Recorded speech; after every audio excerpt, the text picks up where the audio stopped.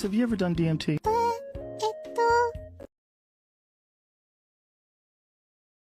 Death, kill niggers, behead niggers, roundhouse kick a nigger into the concrete, slam dunk a nigger baby into the trash.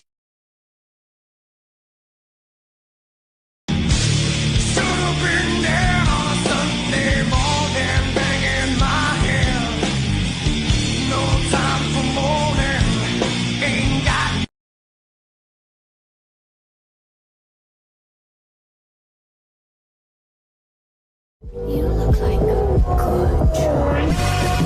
Interlink. What's it like to hold the hand of someone you love? Interlink. Interlink. Did they teach you how to feel finger to finger? Interlink. Interlink. Do you long for having your heart? Everything's a copy. Stop trying to control everything and just let go. Cells. Cells. Do they keep you in a cell? Cells. Cells. Want to know what you think? Fuck what you know. You need to forget about what you know. That's your problem. Forget about what you think you know about life, about friendship. Interlinked. If you were to die right now, how would you feel about your life? I don't know. I wouldn't feel anything good about my life. Look at you! You're fucking pathetic!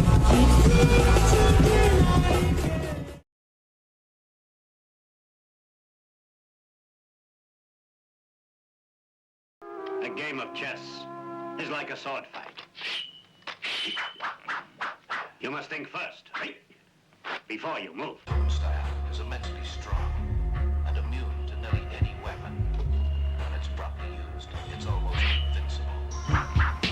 Raw, I'ma give it to you with no trivia. Roll like cocaine straight from Bolivia. My hip hop will rock and shock the nation like the Emancipation Proclamation. We MCs approach with slang that's dead. Them eyes are running to the wall and bang your head. I'm pushing force, my force you're doubting. I'm making devils cower to the Caucasus Mountain. Well, I'm Messiah. I set the microphone on fire. Rap styles vary and carry like Mariah. I come from the Shaolin slum, and the al I'm from is coming through with enough guns. So if you wanna come sweating, stressing, contesting, you got your soft swords at the midsection. Don't talk the talk if you can't walk the walk. Phony the outline the chalk. I'm mad vexed is what the projects made me. Rebel to the grain, there's no way to barricade me. Steamroller is like an 18-wheeler with the drunk driver driving. There's no surviving. Rough like Timberland, where? Yeah, me and the clan and yo, the Land Cruisers out there. Peace to all the crooks, all the niggas with bad looks. Bald head braids, blows his hook. We pack chrome checks, nickel play the max. Black axe, drug dealing styles with fat stacks. Only been a good nigga for a minute though, cause I got to get my props and win it. Yo, I got beef with commercial ass niggas with cheap, lamping in a Lexus seat and beat. Straight up and down, don't even bother. I got 40 up in here now who killed fathers. My peoples, are you with me where you at? In the front, in the back, killer bees on attack. My peoples, are you with me where you at? Smoking meth, hitting cats on the block with the cat. Here I go, deep tight flow. Jack you stole can never get this low. I'm Terry Bomb and shit. Boom, that's warming up a little bit. Rapping in is what's happening. Keep the pockets stacking in, hands clapping in. At the party when I move my body. Gotta get up and be somebody. Grab the microphone, put strength to the bone. Dan, dan, dan, into the Wu-Tang zone. Sure enough when I rock that stuff up, puff, I'm gonna catch up, tough, rough, kicking rhymes like Jim Kelly or Alex Haley. I'm a beat a belly rhymes, coming raw style, hardcore. This is me coming to the hip hop store, coming to buy grocery from me, turn to be a hip hop MC. The law, in order to enter the Wu-Tang, you must bring the whole dirty bastard type slang. Represent the Jizza, Abbott, Ruza, Shaquan, Inspect Deck, dirty hole getting low with his flow. Introduced in the ghost face killer. No one can get it live. My peoples, are you with me where you at? In the front, in the back, killer bees on attack. My peoples, are you with me where you at? Smoking meth, hitting cats on the block with the cat. Speaking of the devil's sight, know it's the God, get this right. Mega trife, and yo, I killed you in a past life. On the mic while you was kicking that fast. You and Nick tried to get it, got blasted. Half-mastered ass style, mad rough chast. When I struck, I had on Tim's in the black mask. Remember that I know you don't remember Jack. That night, yo, I was sitting like a spike bat. And then you thought I was bugged out and crazy. Strapped for nonsense, after me became lazy. Yo, nobody budged while I shot slugs. Never shot dubs, I'm running with thugs that flood mugs. So grab your 8+1, start flipping and tripping. This is jetting, I'm licking off, son.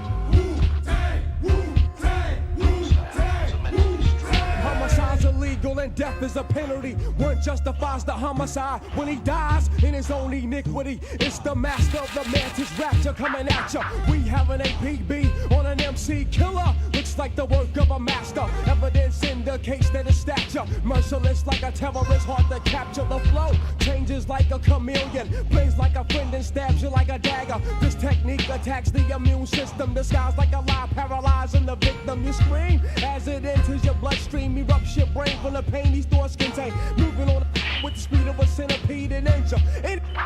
Contender. My peoples, are you with me where you at? In the front, in the back, killer bees on attack. My peoples, are you with me where you at? Smoking meth, hitting cats on the block with the gat.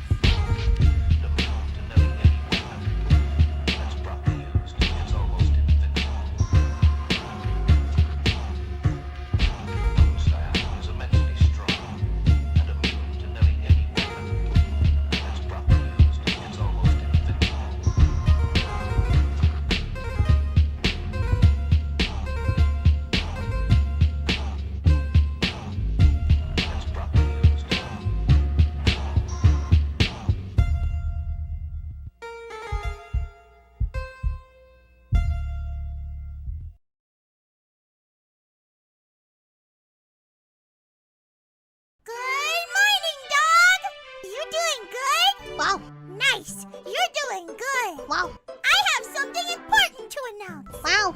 I'm also doing good. Wow.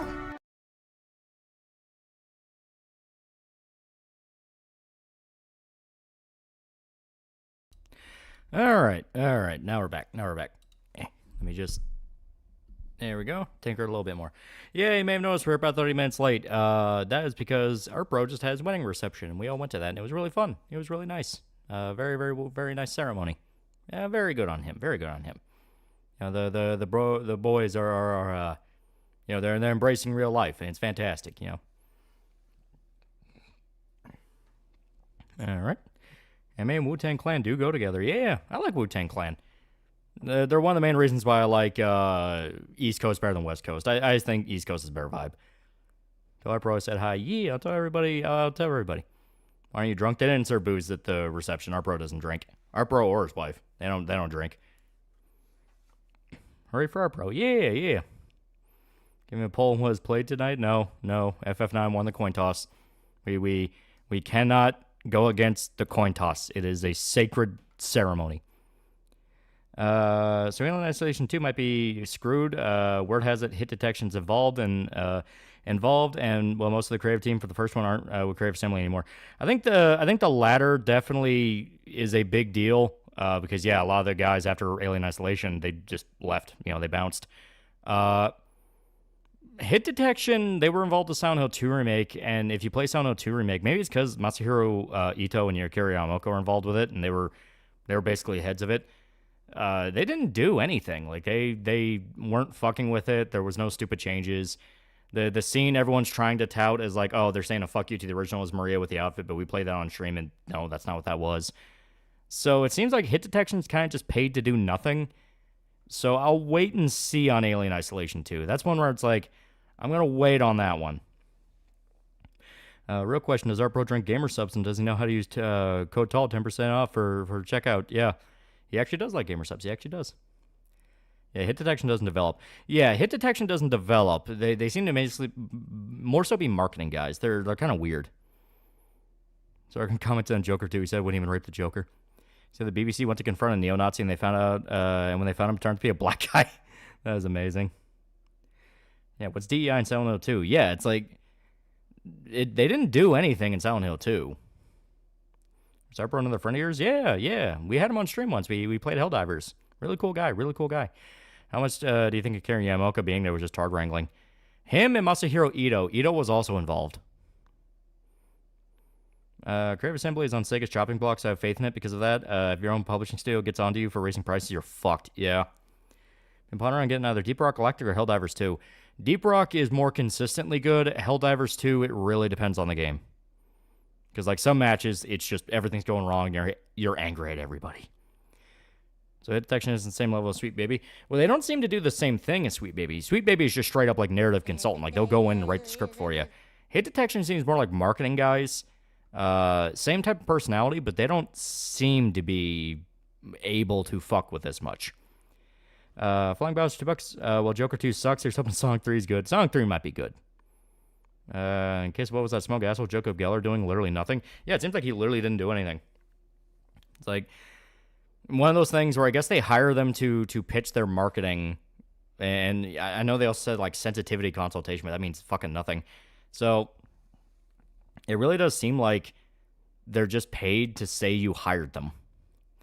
To be fair, the graphics for Silent Hill 2 remake does look wonky from the pics being shown, but that's just me. Look at it in game; they're better. Update on the Nocturne playthrough: clear the obelisk, beat 3 of the 4 horsemen. Current lineup is Side Pixie, Hanuman, Kakuri Hime, Daisoju, Pazuzu, Arahabaki, Pisaka, Hellbiker, and Barath. What review are you going to do after Shaun of the Dead? I'm going to keep that a surprise. And if you look at hit detections, I assume you mean site, all they offer is PR shit. Sweet Baby's whole thing is writing. Yeah. Seg1622 $2. BBC confirms Nazi is a wild description. Completely checked down culture war, at least with gaming at this point. Both sides are being faggots. Yeah, kinda. I mean, you knew it was bad when they were trying to say the one neon sign at the strip club was censored, and then people look at it as like it's the exact same one. It's the exact same one. Oh yeah, new Berserk. Yeah, we got new chapters. Gonna be great. People want to be mad in regards to Silent Hill 2 because Bloober Team worked on it. That's legitimate. It's legitimate to go like, hey, I just don't like the studio. I don't trust him. That's fine. But when I played Silent Hill 2 Remake, I thought it was pretty good. $70 good? I wouldn't go that far. But it's good. So the Internet Archive got DDoS. Worse than DDoS, they straight up got hacked. Like, they got admin accounts. Maybe the next thing after Shaun of the Dead's the obscure anime manga Berserk. Go to AVGN's Batman review. Look at the comments. All Joker 2 memes. James predicted the movie 12 years ago. Worked 11 hours today. Ooh, yeah, that's never fun. At least people talking about Joker 2. Almost no one's talking about Megalopolis and good riddance. First, Mark Kern said the stripper sign is pregnant and it's the exact same sign. Folks are all grifters on both sides of the aisle. Yeah. Well, like I said, it's the people you don't like will learn from the old generation and adapt their tactics, and the people you do like will eventually fall into pit traps that they really shouldn't be. It is the natural conclusion of something that goes on as long as this has. Yeah. They got hacked by people who thought they were pro-Israel. Spoilers, they fucking weren't. I'm so tired of this fucking planet. Oh my god. Man, the archive's been through enough this year. Thanks, Chuck. You think Silent Hill 1 would get a remake? Probably. They were leaving in hints to like Silent Hill 1 and Silent Hill 3. So yeah, I'd imagine if they were going to do any game after 2, it'd probably be 1. Probably 1 so they could set up 3. If they ever touch 4, that'd be cool. But, you know, who got hacked? Internet Archive. The site. Show you here Indiegogo. Almost got jury duty next month. Oh, God. Have you seen a new miniseries, Sweet Pea with Ella Purnell, Lucy from Fallout, about a wallflower girl becoming a serial killer?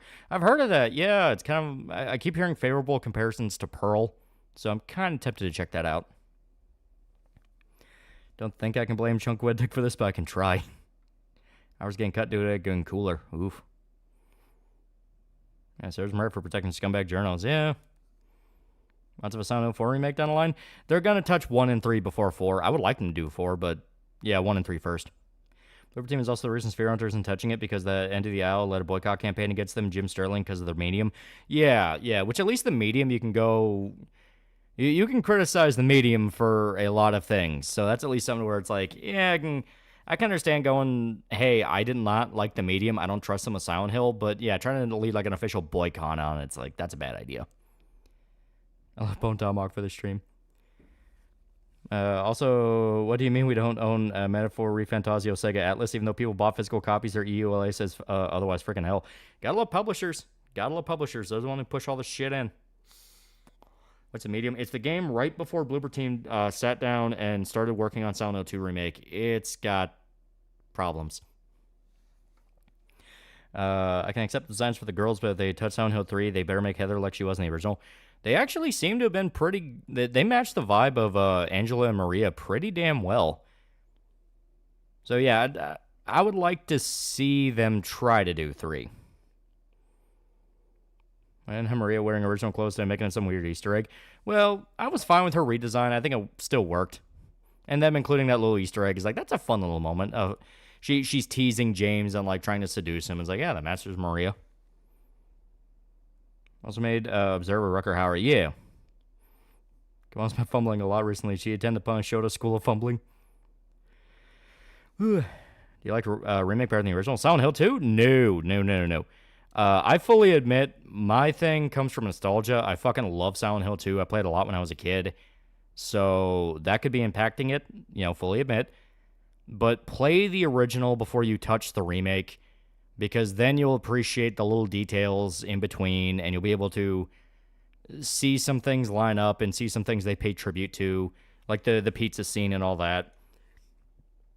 You should always try to check out the original along with the remake. In this specific case, I'll say it's easier to get access to the original because you can just emulate it. Like, check out the original. Don't let it be in your mind that it's just a straight up upgrade. It's like, no, the original does some things better. Mark 99 for $2. Well, I'm officially out of luck. Hurricane missed my part of the state. Didn't even expect any strong winds or rain. Unfortunately, part of the ceiling chose to collapse today. Oh God. So Bloober Team actually did something right for one Silent Hill 2 remake. Yeah, I'd say it's pretty good. I would say it's $40 good. It's if they sold it for $40, I would wholeheartedly be like, yep, check it out. It's great. $70, just too much. Just too much. Should I play HD remake? No. Those are botched versions. Do not touch those. Just get the original PS2 ISO. Resident Evil 1 remake a straight upgrade? Yeah, the Resident Evil 1 remake is a straight upgrade because every single thing it does is just better than the original. It has better voice acting, a tighter script. They add new systems to it. Resident Evil 1 remake you can play. You should still try to check out the original, just see how that is. But saying, hey, I just prefer a remake for that case, everyone says that. But Silent Hill 2 is more debatable. Did I interact with the Silent Hill community after that? It was patient zero of what happened to the Persona series, except it was something awful, yeah. 2 remake seems like $50. Yeah, 40, 50. Anything more, and I'll kind of start going a little like, eh. So Velma's officially dead, and the only good thing that show did is kill the Boondocks reboot. You think James could be redeemed? Well, what James did is very complicated. There were a lot of reasons behind why he did what he did. So whether or not he's able to be redeemed is up to you and how you viewed that situation. Change PFP for Spooky Month. Yee. Wasn't even born when Silent Hill 2 original came out. I like the atmosphere of that game more. Yeah, like I said, the atmosphere of the original is just such a vibe. It is just such a hard to explain, but you'll know it when you feel it vibe. It's fantastic. Found out Vampire the Masquerade Bloodlines originally going to be a trilogy. We literally live in the worst timeline. Doesn't matter that Internet Archive got hacked. The managers of the Internet Archive already compromised it against purported mission. Yeah, but it still sucks seeing it go down the downward spiral.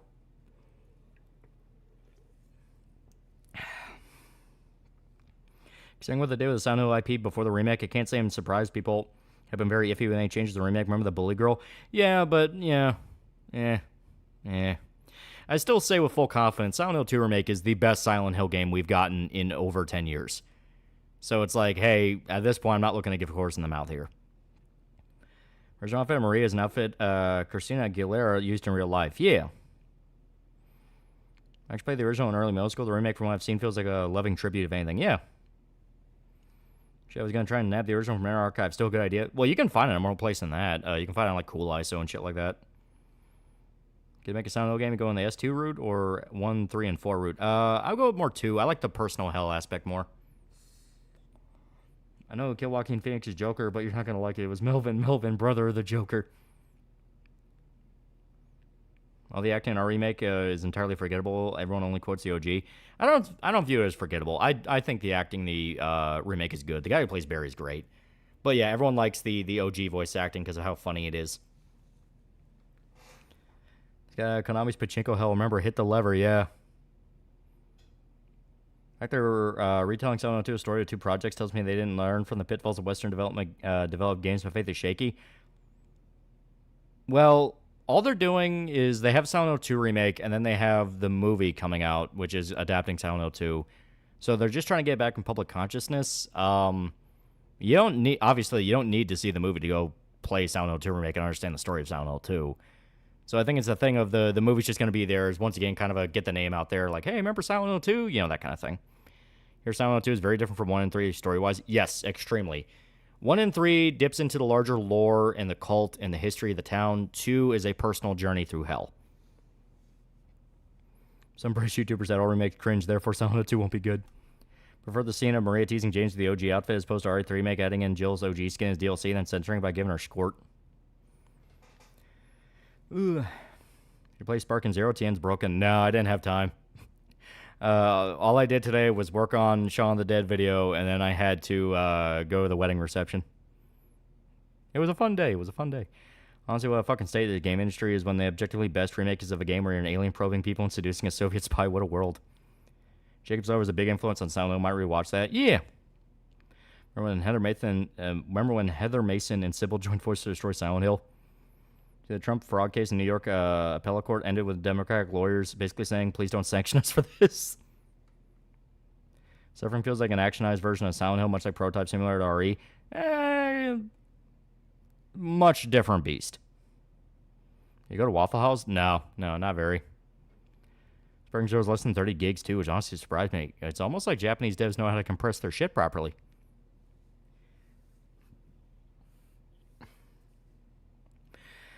Team Silent said the story Silent Hill 3 was supposed to be like Silent Hill 2. Heather, a damaged person, coming to her own personal help. The story got changed, finished Silent Hill 1. Yeah.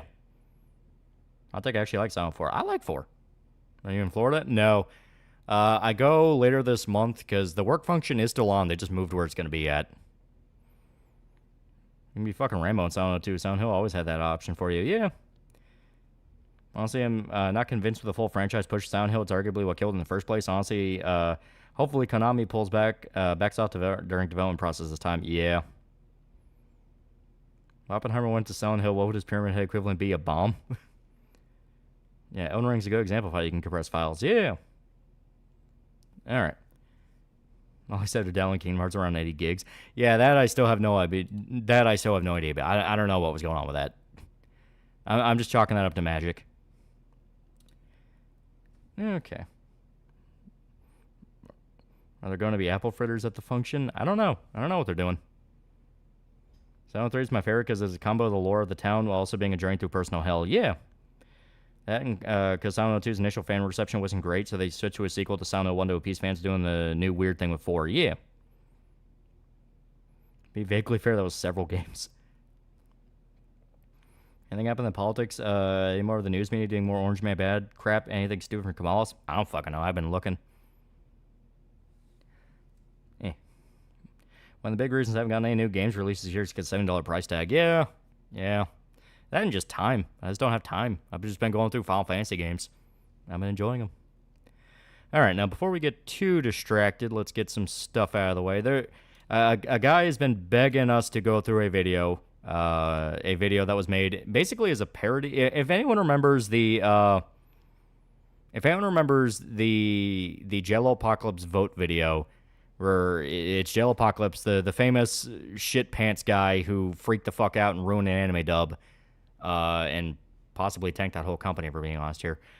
A guy decided to make a video in response to his, not like as a response video, but as like a parody of that video. So we are going to go through that and kind of see. We're going to go through, yeah. Shay Dureg's video? Yeah. Because people have been hounding me about it. It's like, hey, we can't forget this. We got to watch it. It's like, okay. Because it's supposed to be like a shot-for-shot one. Saw Han Fire Live recently. We did open for them. It was sick. Oh. Shit Pantsu sunk a dub company. Jello Apocalypse. Whole fucking story. But here we go. This is a message from my American viewers. Vote. Vote, vote, vote. And yeah, this is all like shot for shot the Jello Apocalypse one. This was made as a direct parody of that one. $5 from Bean. Sound of 4 my favorite in terms of tone. Trailer for it looks like a cursed film that kills anyone that watches it. Yeah, that's how you know you have a good Silent Hill game. If it feels like you're playing something legitimately cursed. And Shay Duregs is more like it. Shay makes pretty good videos. Yeah.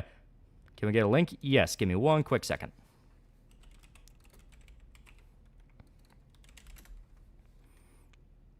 There we go.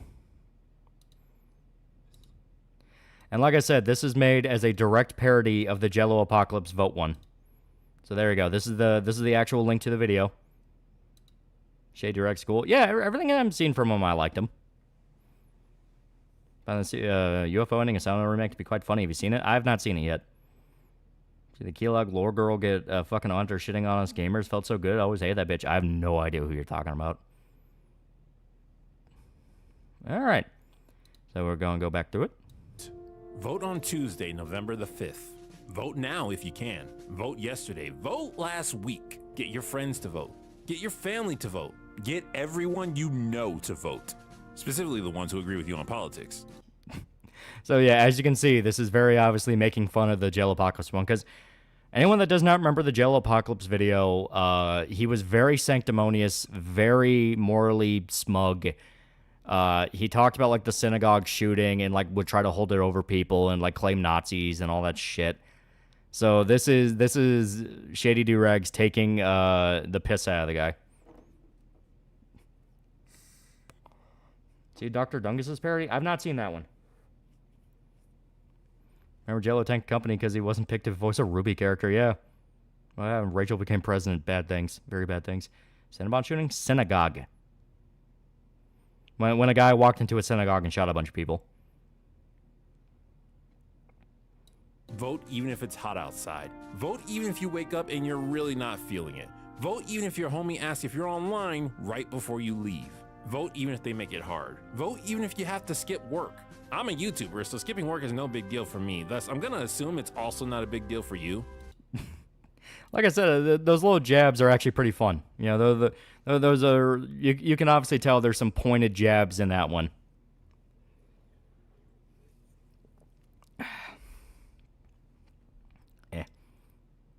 Jalen Boyle's response to Jell's video was also really funny. Yeah, like, I remember the vote video came out like what? That was like I think that was like 2020 or so. Hey, Liz, won't be active tonight, but I'm telling you, I'm always here anyway. Good luck. Should I compare this of dubbing an anime even if you hate it? What character was he going to voice? Well, Jello Apocalypse wasn't involved in a dub in that he was going to be a voice actor, as far as I'm aware. He was working on a dub of Lovely Complex, which is a shoujo series. And he put a statement out on his Patreon that leaked out that he fucking hated working on it. He hated the series and personally hated the author. And it's like, what the fuck are you talking about? Like, to the degree he pushed to have an entire scene of the author who makes a self-insert character so she can show up for a cameo as like a fun little thing, literally pushed to have that removed because he despised her as a person. And it was this thing of like, what the fuck is wrong with you? It was 2016. I remember him getting smoked by the outcry. Ah, okay. You know, they found the old Silent Hill sign in the barn when I saw a video that might hint that Mary's body is in the back of his car in the beginning of the game.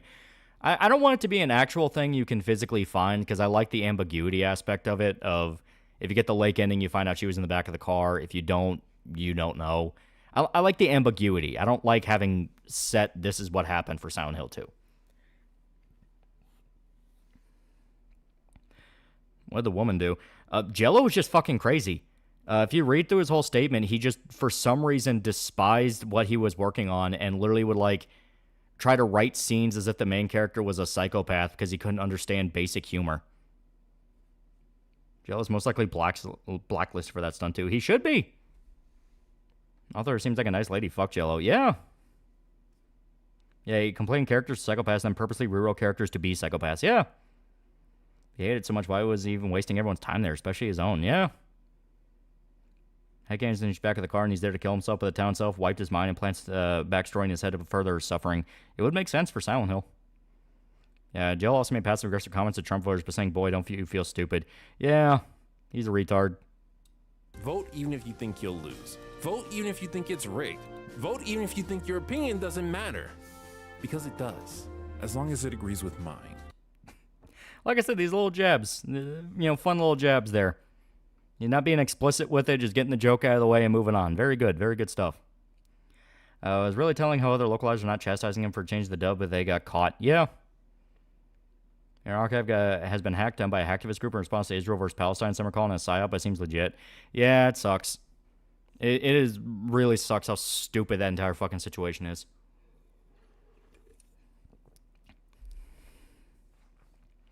Why haven't most mangaka and their publishers sued Western translators for possible infringement and interference of their works and loss of profits? Because they don't know about it. A lot of the time when they sign off on their works getting translated, they aren't really aware of what's happening in the West because they're not focusing on that. They're focusing on the Japanese market.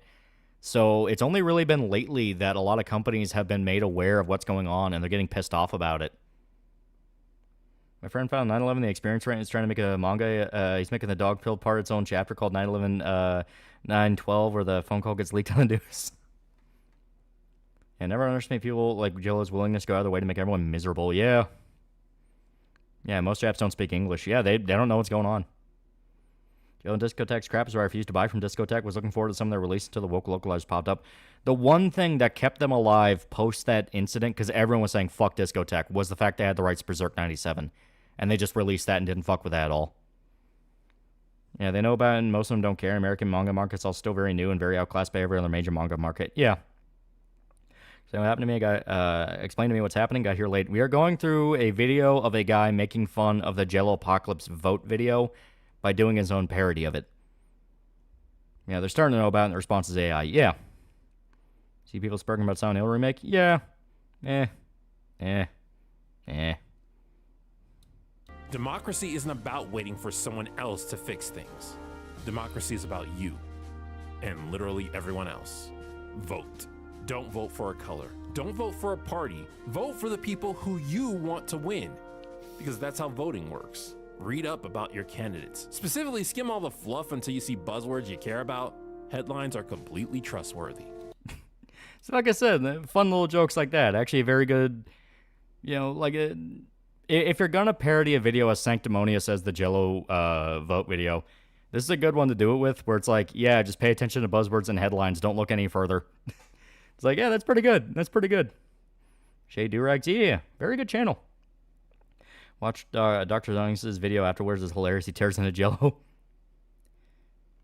Just got here while Shay Durags on screen, because a lot of people were requesting us to go through his parody vote video. Jello, listen to your video. We just couldn't get Trump reelected without you, bro. A good example of this, JoJo Part 6. The part was far less popular in the US compared to other parts, but it didn't matter because it was still super popular in Japan. Yeah. Imagine if they did fuck with Berserk 97. Oh, the Eclipse was way too sexy and violent to have rewritten to be more inclusive. Yeah, they would be set on fire. Didn't Salty DK Dan defend Jello? Is he similar guy to him? I have no idea.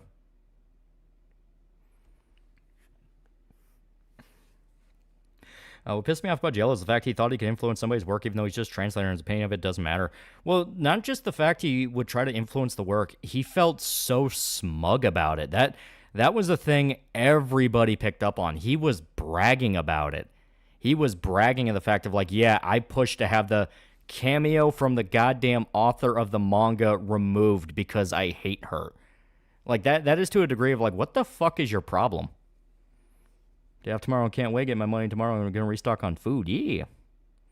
We also made a so basically video on Fire Emblem, and it's him trying and failing to make jokes on Fire Emblem that didn't make it seem like he hated the series. May I recommend a video, dude? Titled "The Anti-Woke Guy Guys Keep Getting Weird" by Noah Sampson. Genuinely curious if you find him funny. I fucking despise Noah Sampson. He is the most annoying, fake, nice guy, Hassan-style dude bro out there. He is such a fucking douchebag. He is, beyond a matter of a doubt, one of the biggest douchebags of BreadTube. All right. What manga are you talking about? The one Jello Apocalypse got in trouble with is Lovely Complex. Lovely Complex is a shoujo rom-com that he translated for. And like I said, he pushed for like...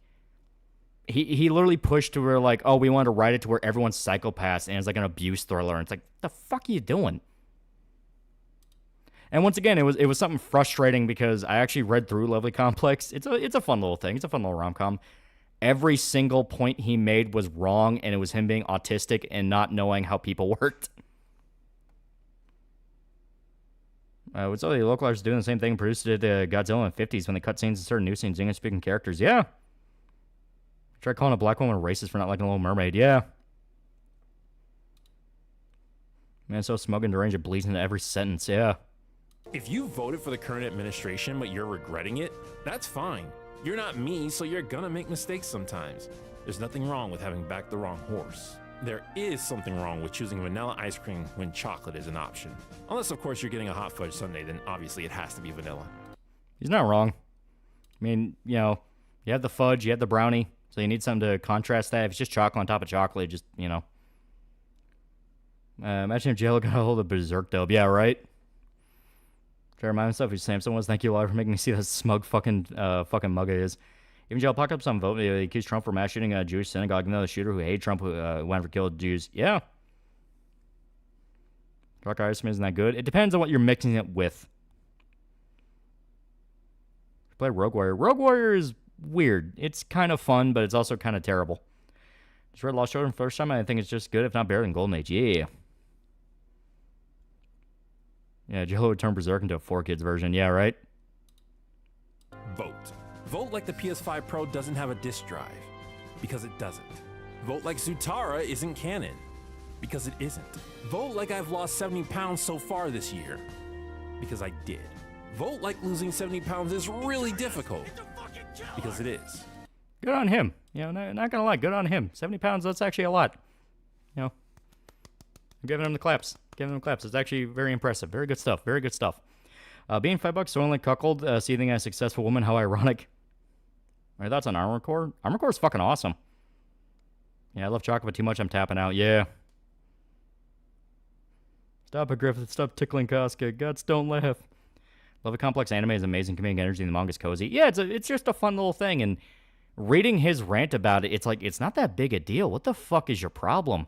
But, you know, it's Yellow Apocalypse. He's fucking crazy. Also, Uzumaki anime is honestly kind of mid. So close to getting it right, but no cigar.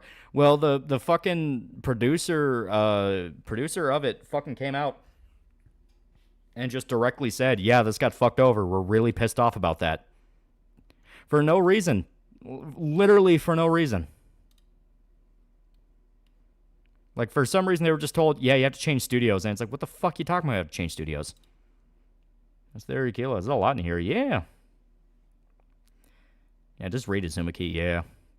Jello thought it was sex or some bullshit. He was just fucking nuts. Any criticism, he was throwing it at the fucking, door. Like, accused one character of being transphobic when that was not the point of them. Accused them of being psychopaths, not the point of them. Like I said, he genuinely hated the author to a personal degree. A woman he never even met. Was it a budget issue? Budget issue? I think it was Adult Swim getting cheap. I think it was an AMC thing where it was going off great. It seemed like it was going to go fine. And then they came in and said, make it cheaper. I'm shocked when Producer actually came out and said that. He was probably pissed off about it. I mentioned his hatred of the female character reminds me of Druckmann and Amy Hennig. Yeah. AMC. Yeah, look into how AMC fucked over Frank Darabont and The Walking Dead. It will genuinely piss you off. Junebug for $5. Been a long time, but here's some love to you. You're just jealous. Vote like this is the world we live in. Because it is. Elon's working on the Mars thing, but he's taking his sweet time. Vote like you love humans. Talking to you, furries. Vote like you love all wait, I might be a hypocrite with that one. Vote like you're a human. Again, furries, pay attention. All right, we're going to debate there, because furries and humanity, that's an oxymoron there. I get the point, but I don't want furries in the polling booth. You know, some people bring their children to polling places, and that's not safe. I don't know, I could do a better every California lobotomized spurg, yeah. Just read the first volume of Fire Punch. What the fuck? It's good, but Jesus. I am human. Yeah, Shay's vote video. Yeah, people have been asking us to go through it. It's a funny little vid. He did a good job with it. Once again, I will put the link once again so you guys can actually check it out for yourselves. It's pretty good. It's pretty good. Joe really hates successful women. He is an incel. That's on Gyo. Gyo's good. That's also one of Junji Ito's better ones. Releasing Uzumaki to honor people who worked on it. That's the only reason it wasn't scrapped. Yeah. Thanks, Yohan. I watched it, and I see you watched the vote vid. Yeah, people have been asking us to go through it. Box Media Files now pretty gold dude for 4 months. 4 months now. 4 months. Pretty good. Pretty good. Pretty good. Pretty good. Movie for Gil's not that bad. Yeah, that's one of the better OVAs for Junji Ito. Vote because you love America and because you know it's broken, specifically into 50 different pieces. Vote like the end of the world will happen tomorrow and it'll be caused by some sort of gelatin snack. Is that a dig? I think that's a dig. Seems like a pretty pointed thing there. Oh boy. Full Zimiki adaptation by the first episode, so you'll pay for itself. Yeah. Absolutely a dig, yeah. That is an ass. Is that an ass? No, it's supposed to be a gelatinous substance, and knowing the context of this, it feels pointed. It feels like a dig. Good on him, though. Good on him. Personal favorite Ito story is Enigma and Amagara Fault. Long story form. My favorite is probably Tomy or Hellstar Remina. Hellstar Remina is probably my all-time favorite. I like that a lot. That's just such a good Lovecraftian story. And most importantly, vote because I told you to. Or don't. I don't care. So there we go. Yeah, there we go. That's pretty decent parody of the vote video. Pretty good parody. Has some fun little understated jokes. How much? $2? How's your weight loss journey? Perish. Because you told me to. I think that's literally just Jel's old character. That's what it feels like. Yeah, that's what it feels like. I mean, it was very clearly a parody of that video. Because, yeah, that video was, like, infamous. Because it's just so... Like, the joke Shady put in where it's like, oh, yeah, I'm a YouTuber, so I can take off work anytime I want to care about this stuff. It's like, that is such a good dig out against Jello. It's like, you play online on the internet and don't have a real job. Your only real job, once again, was with that fucking dubbing company, and you fucked that up and you look like a crazy person. So, it very good little digs. Like I said, I like the fact that some of the jokes you pick up on immediately. Other jokes, it's like, oh, okay, that's pretty funny. Like when you think about it a little bit more. Like, good stuff, good stuff. Jay Longbone's video is also really good. Yeah, Jay Longbone, she did a response to it. Like I said, that vote video was like ripped to fucking pieces when it came out because it was stupid. It's like, really, you're gonna moralize to us? Like you're gonna moralize to us about this shit? Even through the parody, I could hear Jello's smugness. Remember when Jello desperately tried to make an epithet erased as a great thing? When he tried to mention it like it's My Hero Academia crap to get the My Hero fans to watch it, but it's forgotten. See the Dragon Quest interview with the creator talking about the censorship and how it's ridiculous? Yeah, that was a while ago. They're already trying to scrub it off the internet. I clicked for FF9. Yeah, we're going to start FF9 just a little bit. But that was something we had to get through. Other thing to get through. Just real quick. Jello once made a video parodying Tumblr uses hysteric retards, then turned around and became a hysteric retard. Who made the rules so I can eat them? Didn't that vote video effectively kill Jello's YouTube career? I think he tried to do some videos post that, but yeah, basically. Because everyone just said the same thing. You're just an out-of-touch retard. But, as you can see on the screen here, we have 27 days on the campaign. We extended it because people were saying that they wanted to back it, but they just didn't have the time or the money to do it. So I'm going to give people another 30 days to back it. There are... let me go make sure real quick. Should be down here. Yeah, here we go. Should be... Okay. There are 5 more of the Rachel Dockies left. There is 1 of the Yuki Dockies left, and then there is 5 spots of the big box tiers left. So, if you wanted either of the Daki Makras or the big box, you have the chance. Yeah, last call for Daki. This 27 days all you got. Yeah. This is the final time we are extending the Dockies and the boxes. So this is your last chance to grab them. Once they're gone, they're gone. After that, sorry. But we wanted to give people enough time because I know there are a lot of people saying, well, I want to, but I don't have the money or this or that. So we want to give people time.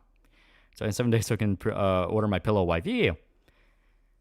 All he needs is another 30 days to fund his vape addiction. Real reason Lolly isn't playing FF14 is because he's a broke nigga who got to pay his subscription. No, I paid it. It's just, as stated, won the coin toss. FF9 won the coin toss. I played Kingdom Hearts on Monday, so we got to do FF9 today. We're still doing Final Fantasy, so the curse should be, that curse should be held off for now. Hopefully we get Devil May Cry 6 soon. Yeah. Yeah. Beyond honey on meat, like hot honey or honey ham. It works on ham. If I have money and zero shame, I'll get a Rachel Docky. Can we get the option of only buying the covers? Do you mean like you just want the comic with the cover? Because yeah, you have that option. Yeah, that's the cover A, the cover B. Those are unlimited. You can get those as much as you want.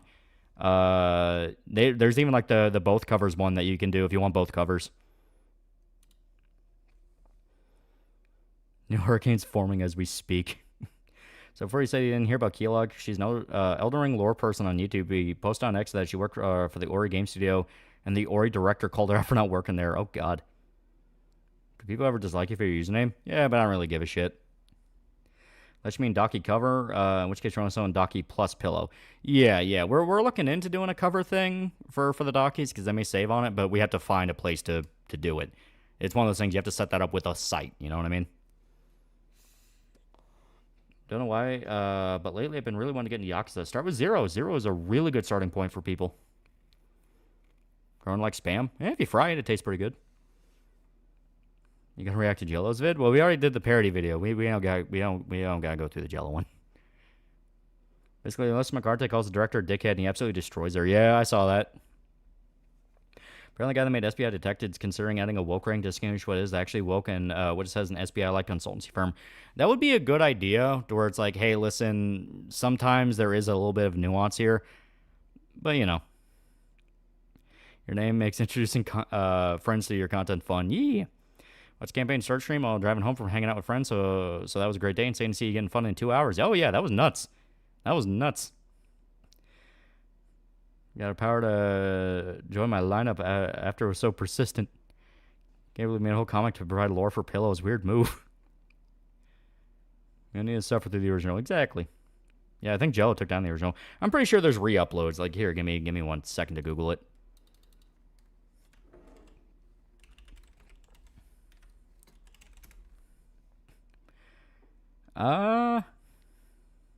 Yeah, there's already a re-upload of it. Okay. Wouldn't trust this PI detective guy, given how he started simping for China. Well, that was a thing where a lot of people, thankfully, are starting to pick up on the fact that, like, hey, China funds DEI to the span of trillions. I don't think they're a good side to jump on. He himself doesn't seem like a bad guy, but it is one of those of, he probably saw all the other guys he follows do that, so he just went along with it. You can reach on the apartment parking garage. Oh, cool. You own a classic Shelby Mustang, but why? My grandfather's a dick. Yeah, there's absolutely re-uploads, yeah. My pillow guy should expand to the docu market. Also, I do want to show this off just really quick. If we're looking for re-uploads, anyone know where to find Nazi Pug? That should be on YouTube. Let me make sure this is... Chinese who don't care about it, DEI shit. They fund it. They fund it to the span of trillions of dollars. China pushes DEI ESG because it's essentially social credit for companies. And then they can tank stock prices and buy companies up at a bargain. Think about Jacob Geller being a consultant on Silent 2 remake, guy who made the quiet sadness of Mario Galaxy. Well, Hit Detection didn't provide any narrative consultation. They were only like marketing guys, which honestly would probably kind of explain the botched marketing Silent 2 remake now that I think about it. But yeah, no, they didn't touch the game. They essentially got paid to do nothing. And it's like they're doing with Ubisoft right now, yeah. With Twitch now going mask off, do you think VTubers like Shano are going to have to switch to YouTube? That's the problem. A lot of VTubers are just actively refusing to move platforms. They're like, no, but Twitch is still the best option for us. And it's like, it's not. They're going over and over again that it is just not. You have to find a new place because Twitch is just making it point blank clear they do not care about you. Unless you have a company willing to throw a lawsuit at Twitch for improper uses of their TOS and like breaking their own rule set, it's only going to get more strict and more hypocritical. I mean, they can't let one's Rumble become the VTuber streaming site. Yeah. YouTube's better.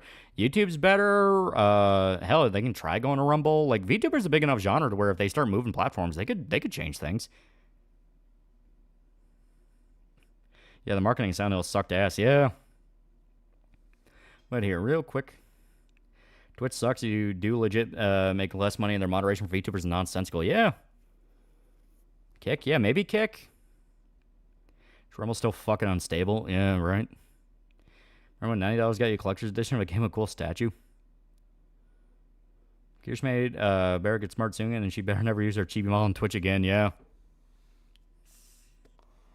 Some VTubers like Iron Mouse probably make too much money to move now. Well, that's the thing. Use that to your advantage. Go like, hey, we are massive fucking we are a massive genre bringing you so much money into the site. Why are you still acting like unprofessional douchebags? Some of them are backed by legit companies. Use that to your advantage. Threaten a legal case against Twitch. Because then they would have to explain, oh, well, you see, the woman literally, like, you know, pressing her tight panties with her fucking pussy showing through it is totally fine for kids. Odyssey has streaming now. Odyssey does have streaming. Also, YouTube refused to do anything about these sock cams I've been spamming my channel, but did take down a 4-year-old video I made making fun of that dear woman from Twitch. Thing is, Twitch never touched VShojo. No, they explicitly did. Their new rule set will impact every VTuber out there. Can't see them over those who aren't employees of Twitch if you're a streamer. No, that's bullshit. Some of them are in fact partners of Twitch. Some of them do in fact have contracts with Twitch, and on top of that, they have a public TOS that will determine whether or not you are banned and can no longer make money that you sign up for that they themselves are violating. Twitch itself is violating its own TOS. Bethesda's doubling down. Starfield saying is their best game ever, and future games will follow the format. I'm not working on the 31st, celebrating Samhain, which is a religious holiday. Oh. Yeah, they need to find a different platform where they fuck up their own careers. Like I said, just issue a legal threat to Twitch. Be like, you will stop being fucking hypocritical douchebags. You will enforce these policies fairly, or we're going to drag you into a courtroom, and you're going to have to explain all this to a courtroom in a very loud, very public trial.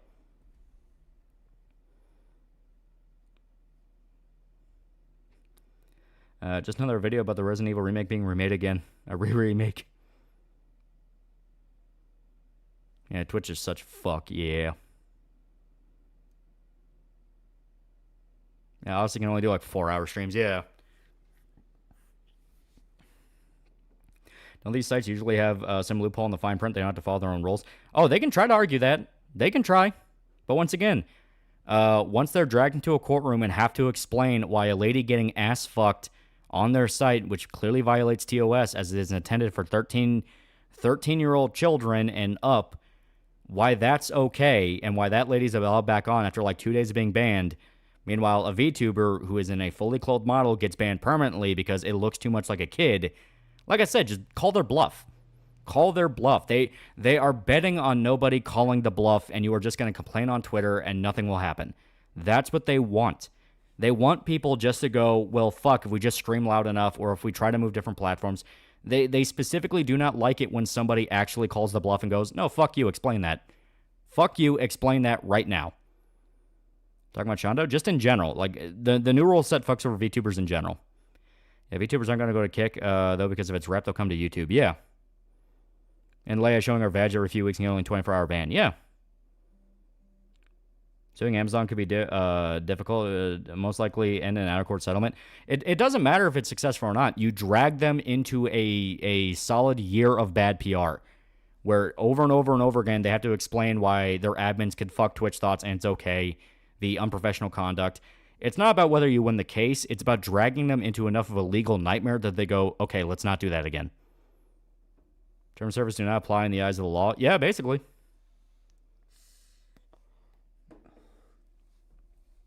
All it takes is a VTuber company to go and say, stop fucking with our talent. We're going to fuck you harder than your fancy of you fucking that thought. Yeah.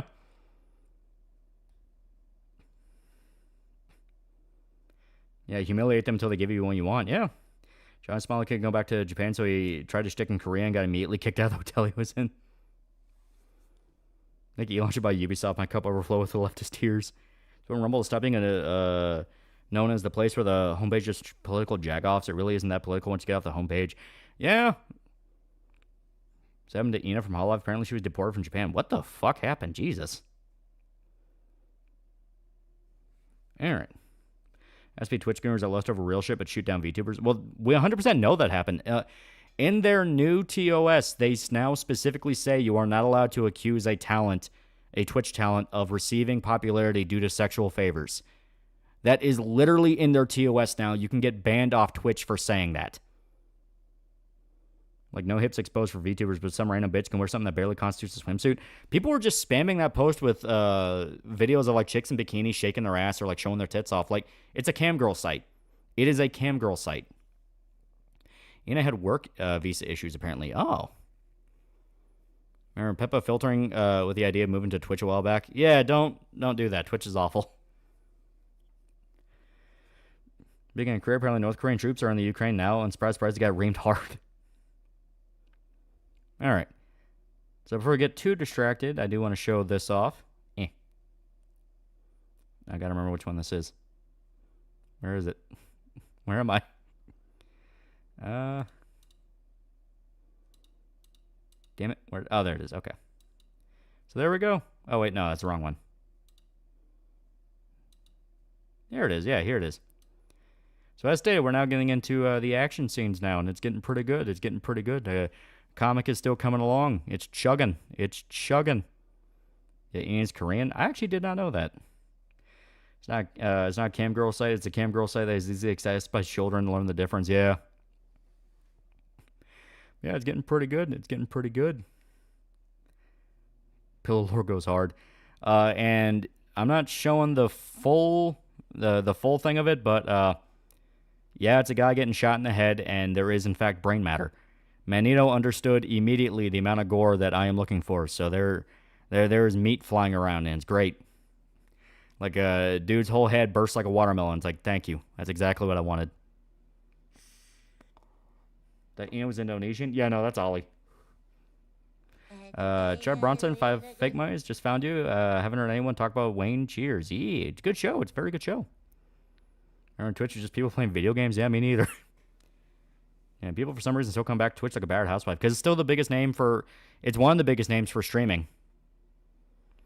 Twitch could simply say our servers, our rules, we reserve the right to ban whoever we want. No.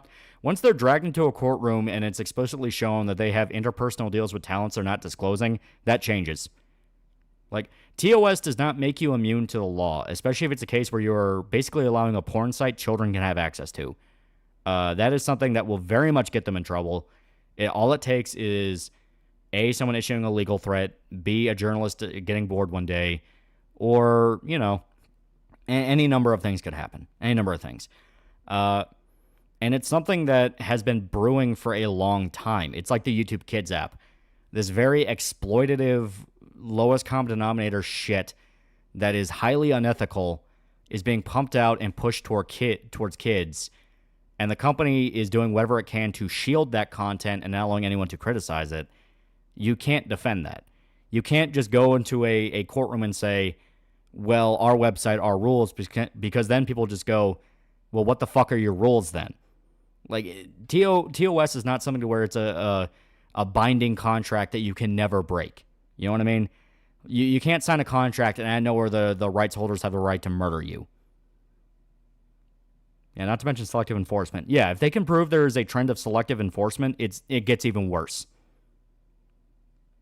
Has been consistently dumber. She started having a slightly more glamorous lifestyle while hanging out with more dumb liberal women. I don't blame her, but I hope she knows it soon. She doesn't seem different to me. Just seems like any other woman. Term of service is a contract, and you're bound to that contract legally speaking, but legally, if the contract's terms are enforceable, they cannot enforce them even if you agree to them. Yeah. Doesn't even say it otherwise. They lost that. They lost that court case.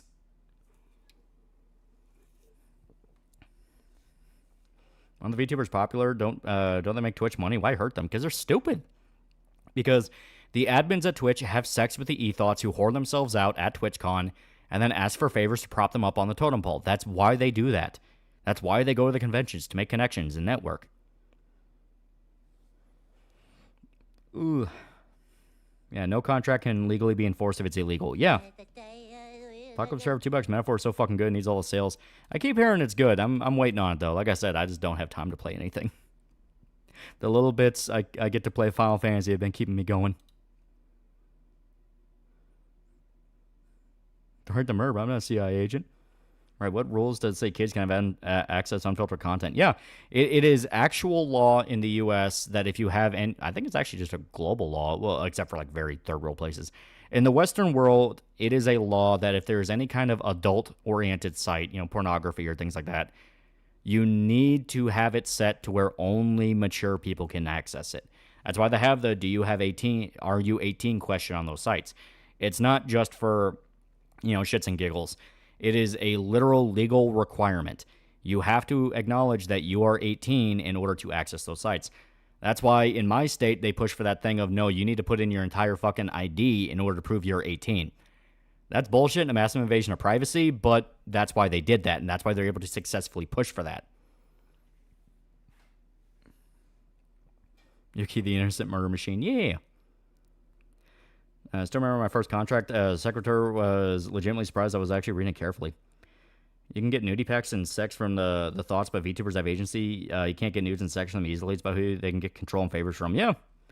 Speculon just thinks people at Twitch hate anime and why they hate VTubers because they think it's icky.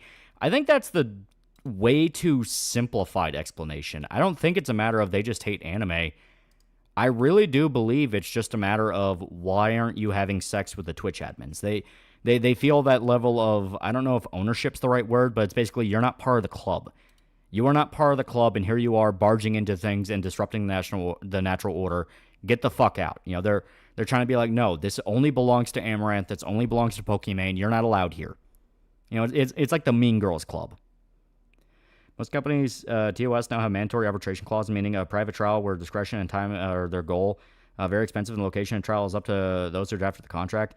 Well, once again, if they can prove there's some unethical things going on with that contract, a lot of those can also be kind of like, no, you don't get to do that. When the legal system decides to fuck a company over, they are going to fuck a company over. It doesn't matter how tight they think they write the contract. A federal lawyer can just go, no, we're not going to do that.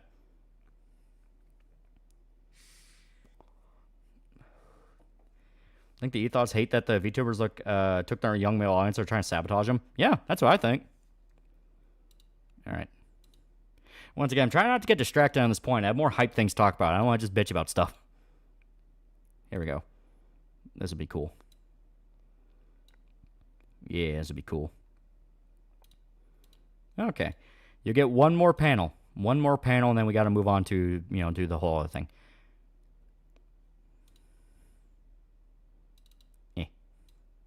Oh, let me hide it first. Guess I gotta resize it. Yeah, here we go. And make it a little bit bigger.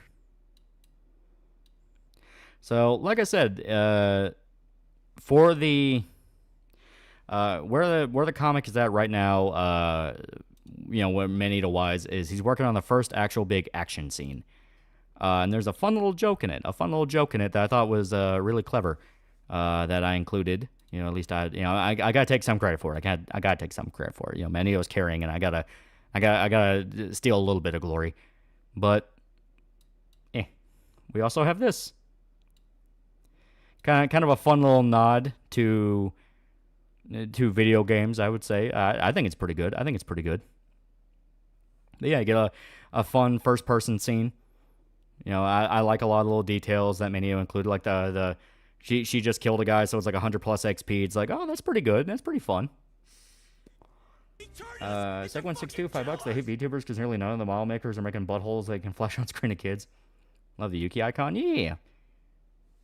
It's pretty great. And like I said, this is the early draft version. He's still tinkering around with details. So it may look different when it's done. It's like House of the Dead. Yeah. Derpud Yuki. Yeah. Oh, the POV. Yeah. Yeah, it looks like Ghost Runner. Yeah. Yeah, Doom IRL.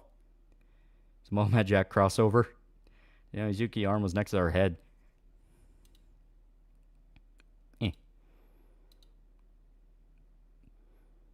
Ultra kill, but less gay. So looking through Twitter again, I see a picture of a protest. One person, the stupid guy saying all lives matter and getting punched seriously. Why do BLM hate ALM? $2 for $2 for comic look and it's better than Super Killers. Yeah.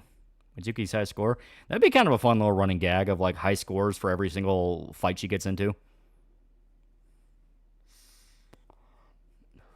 Interesting Mantis Blade design. Yeah, I like it. I like it because it looks very... It looks very jagged and like if you get hit by that, that'll fucking hurt. You know, I like that. I like the fact it doesn't look sleek and clean. It looks like this fucked up piece of metal she's just tearing through you.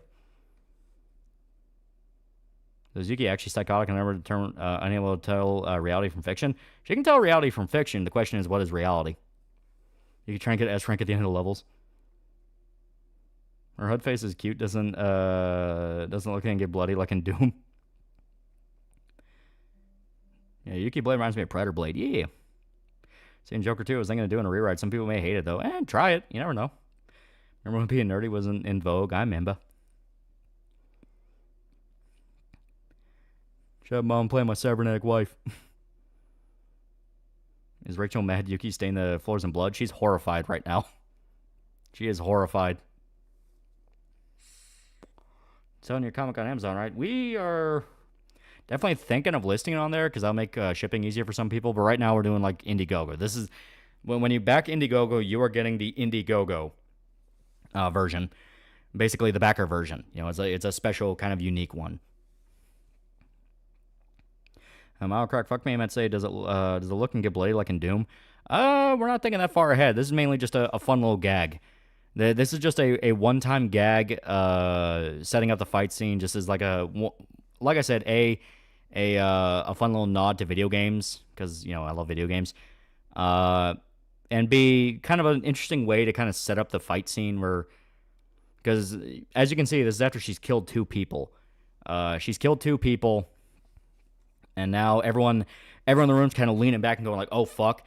So you kind of get this like, you pace everything by like beats and breaths. So you kind of get this breath moment of Yuki looking at them all, and you see it from her eyes, and it looks like a video game. And then from there, the fight continues on. When you get donations, YouTube take the money. Oh, for super chats, yeah. Rachel Girl's crotch smells ungodly. I bet does your action character mention it? See, Kamala campaign partner with World of Warcraft? Yeah. Kind of looks like a personalized augmented reality display. I just kind of thought it was a fun little thing. It's like her HUD. We see Yuki in her idol outfit? Yes. That's all I can say. Yes, I can't explain how. Is that Togasa's revolver? It's a cyber revolver. It's a cyber revolver. Yeah, it looks a little bit like Togasa's. I'm not going to lie. Yuki's icon was top right. So just saw the actual icon. Derper's hilarious. No, for $1. First face connects. Leah starts streaming FF9. Now you, for shame. I was streaming Final Fantasy for her. Chipmunk $5. Still can't accept any cons, but they shouldn't be banned for having a kink of kid-looking anime characters. Double Standard tells me YouTube is a better site. Rosa got a 2-week ban for typing nigger on Twitch. Well, my whole thing to it is it'd be more complicated an argument if the people that were spurging super hard about lolly shit weren't outed as pedophiles. I mean, look at the Chibi review situation and tell me that wasn't egregious hypocrisy. Not even hypocrisy. That was just flat out, yeah, no, they don't care about kids. Let's be made into a brain dance. That'd be fun. I had an idea for Left 4 Dead inspired shooter where instead of humans, protects are lab monsters with powers similar to Left 4 Dead 2 special infected. Sound good? So kind of like reverse Left 4 Dead? That'd be kind of fun. You can use meta build. You can yell triple kill like the Halo announcer at some point. If you had a voice promotion for your comic of Yuki promoting the comic, who would you have the voice of Yuki? So once again, that is something that so we are in talks with a guy by the name of Russian Comic Book Geek who does like he does like comic dubs and motion comic stuff on his channel. Actually a really cool dude. He did ones of Berserk and I used I was a voice in that. I played the Mantis dude.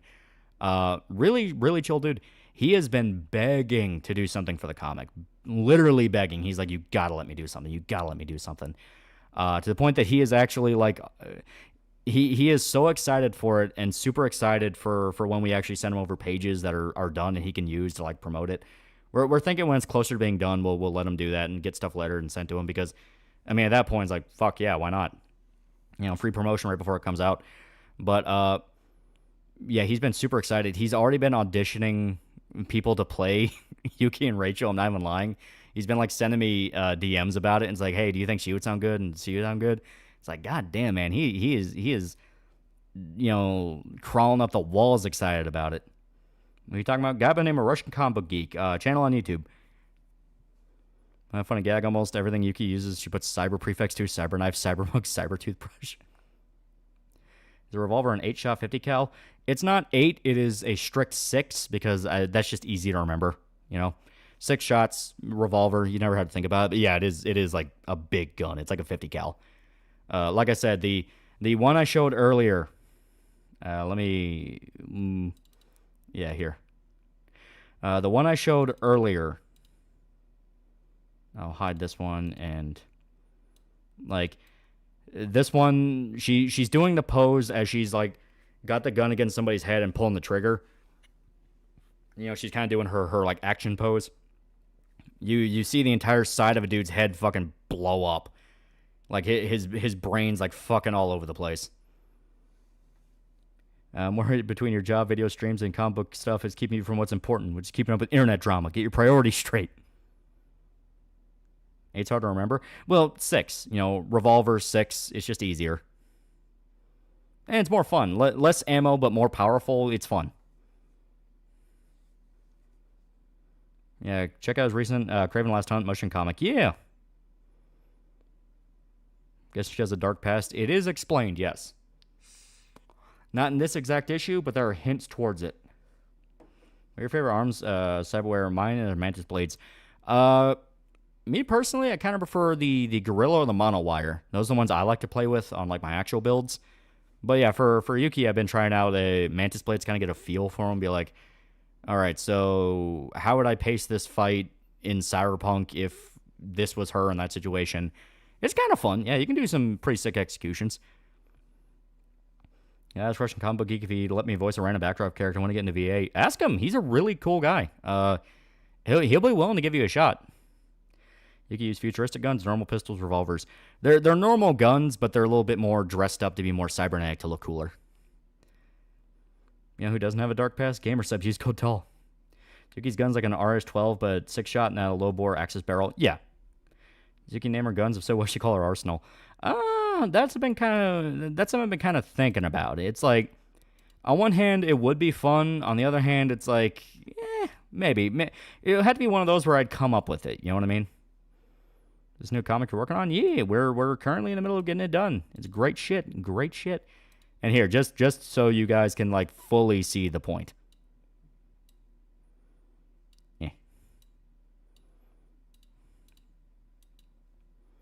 Yeah, here we go. Character of mine doesn't mind making characters' heads blow up. It's a really dark past. Doesn't necessarily have to be dark, more just extremely filled with rage. Yeah, see? I wasn't kidding. Like, the whole side of his head fucking bursts open. First thing I said to Manino when I saw that was like, oh, hell yeah. 454 Castle is a nod to Helsing. Her name is Yuki. Her magic blade is Ona, and the gun's called Pop because it pops peeps. What do you think of Rumble? I don't use it a lot, but pretty decent archive site. Like it'll save your channel pretty quick. It still looks pretty intact. Well, I mean, look at the shit coming out. He has like a hole in the side of his head blowing out. Because yeah, that's not just like the stuff flying out from the side is not just it's not just like blood goop. It is straight up brain matter. That's Gore, my comfort character. Know who else has a violent dark past? My mom. She's been working really hard to change. She forced I got to commit Borderlands box art. You can murder people in the apartment with blood going everywhere, Rachel. No, not on the carpet. The landlord's gonna flip her shit. Hey, language. Imagine Rachel just sits at home receiving items. Yuki orders a K3 plushies, a high-end karaoke machine, and a British 30mm anti-tank rifle called a Harkonnen. Well, guy, $5 for fuck's sake. I've been doing car work for an hour and you still haven't started the game. People have been asking. I've been having a lot of stuff to get through. Yeah, I found him at hour, 11 minutes, 15 seconds of Berserk motion comic. Yep, it's a Lost Children one. I forgot what part, though. I think it was part 2. The fight with the mantises. That's on DBZ Kai. I can see why people wouldn't like this version. I'm really enjoying it. Go through the manga and then watch the original anime. Some of the filler in the anime is genuinely good. It's some of the more well-remembered stuff. That's what happens when you get shot at close range. Heard ever seen shotgun suicide? Yeah, it's nasty. How long until has it been in the works? Well, I started getting the idea around like 2019? Maybe? I was still living with my brother when I had the idea, so it had to have been at least 5 years ago.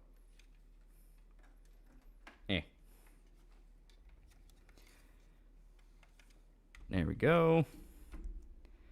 Not the goon. Now we'll need to pay workman's comp. You can kill off her enemies, pedos, criminals, and murderers like Rorschach level. A little bit more violent than Rorschach. Imagine getting shot by a raging anime chick. If I fire 5 shots or 6, well, I got another question. Do you feel lucky? Texas lying figures could be here, he thought. I've never been in this town. There could be Texas lying figures anywhere. Shot close, his head would explode out like a rose blossoming and fast forward. Oh, yeah, it'd be nasty. I already watched the original DBZ anime. I had the itch to watch Kai again. I mean, yeah, Kai's pretty good. Oh, wait, shit, okay. I keep forgetting this wants to default to windowed mode, and I don't want it to default to windowed mode. Holding out on us. Someone asked about you if you had running ideas back during your Idle Manager stream. You had nothing. No, it's one of those of... Only recently have I been able to get together with people and actually get this done. It's one of those of, like, you're sitting on an idea, you're batting it back and forth, and it's like, maybe, but you're not really sure. Then I just said, fuck it, and, you know, talked with Micah, and Micah was like, oh, yeah, I'll help you out with that, so I'd say it's gone pretty fucking good. He sounds too intense for Rorschach. Am I call her a weirdo? Gonna check out Dragon Ball Daima? Oh, yeah. Oh, yeah. Shota will not give us a... Shota will not... And I'm gonna move over now. Shota will not give us a choice. We are watching Daima.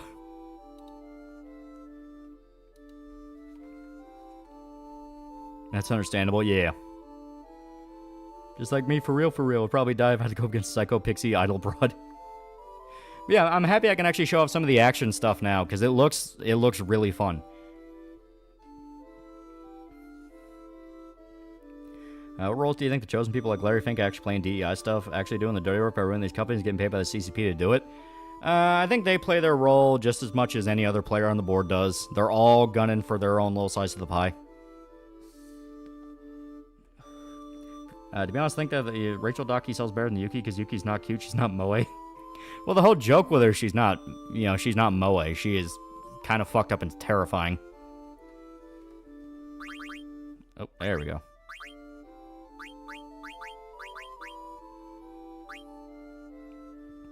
Isn't Diamond the last thing Toriyama wrote for his death? It is, in fact. It's very sad.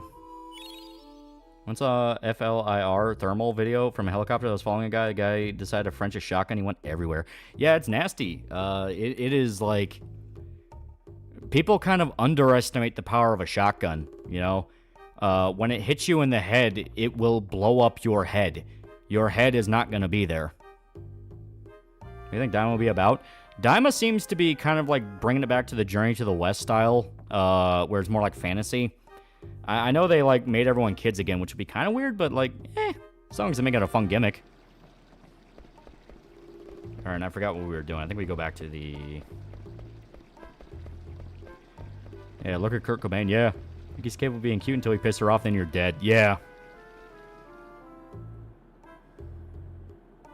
Same thing, I was sitting on the idea about a girl in high school find demons in Naganag. One day I'm like, I'm working on Frostborns. Yeah, gotta keep working on the name. Yeah.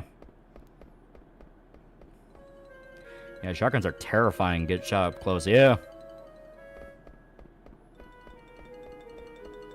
Even low power rifles can blow your head up. That's what happened to the McNutt guy. Yeah, there's videos you can watch of like...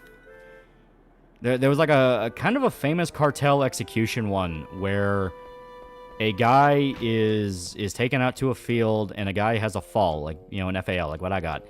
And I guess he pissed off the guy, maybe fucked him on a deal, maybe hurt a relative of his. Something happened. I don't know the context. Just a bunch of Mexican guys out in a field. Puts the fall to his head and just shoots the entire top half of his head completely off. Just fucking pops like, popcorn. And he just drops dead right there in the field. And that's just with this fucking rifle the guy had. People underestimate the power of guns significantly. They see stuff like Rambo 4 and they think, that's not realistic. That's not what would happen. That is exactly what would fucking happen to you. The 50 cal scene where Rambo's just like turning dudes into paint. That is exactly what that gun does to you. Because that's what they're designed to do. They're designed to like, blow off fucking limbs and shit. They're trying to kill you. There's campaign Space Marine 1. Man, Leandros is a little bitch. Diamond looks like it's aiming to take GT's adventure and space idea, but actually planned out. Yeah, I'm excited for it. I think it'll be good. So we already refined some stuff. Carlos Petit, $5. Apparently, Diamond wasn't the last thing Toriyama did before he died. He was working on other stuff as well. We just don't know what those are. Oh, okay. I would not be against seeing more. There we go. Can't get too greedy. People turning into red mist is more possible than anyone thinks. Yeah. Huge main masher to carry for a while till you get the yogurt. Yeah. Oh shit, I keep forgetting. Now I have to use the... Yeah. I'll use this for a little bit so we can get detect. Okay.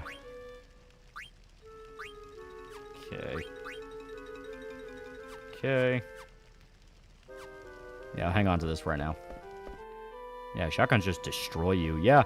The headshot in Dawn of the Dead, where they're raiding the apartment complex and they shoot a zombie in the head with a shotgun, that was them just making a mold of a head and just shooting an actual shotgun. They just blow it completely apart. And it was filled like meat and dog food, stuff like that. It was just kind of meant to be this whole thing. A very large reason why that played out the way it did was explicitly... Alright, yeah, should be good. Was explicitly, Tom Savini was, when he was in Vietnam, he was a war correspondent. He would go around taking pictures of, like, the battlefields and shit like that. So he said, in no uncertain terms, if it does not remind me of Vietnam, I did my job wrong. So that's why his gore looks as good as it is, because he's basing it off shit that he actually saw when he was in Vietnam.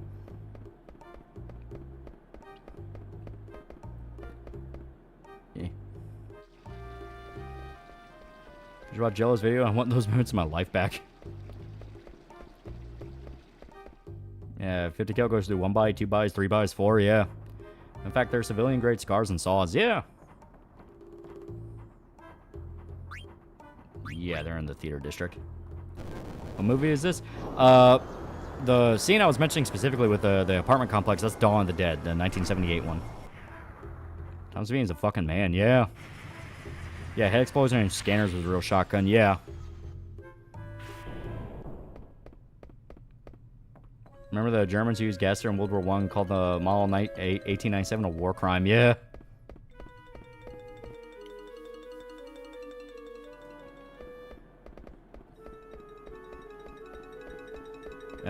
Anonymous for 5 fake mines. What's the point of AI chat? Chat summary. Copyright system is broken. Let's continue putting in random bullshit and change you out for the 47th time. Yeah, right. So 45 versus ballistic dummy. That's part of the reason I bought 1911. Oh yeah, 45s are heavy.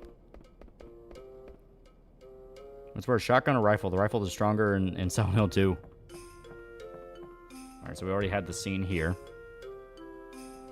So Tom Savini is a real-world Frank. Yeah, as stated, he did actual war correspondent shit in Vietnam. And then he got into special effects. Never underestimate an American with a shotgun, yeah. 10mm are better at dropping people. Well, a big thing, if you're going to carry something for self-defense, you have to acknowledge over-penetration, which is... It'll be... The round will be so strong, it'll go through the person you shot and hit someone behind you. That's something you legally have to factor in, because you can be charged for that. So it's about finding the right balance. You want stopping power, but at the same time, you want something that will stop.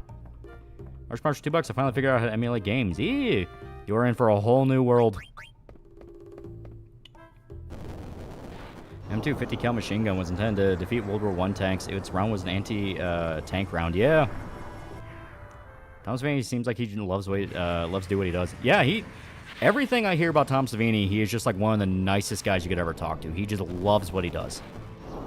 5.56 Magnum commercially available, or only designed for the military. I've never heard of 5.56 Magnum. I've heard of green tips, where that's armor piercing, but that's not really the same thing. I'm showing my age, but a lot of the stuff I saw in textbooks and history stuff for World War II is heavily censored. War is terrifying. Oh yeah, it is dirty and nasty.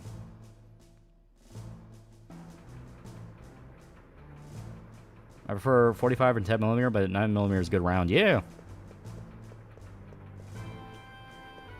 Happy enjoying FF9, but I'm waiting for when we encounter what Playgraphs calls her as sex rat. Talking about Freya, we already ran into her last time we played this.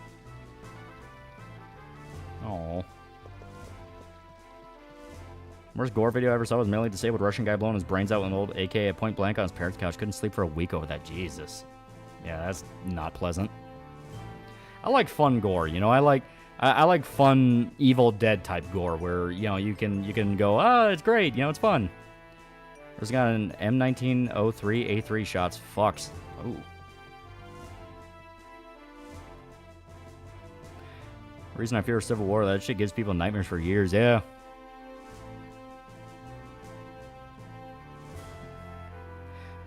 Imagine Yuki and Rachel shippers going mad with them lesbians like Yukicho of Cripple Girl and Ravi Robot Girl. I don't know if this one's true, but it seems Blizzard's now playing to encrypt their 3D models, prevent porn being made from Overwatch. The only thing keeping them relevant. That's on the Gore and Bone Tomahawk. It's very well done. They make it very unsettling and uncomfortable. Like the scene where the guy gets chopped to bits at the very end. Like, God, that hurt to watch. It wasn't an AK, it was a Sazga 12 auto shotgun. Oof. Ever heard of Hill 60 during World War I? British, Aussie, New Zealand, and South African troops mined under a German hill and filled with explosives. 10,000 Germans died when it exploded.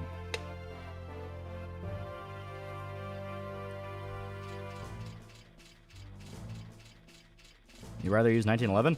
I carry a Walter PK, which is a 380. To me, 380 works. It does what I need. It's loud. I have a hollow point, so it also fucking hurts if you get hit by it. You know, it's one of those things of what I use, because I don't want something too flashy. I want something specifically that I can conceal, because I don't want people to know I have it. That's just my version of carrying. Some people like having it very out and open and like, hey, because you can kind of see both sides to it, where if you're open carrying, it'll scare people off from trying anything in the first place. Meanwhile, if you conceal carry, you don't have to worry about somebody planning on you having it. And yeah, we have no mail. I'm going to completely botch the Mognet system. I still have never, to this day, figured it out. During all the non-consensual stuff going on at Blizzard, the last one's talk about porn. Comes to allies using gas in World War I. Canadians took any downwind opportunity to gas Germans. Another one on the Leaf list of gamer moments.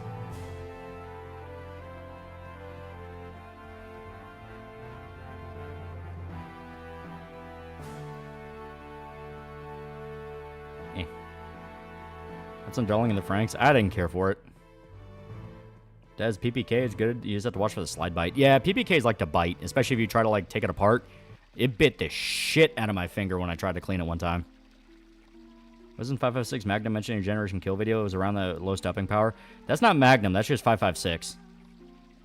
And no, 5.56 has stopping power. It's just different.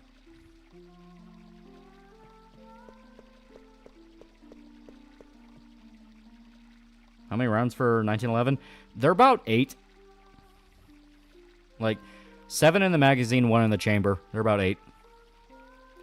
I think it's worse. The explosion shockwave was felt in England, and the explosion caused nearby German trenches to compress, crushing German troops. The biggest explosion until nukes. Jesus. I'm gonna C96 looks cool. C's are pretty good, yeah. Yeah, 1911 7+1, yeah. Yeah, because they make a joke about that in John Wick 2, where they only give him a single magazine.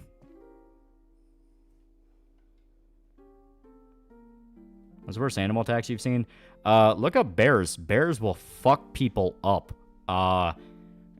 Look into how the grizzly man died. He did not die well. Yeah, the Bond gun, the one gun that can kill Hitler. Whoever killed that bastard must have been a great man. Wait a minute. Yeah, 5.56 is high velocity rather than being big round. Yeah. It has a shitload of energy. That's why when it makes contact, it'll do the weird spin shit and have the yaw to it. You can see videos of, like, I think it was Garantham, yeah. He made a video where he shot a dummy, you know, one of the ballistic dummies where it has, like, the organ placement and all that. They shot it in the head with a 5.56 round, and for some reason, the entire brain in the head was just gone, and they don't know where it was at. Because it just turned it into paint.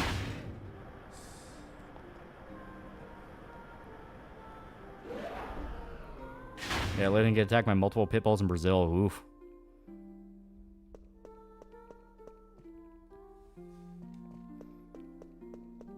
Yeah, 10mm is good defense cartridge against bears.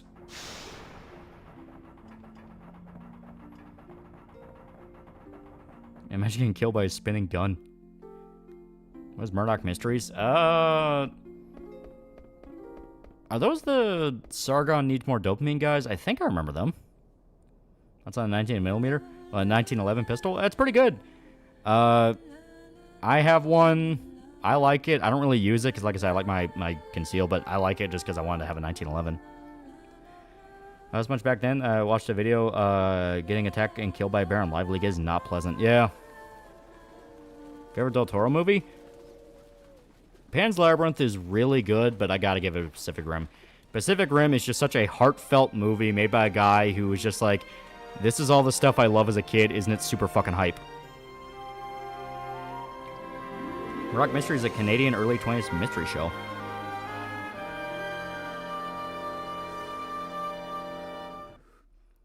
My dad's not a fan of open carry, says it makes you an easy target. My mom likes when people open carry, says it makes you feel safer. Yeah, it's a balance. It just comes down to your personal view of a situation. Sargon needs more dopamine, so go have Applebee's turning into Cure Baby 2018. 22 is good, but you have to pick your shots well in self-defense. 22 is something... You would only use 22 if you were specifically going after somebody that was not trying to kill you first. This sounds weird to say.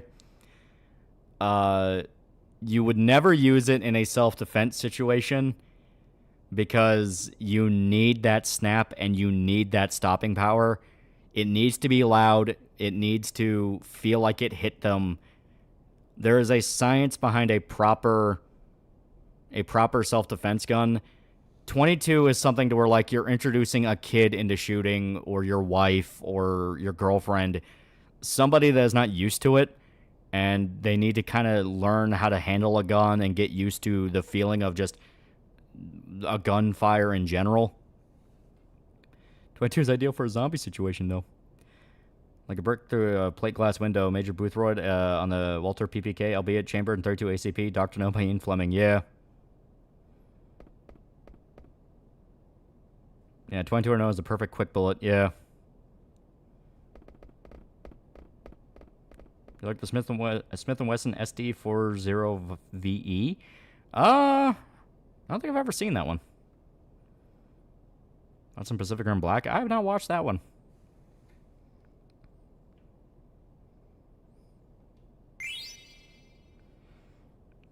It looks like the first silent gun from New Vegas fires 22. Use 22 for home defense. Helps beat the Rat Man. Karen's even hotter when she gets a haircut.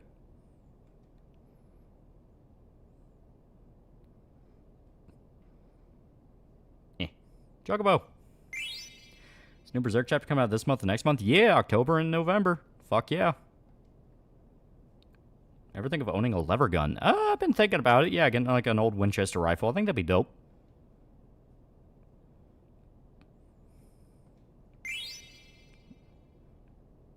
Don't know whose tail is cuter, Zidane's or Garnet's.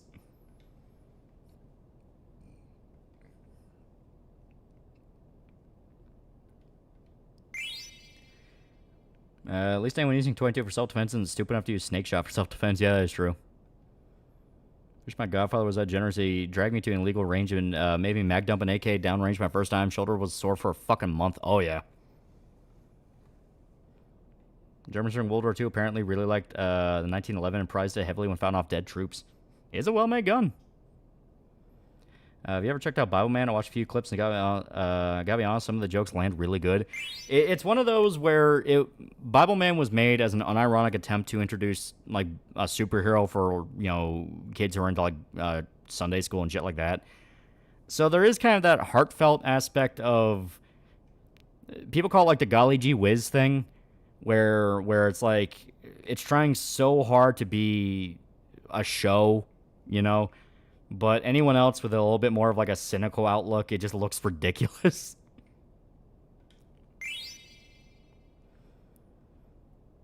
Modern Warfare 2 showed us all that Snake Shot can one-shot a soldier in full armor. 22 ACPs, ineffective for self-defense, but the Ruger Mark IV and its predecessors look so damn good. Thank you, Persona Hitman, for instilling the fact into me. Well, it's like, those are really good guns if you're, you know, killing your sister's boyfriend, but... That's an arcane? I don't like Riot games. Bit too blunt in Devilman, yeah, right? Yeah, Devilman was a poor man's Power Rangers. That's why Devilman's fine where he is. Hokey charm is endearing. Yeah. Yeah, see, yeah, Kamal Harris is doing the WoW stream, yeah.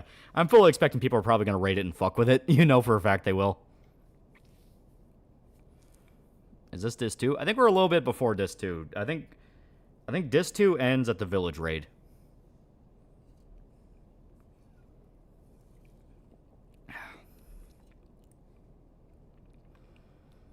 Eating any slice of pizza when you have 4 slices is not proper pizza etiquette, Mario. What if I'm killing myself? You are not going to use a 22 to kill yourself.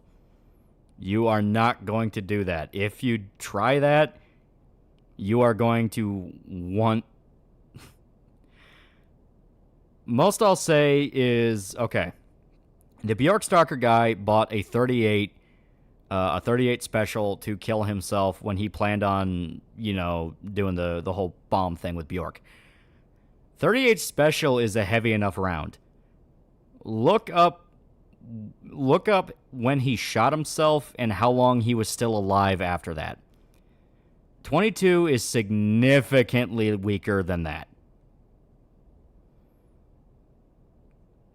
Yeah, you won't be successful with it. Not only will you not be successful with it, you are just going to be in a lot of agony.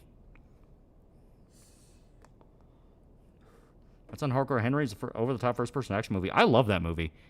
The same director also did Nobody, which was also really good. I like... okay. So that director has a band called Biting Elbows, and you can tell he's a director that started off as a musician because he has a lot of...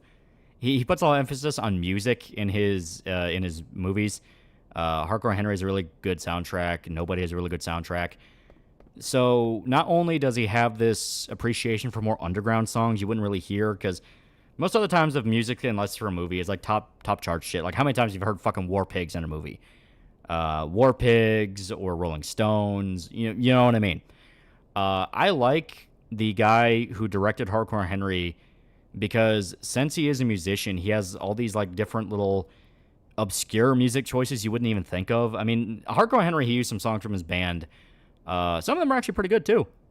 But he'll also include stuff you'd never even thought of before. Nobody in particular. He had like Luther Allison, the Life is a Bitch, that whole thing. Would never have thought about that fucking song in there.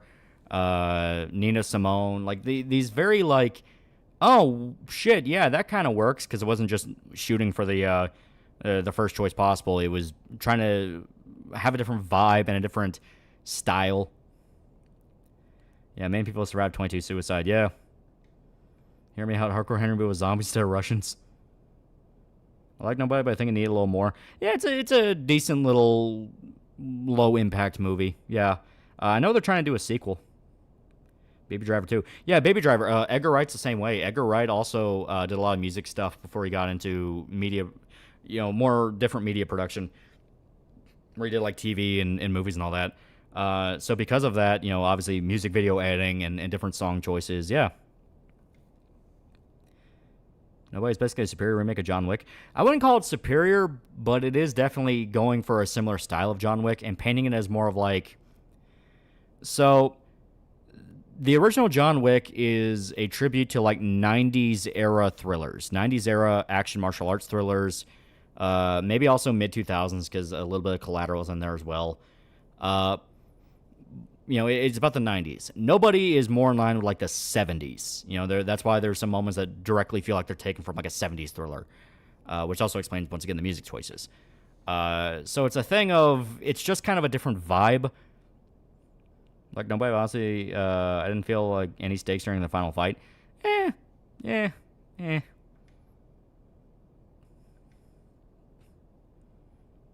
Yeah, Gunfu. Yeah, the Gunkata, yeah. I mean, nobody with that masterpiece of a bus fight. Honestly, I thought he only made that first person action music video, and Hardcore Henry. I love everything he's made so far. What's his name? It's like Danila something. Give me a sec. I'll look him up. Like I said, he's also the front man of Biting Elbows. A really good band. Yeah.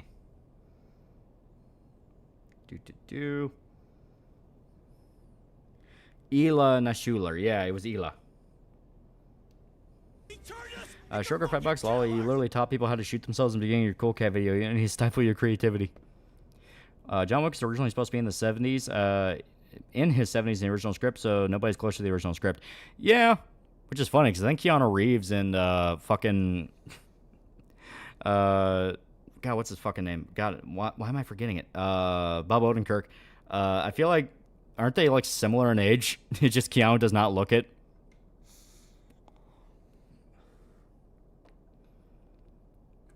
Honestly, they stopped at John Wick 1. The rest are alright, but they never even get close to top in the first. I like the sequels. I like the sequels a lot. I think John Wick 4 is, like, the best sequel. Because, goddamn, the fights in that are fucking amazing. Keanu Reeves might actually be a vampire. It's all good when I was wiping out people. It was amazing. Yeah. I just Googled Bob Odenkirk. He's only 1 year older than Keanu. Oh, my God.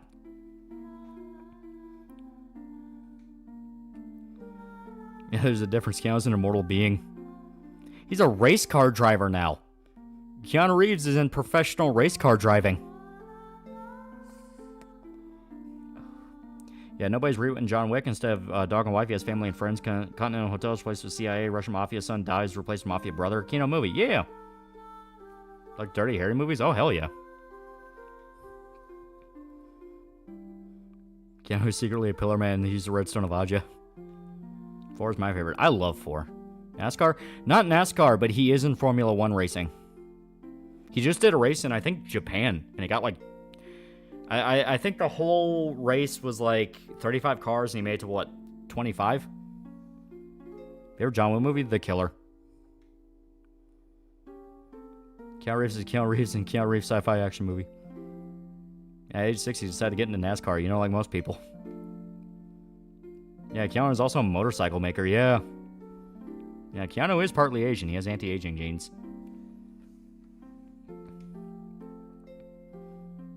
What about Constantine? Funny enough, Keanu is coming back for a Constantine sequel. They just announced that. Alice Cooper is Keanu's babysitter. Yeah, that's one of those stories where, like, I was watching the Metal Mythos. You know, Razorfist does the Metal Mythos on different rock figures, and he talked about Alice Cooper. And yeah, Alice Cooper told the story about how he got a call to, like, babysit a buddy of his kid. And he was just like, fuck it, whatever, I'll do it. And he goes, and he looks after him, he just like this little shit. And like 20 years later, Alice Cooper talks about, like, yeah, I didn't know it at the time, but that was Keanu Reeves. Keanu's a gun guy as well. Yeah, he... for some of the promo material to the John Wick movies, he was going to local ranges and doing shoot challenges. He was scary good in those. Didn't that Preacher movie have an animated intro from Gennady Tarkovsky? I don't think that was Constantine. I think that was different. Could set the sequel a year after the first one, and it wouldn't be an issue, yeah. Yeah, Keanu Reeves also owns a motorcycle company because he wanted something nice and it was easier to just found a company than order it. Isn't Keanu Canadian? Well, he was living in Hollywood for a little while. I think his parents worked in the industry. I forgot what they did. They weren't like actors, but they were in Hollywood. Remember the Constantine show? Only a few episodes, but it was actually low to the comics. Even looked like comic Constantine. The guy who played Constantine in the show was fucking good. He went on to voice him in some of the animated stuff. Keanu's racing in Indianapolis for Toyota's Gazoo Racing Division for the GR86. Oh, that'll be cool to see. See the Berserk chapters announced recently? Yeah. Also, it's not November 3rd, it is November 25th.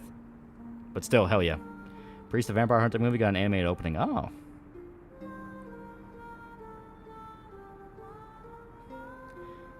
How do you think Berserk would work if it was set in the modern day 90s? That's when it was written, also same characters. It wouldn't be the same at all. Berserk works best because it is a dark fantasy style story. You know, that setting is very important to it.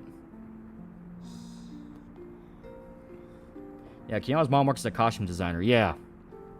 Yeah, because that's how Alice Cooper got involved with him. Yeah, because she worked on one of Alice's tours.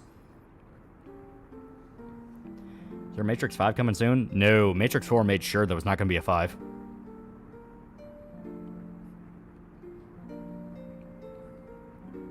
Just like Andre the Giant made France redeemable, Keanu's the beacon of hope for Canadians. Him and Ryan Reynolds. Guy who played Constantine in the show is also the guy who played Edward Kenway in AC Black Flag. Yeah, Matt Ryan. Genuinely good actor. Yeah, fantastic, Constantine. He really likes Constantine. From what I understand, he's a big fan of the character in the comics. Like I said, he wanted to voice him in some of the DC animated films, and he's really good in those.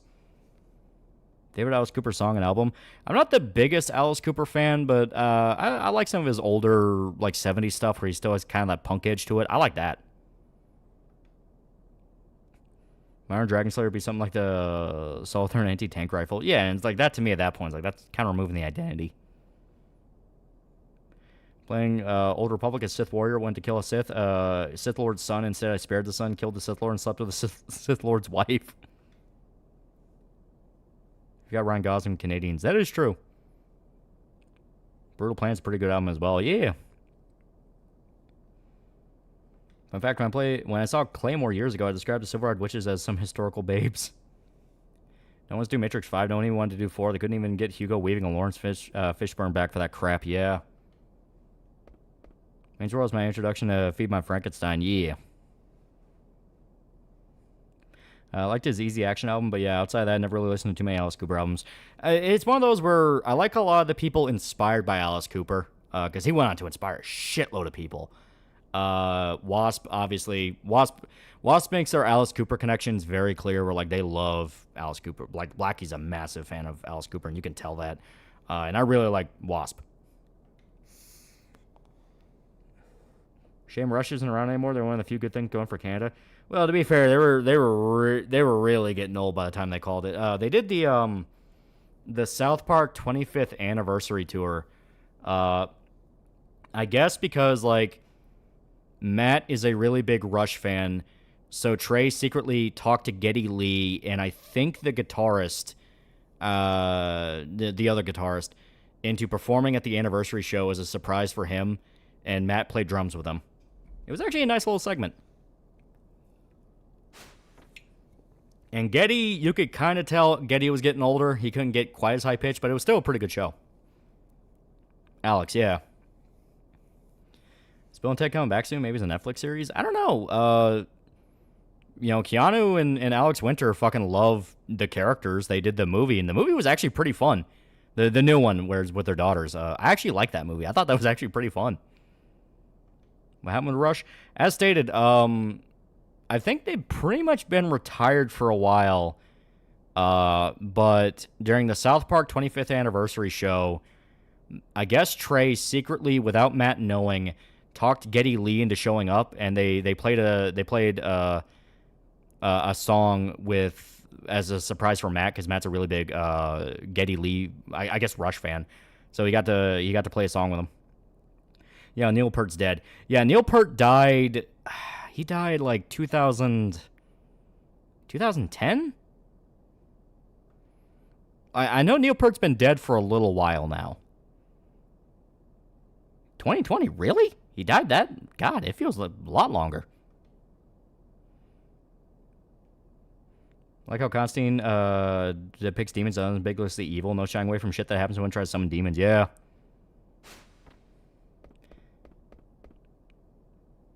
Yeah, Poison's too obvious as a choice, but it's my favorite Alice Cooper song. It is a pretty good song.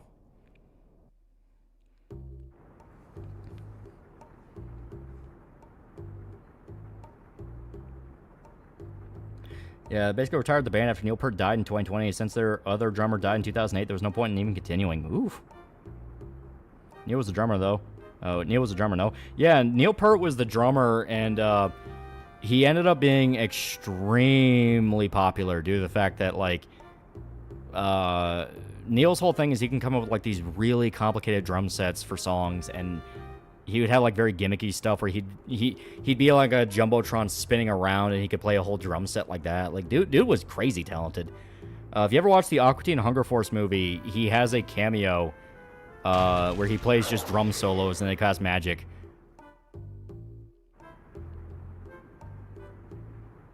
What happened to expand? Same thing happens to everyone who lives long enough. They got old. He also wrote every Rush song. Yeah. Neil Peart dies tonight. Drum solo of life.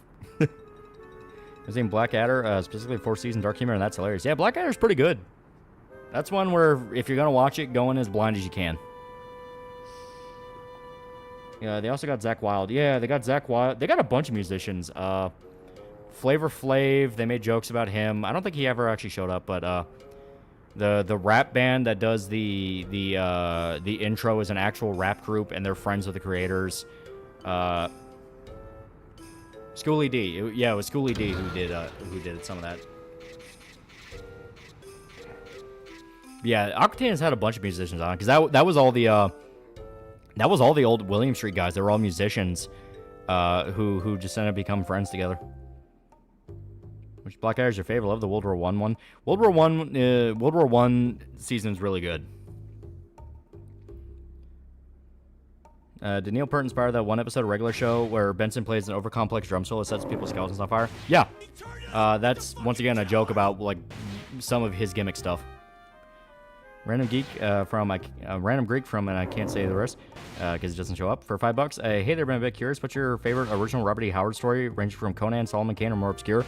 I really like his Conan stuff, so I love stuff like when he meets Bolette for the first time, because that's where you get the scene of, like, Bolette and her pirates try to raid the ship Conan's on. He kills a bunch of her guys, and Bolette is, like, so enamored with how Conan could just brutally murder all these guys that she just has sex with him on the top deck right there.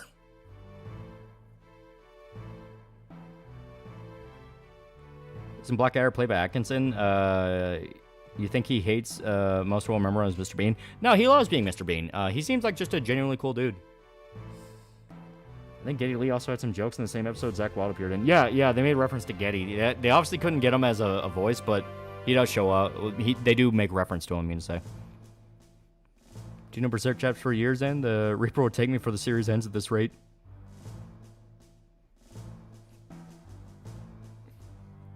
Robert E. Howard truly was a man ahead of his time. OCD compelled me to find out FPS music video Elon and Schuler made. It's called False Alarm by Weekend. It's a really fun action video. He's made a few. He's also made The Stampede, which was by Biting Elbows, his actual band. Then he had Bad Motherfucker. So yeah, he's made a few different first-person music videos, which is what inspired the idea that eventually became Hardcore Henry. Oh, his Conan video was the first time I actually stopped his video and watched the movie and suggested it. I'm very glad. Yee! I like an average Conan story. Slays the Beast and lays with beautiful women. Yeah! Fucking Robert E. Howard... Robert E. Howard was very interesting when you actually look into him, because basically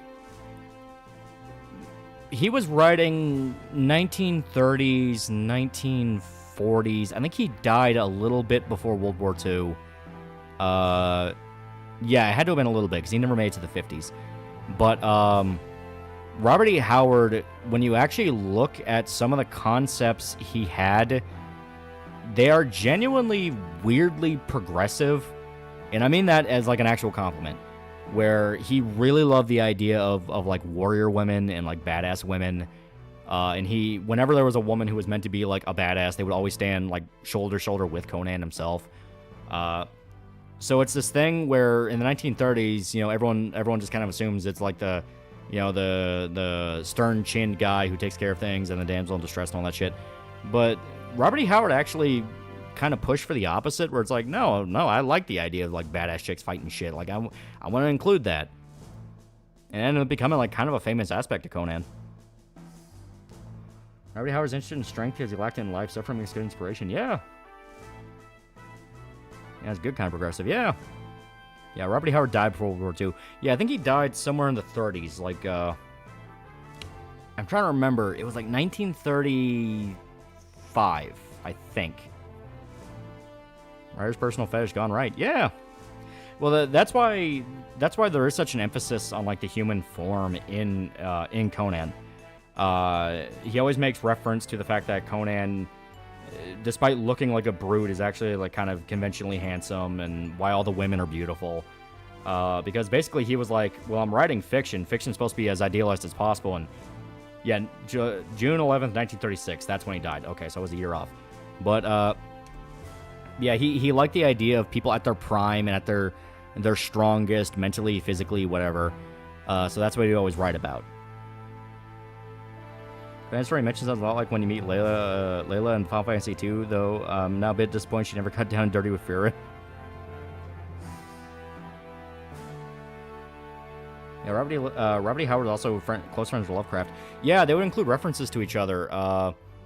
Robert E. Howard made a story where Conan was fighting off like Dagon. I think there was one he also fought Cthulhu, directly putting him in the Conan mythos, and his point was like, yeah, sure, humanity will cower in fear in the span of the cosmos, whatever. Here's this cool guy that says, fuck you.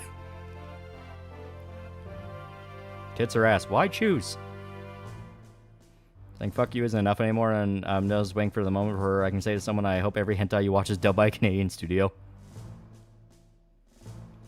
Love to see Howard's take on sci-fi. He kind of wrote a little bit of that. Some of his more like just independent stories, but he mainly dabbled in fantasy. Like the Conan comic where Crom outright says he gives zero shits when other god fights because it happens all the time and just annoy him. Tall girls are midgets. Former. Why would you ever pick the other? When we remake a 1999 reminds me of the Francis Xavier Gordon tales. He did modern action also. Yeah. Definitely think that Conan vs. Cthulhu is one of the coolest crossovers in the history of crossovers. Yeah. Yeah, Robert E. Howard died of depression during the Great Depression. Yeah. Damn shame Robert wasn't able to overcome his troubles in life. Imagine if he wrote stories well into the 50s. Yeah. Well, like I said, he was a genuinely interesting guy. Why is it so that gazed so intensely from the abyss? Someone is getting his ass kicked. Fine Elbows made a song for Remedy's game Control. Thanks for the recommendation. Yeah, it's super good. Colette did just have sex with Conan on top deck. She seduced him in the rock burlesque dance that dragged him down like a lion taking a wounded gazelle.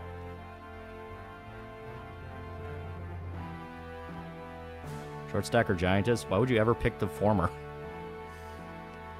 Nothing wrong with warrior women. Big ladies are cool, simple as. Ended up finding a sci-fi setting called Pinwheel where the dudes wrote stories about Marines and 8-foot cat girls.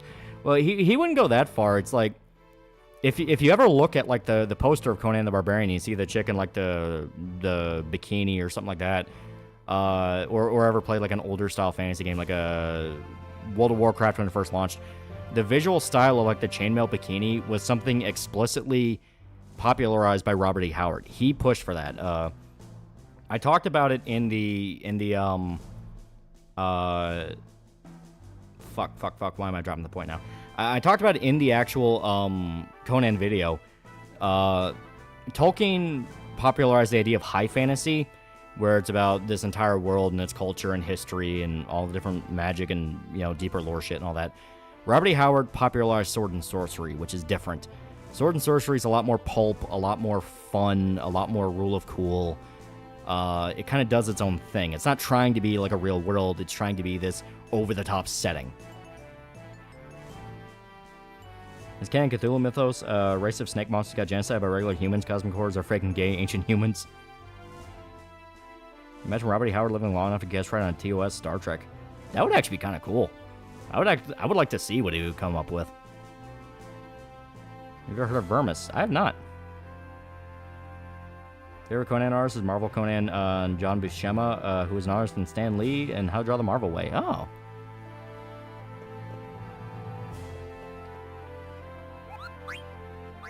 Okay, this is before the hunt, so we gotta save. Cook like Joe Cat wishes he was Robert E. Howard. Old Star Wars book that kind of gives me Conan Sword and Sorcery fantasy. Courtship of Princess Leia. Main bad guys are Rancor riding red-haired Force witches, not gay ones either. Robert E. Howard's very talented. He made Conan in his early 20s. Yeah. I haven't heard of Vermis. Good shit. I need to check that out then.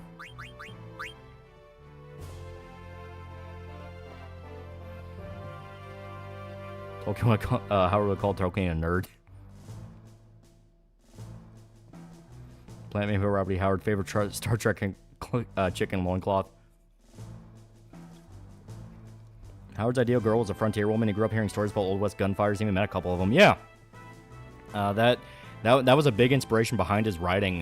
He was a Texan, and he grew up hearing stories of old gunslingers who go from town to town. And, you know, you had, like, Bass Reeves and guys like that. So he was very inspired by that kind of wandering warrior type story.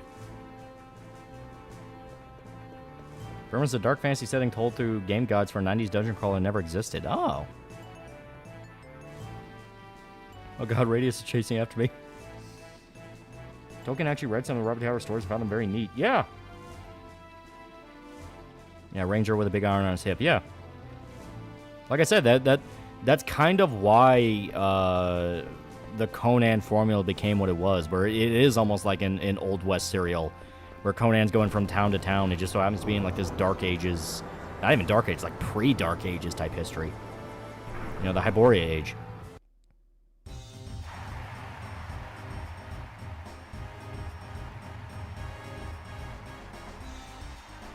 Will the Proud Boys be the platform for the next ASDAP? Well, Proud Boys are all fed, so who gives a fuck? Two Gun Bobby has written action horror stories as well, like the Horror on the Mound, where the main character Prospector suplex an old conquistador vampire, literally. Robert Howard's Red Sonja carried flintlock pistols. Yeah, well, his version of Red Sonja was in like the 1600s. Very different from the Red Sonja that we know of in like the comic continuities, where she became she was put in the Hyborian Age with Conan.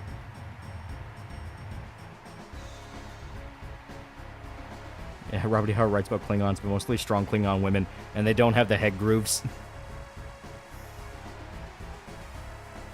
Was Sylvester Stallone a good actor? He is a good actor. Check out the first Rambo. He's genuinely good in that. Everybody's minigames for Final Fantasy? Triple Triad, definitely. Other story, just wandering word, going from town to town, just having their own stories. Yeah. So Red Sonja is a witch hunter? No, in the 1600s version where she would come up with for actual Robert E. Howard, she was a mercenary fighting against the Ottomans. In specific, I think she was a pirate. Shocker. For some reason, he really wanted pirate women. He loved the idea of fucking a pirate chick. So she was like a pirate gunslinger that wanted revenge on the Sultan. First Rambo isn't even really an action movie. Yeah. Yeah, Solomon Kane was a literal archetype of the fantasy witch hunter is what you're looking for. Yeah, Solomon Kane is the witch hunter, because that was literally Solomon Kane's whole thing. He's a witch hunter. Like, Solomon Kane is basically, he's basically if you took Geralt from Witcher, but made it explicitly more gothic, like Bloodborne. A lot more horror-focused. And not gonna lie, Solomon Kane has some pretty fucking hard lines. There's one story where he gets pissed off. He gets pissed off of a bunch of... after, like, a bad thing happens in the story where, like, people die and shit like that. And he literally, like, storms out of a building in a complete rage, despite people saying, like, hey, stay in here, it's safe. And all he says is, men need to die for this. Like, he is a fucking hard motherfucker.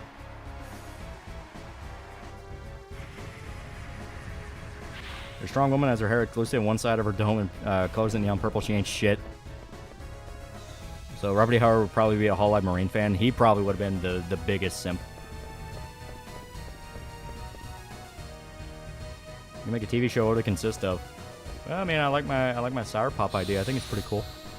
Of course, they wouldn't have have head bumps. It was TOS. The bumps came around the motionless picture. Bloodborne's basically Lovecraft, Howard, and August Darrow, Clark Asher and Smith developed a video game together and co-wrote the plot. Yeah. You need to read Solomon Kane. He's got some good shit.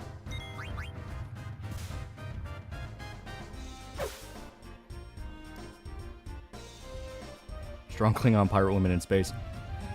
Kane's the Quaker Punisher, and there's a Solomon Kane movie. Yeah. I haven't seen it, but I hear it's not bad. Bubbo the Train's Dime for $2.69. My roommate says Opie-Lolis aren't pedo. Save me. Thank you for letting me know about Black Cloud Red Earth. Yeah! You know who I think was also really underrated as an actor? Bruce Willis. Like, most people really know him for action, but he also did drama and comedy very well. Yeah, he's a great actor. Really sad what happened to him. Like, knowing about how his career was tanked explicitly because of Alzheimer's, that was fucking sad.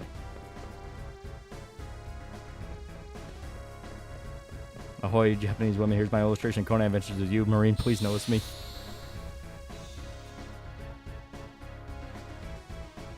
He's also got me interested in the shadow. She's looking to find some of his stuff. Yeah!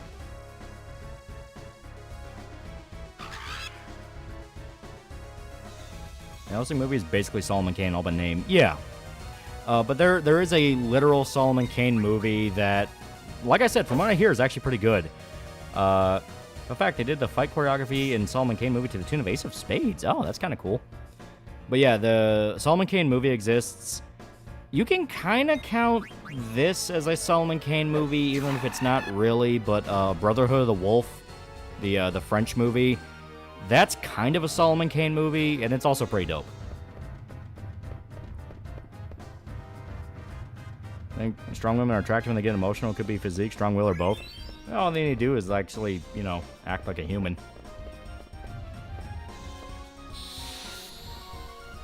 Arlem's video on Bruce Willis is really funny, but knowing now that he was basically doing all those terrible movies while sick so he can get himself and his family set is really sad. Yeah. Been keeping up with Oshi no Ko, so what do you think of the final arc? The manga's ending in 4 chapters. It has been a fucking wild ride. Like, Oshi no Ko is one of those of like, holy fuck. I think of Berserk as the story was released during Shakespeare's time would have been a success or even more popular. No. Main reason I say that is because like it needs specifically to have come out when it came out because it's Japanese pulpy action manga. That is when it's at its best. Also, we're gonna die. I fucked up. Oh god. Please don't hurt me. He hurt me. Jimbug, $5. Say Opie and Foodaloli aren't pedo unless they have scenario have my kids. Depends on the scenario, in my opinion. 1 second. Yeah. I refuse. Bubba the Trans Dime for $5. For $2, Thoughts on Shadowbringers. MX Shaw music. Are you talking about like 14 Shadowbringers? Final Fantasy? Really good. Really, really good. I was joked about Bruce wearing an earpiece because he was too lazy, haven't aged too good. Well, the whole thing with the earpiece wasn't even exactly true because he needed that because he had hearing issues ever since Die Hard. It wasn't because he was lazy. It was because he literally couldn't hear.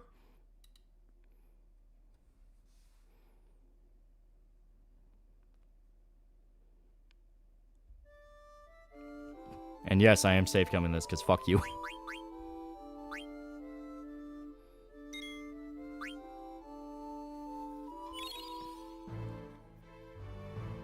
All those explosions deafened him.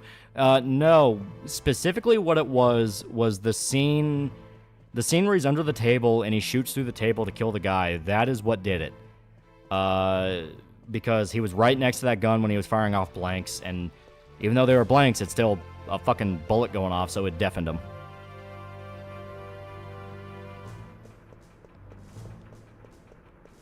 Also, he had actual memory issues. Yeah, he was developing dementia. Yeah, here we go.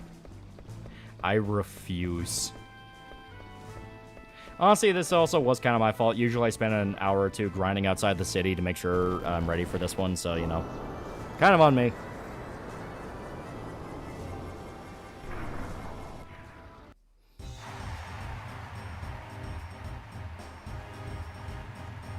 Something happened to Linda Hamilton, yeah.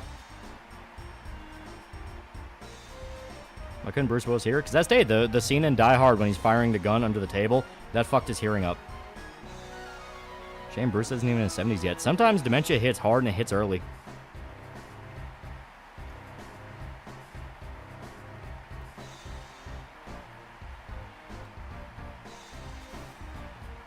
Yeah, right after Snape executes CEO in Die Hard.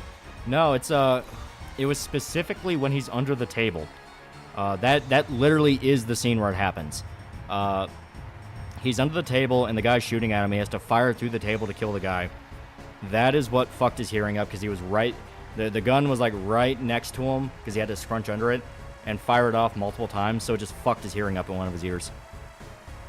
Remember DS9 episode? Quark got a Klingon GF. He didn't. Carrie got concussed every time they snoo base Ferengi. Bruce Willis cameo in Ocean's 12 was so cool. Talking about SpongeBob towels or something. Yeah. Heard that hearing loss linked to dementia, so it actually checks out. Bruce Willis lost most of his hearing in one ear. Yeah.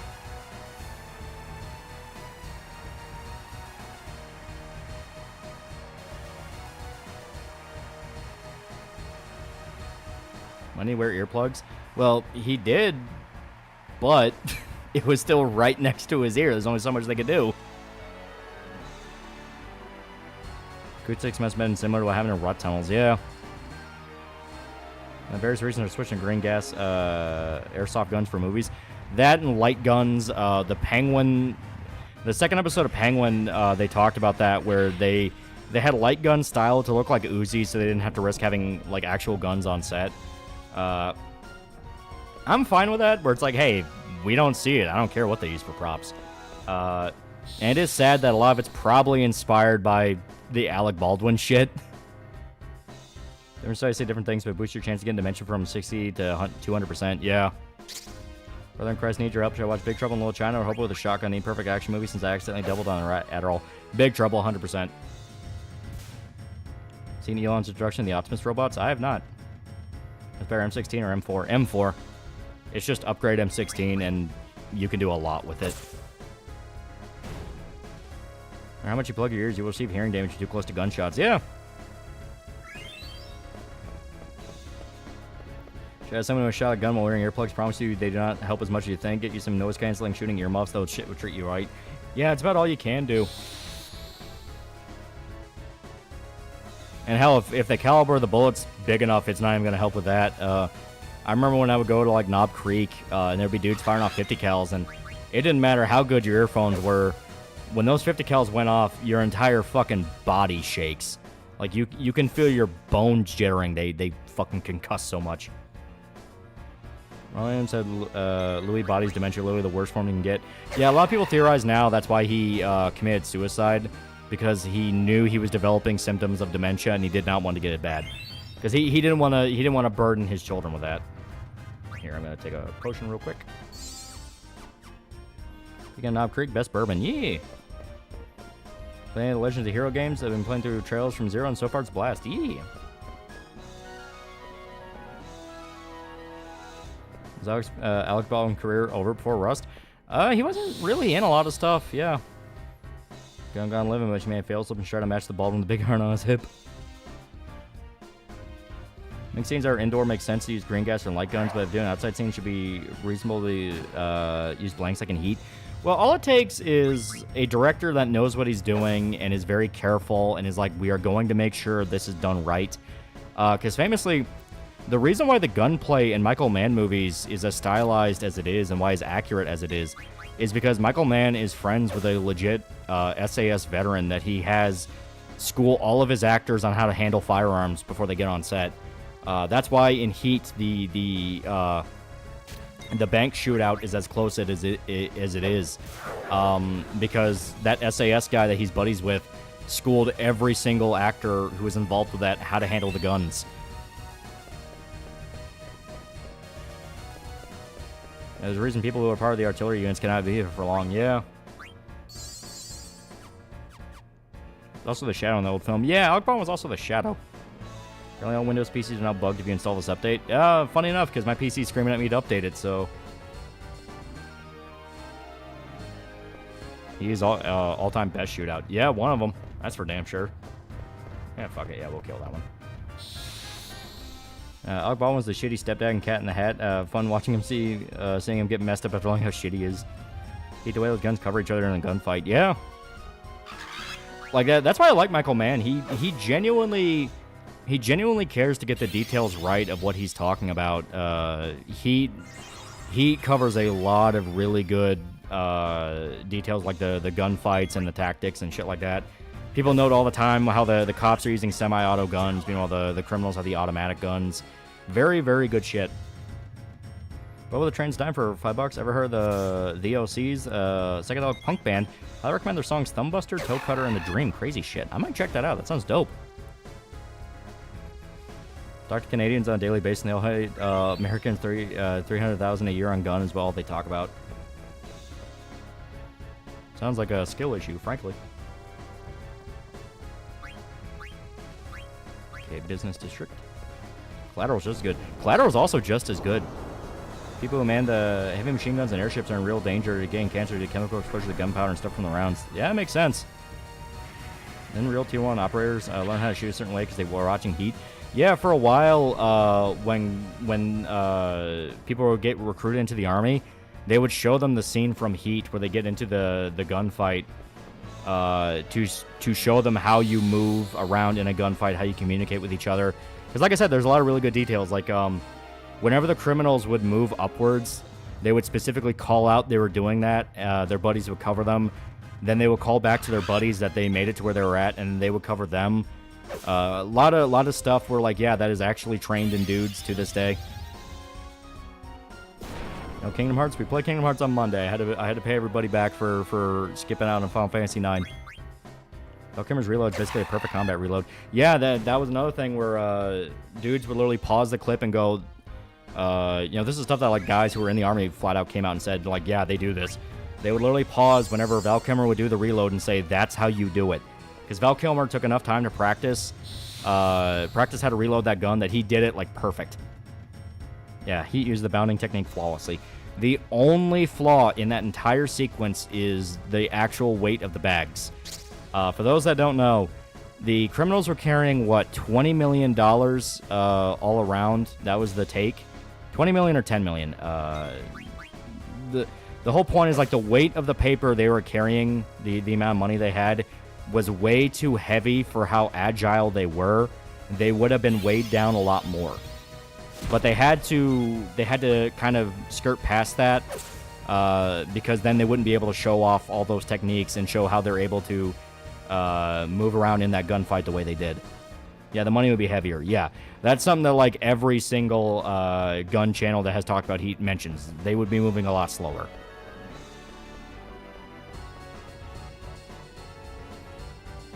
Yeah, Ministry of Results did a video on that. Yeah. Okay, they're fine. Zim does about $5. My great uncle had dementia. He thought he was married to two different women. His wife and mother had the same name. $2,000 bills. Yeah, paper's heavy, gold's worse. Yeah. Like the amount of weight they were carrying, they just would not have been able to move that way. But you can easily just kind of like, whatever. Can I DM you a pretty good song? It's called Hank is Dead by a band called Red Fang. I've heard Red Fang before, yeah. They have good shit. Start playing Rogue City while drawing Joker stands. Am I stupid? I don't know. Remember the gun Vito used when he killed Jackie Jr. in Sopranos? That one looked like a water gun. North Hollywood inspired by Heat, not the other way around. Yeah, the North Hollywood shootout, the criminals loved Heat, and they would watch the shootout endlessly because they loved it so much. How gay John Wick 2, 3, and 4 gunfights got with all the bulletproof suits and plot armor. Nah, I love those. I love those like hyper over the top. Like, to me, the sequels were more inspired by like anime shit, and I love that. Reason Windows PCs are bugged is that the recall feature is automatically installed and it goes so far as looking into your file explorer. Holy shit. Okay, so hold off on this next update.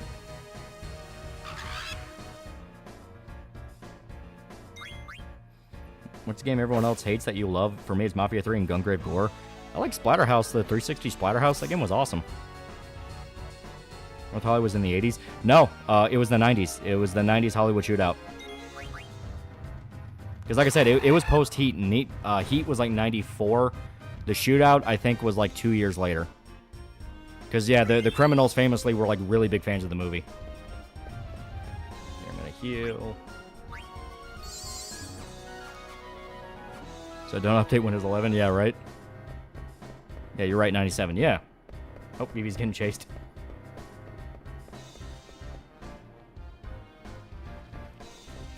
And if we kill this, we win.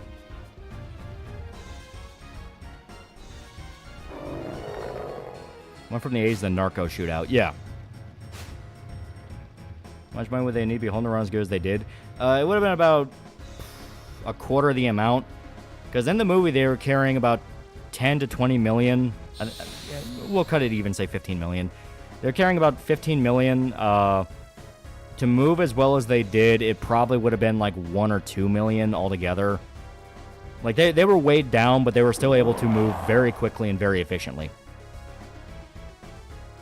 Because the point of it was about the shootout. It wasn't really about the logistics of it. You know what I mean? Watch Money Goon's video in North Hollywood. Those cops made sure they bled out. Oh, yeah, they killed them. There we go.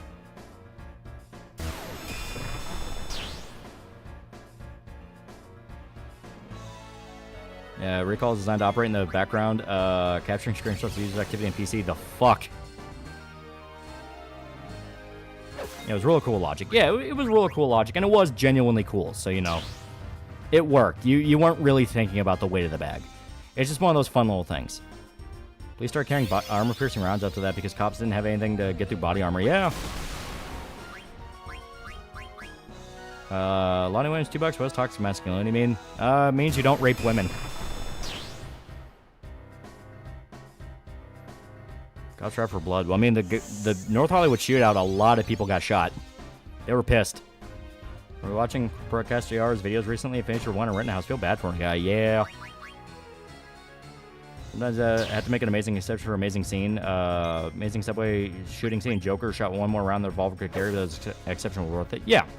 You know, you just don't think about it. If it's something small like that, it's fine.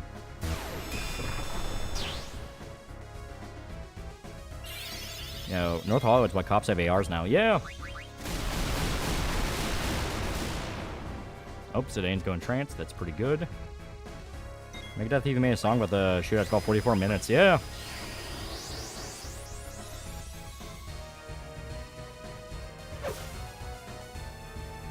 Okay. Then one of the North Hollywood guys get his thumb blast off, and that's why he couldn't reload. That happened. I'm trying to remember what else. He got his thumb blown off. A bullet hit his gun in the exact right way to where he couldn't get the magazine out. A lot of different things happened. Everyone else shack up the girlfriend, the guy he shot. She said that he 100% did the right thing and fucked that guy. Your thoughts on JoJo? It's fucking awesome.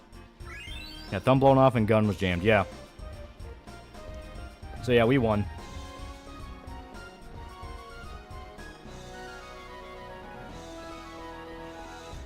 I do think it is, like, physically impossible after you kill the big monster for anyone to catch up to you, so Zidane won.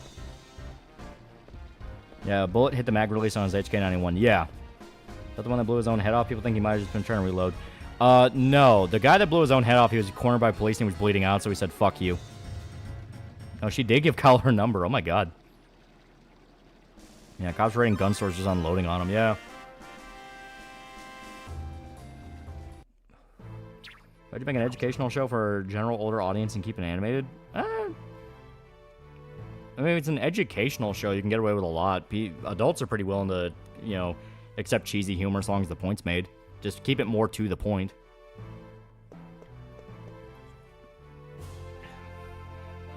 I think Main Gun Heist in GTA 5 is based off that heist. I think it is. I think it actually is meant to be a reference to it. And the cops sued the gun stores after the shootout. Why are they always like cartoonishly evil these days? Try to make Rittenhouse out of Satan. Like Big Bungie was joking when he said there's a scene when the boys beat up people to the tune of Hava Nagila. And Shadowhunter appears in Super Leap at one point.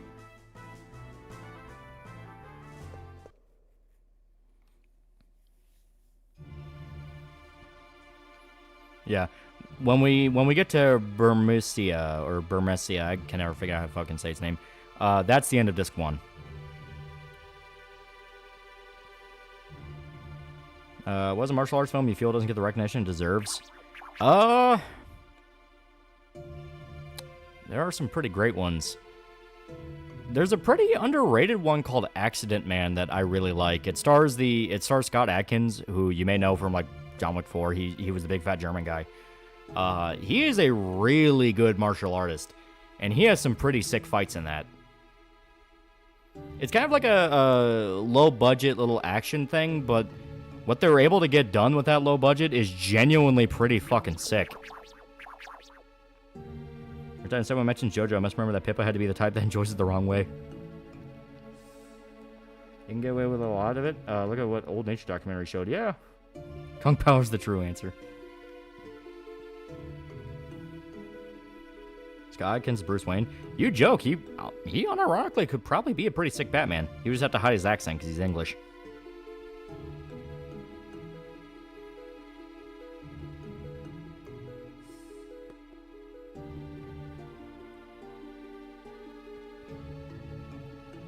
But Pippa's enjoying it the right way and everyone's enjoying it the wrong way. She likes Joker too. I don't just fight people, I fucking destroy them, yeah.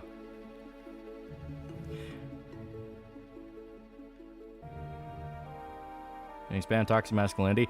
The only times you ever hear it are from shrieking white women who drink Starbucks like fucking water, or guys who are trying to rape said shrieking women and they're pretending not to be that guy. To be fair, Pippa has not seen Joker 1. That is true. Godkins almost got on Assassin's Fist 2, but sadly never happened. Yeah. Like I said, he's actually a really cool stuntman. Because that's what he was. He started off as a stuntman, and he got into being a leading man, because he actually has a lot of charisma. And he has a YouTube channel where he does interviews with, like, other stuntmen and shit. He also interviewed Keanu Reeves when John Wick 4 was coming out. Really cool dude. And he talked about what it was like filming with Keanu Reeves, and, like, how it was kind of, like, his chance kind of getting a bigger movie and not just indie stuff. Really, really cool guy. Like, the whole scene where they're fighting in the nightclub in John Wick 4, he's pulling off, like, those spin kicks and shit, and he's in, like, this big, heavy fat suit. Really impressive. People like rape confirm. Joker 2 is one of the best rapes in cinema history. Didn't Scott Adkins get close to being cast Batman once? I never heard of it. Like I said, I've only ever heard him in, like, smaller indie stuff. Yeah, he was a Russian fat dude. Yeah, well, he was the big German guy, because it was in Germany. People complain about Jotaro dying, but watch Poochie's death on repeat to feel better. People like Xiaoi, someone bullied into watching Poke no Pico. Dog Soldier was Kino. Yeah, Dog Soldier's fucking awesome.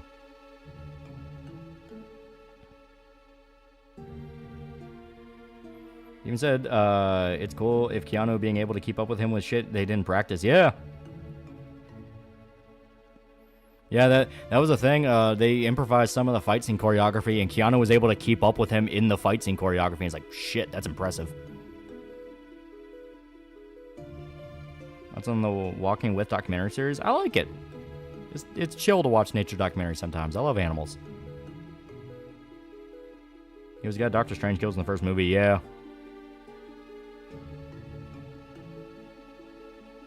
So 7 Rebirth and Silent Hill 2 had the same consultancy group, but the latter didn't really have any ideological changes. Anything particularly weird to notice in 7 Rebirth?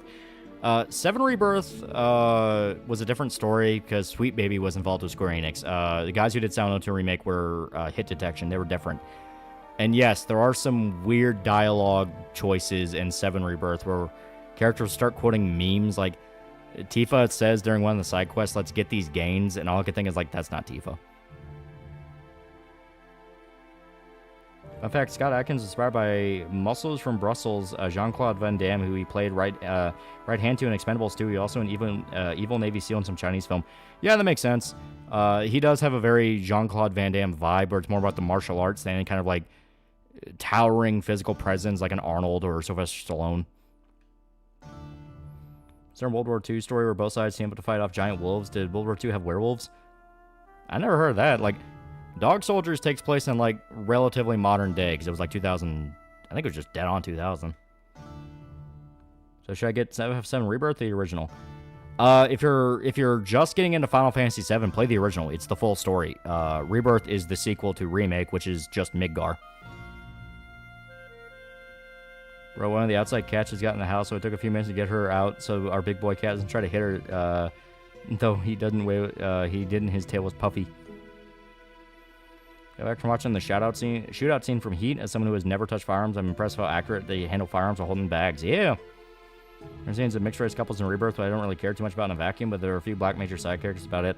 I didn't give a shit about any, like, the background characters being black or anything like that. It's like, I didn't care, because, I mean, Barrett's black.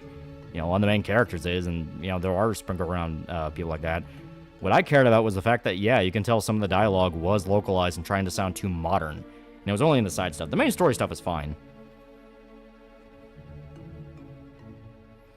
Incidents on the Eastern Front with wolves were attacking soldiers at night. Yeah, get the original FF7. There's some parts in it that go hard. Yeah, play the original because it's the full story, it's a lot cheaper, and it's much longer.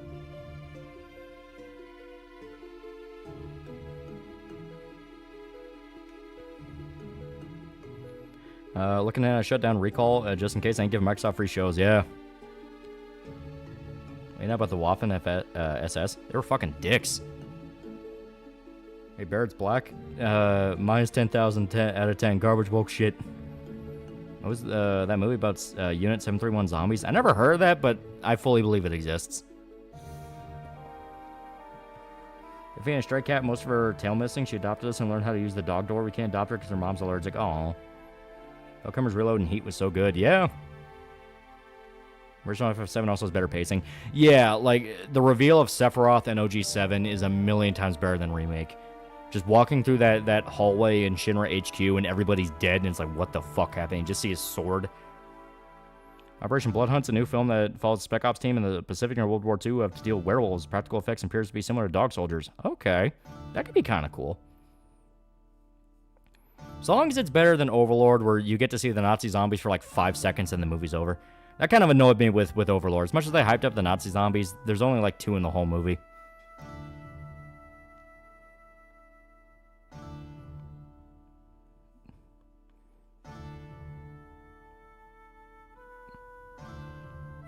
Mistake was feeding a stray cat.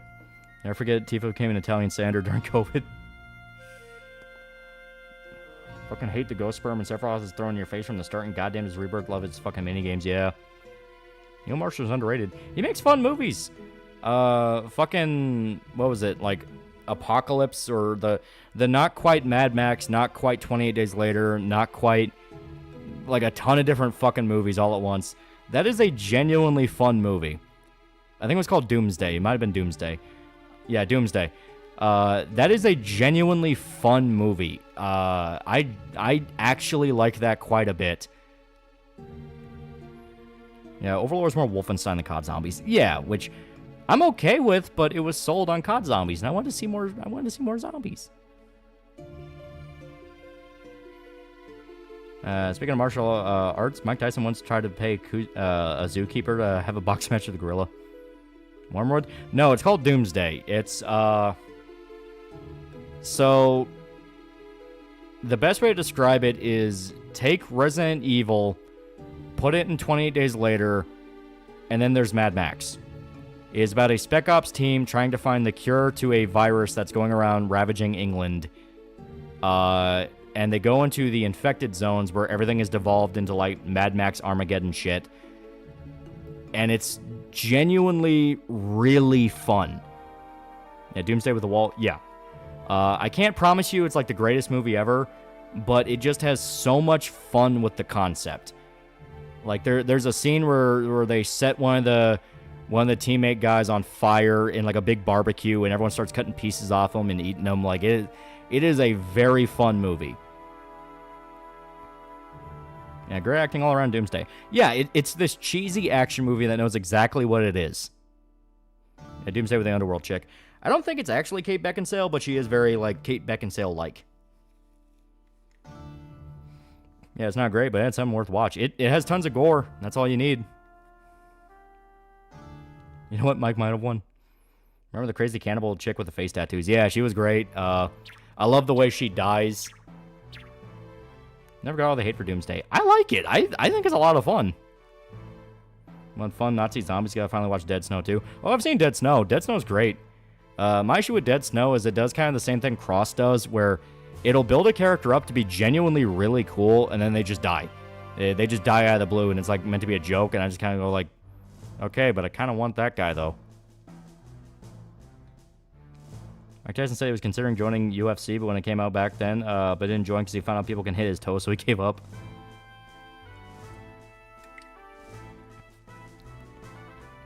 Here's the chick gets raped in Hollow Man. Yeah. Games down Toothless and Weightless 7 remake is. Games is so funny. The chick gets her head cut off and her boyfriend just nails the head back on. Yeah, it's great. That's on Dead Snow too. It's fun. Fun little expansion on the original. It is a lot less funny. Where the first Dead Snow is a lot more comedic. Dead Snow 2 tried to make it a little bit more, not quite serious, but the humor's a lot more black.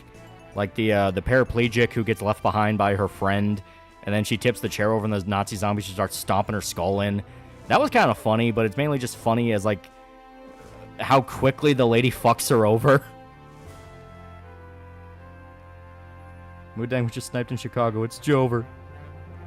Deadmine 2013, Unit 731 made zombie soldiers. Modern Archaeologist released them. Oh. Did the Overlord director get mad about the one boss in RE8 because they look similar, or is that a different movie?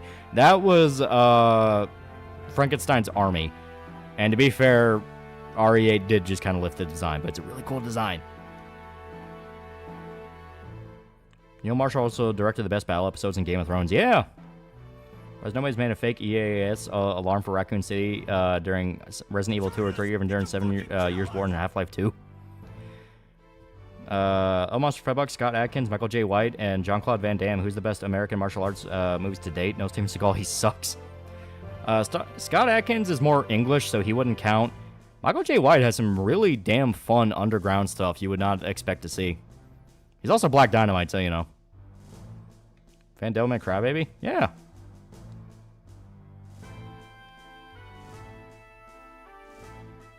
Let me check Streamlabs real quick. Jim Buck, $3 still shock and tell any clown that follow me. I don't know why you follow me. I'm sorry that you follow me. I say I'm the only reasonable auntie that isn't a hypocrite and a pedophile. I don't know why you keep talking about it.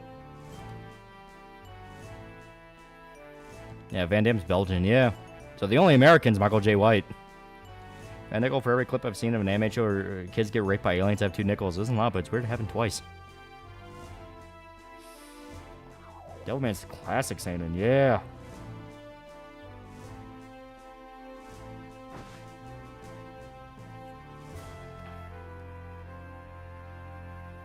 I love Crybaby, but I wish we had gotten a more accurate adaptation of the original. Yeah.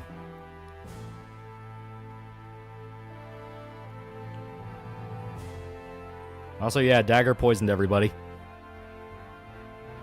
Devilman Amon's fun. It is pretty good. Yeah, Michael J. White got killed by the Joker in Dark Knight. Yeah.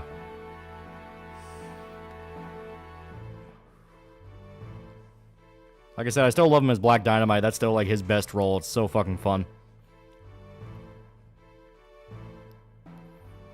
Deadmine's interesting because as World War II era POWs are still alive, I kind of like the concept of someone from that era stuck in a bunker until today. He's breaking that Kamala has purchased ad space for her election on Pornhub. She really is that desperate. Hollow Man with Kevin Bacon had some of my favorite rape scenes as a kid. I know what I said. I don't do therapy. Matilda itself thought, I thought Wolfman fused with Frankenstein, but it's about cult Nazis. Imagine series so brutal and violent it spawns an entire demographic for manga.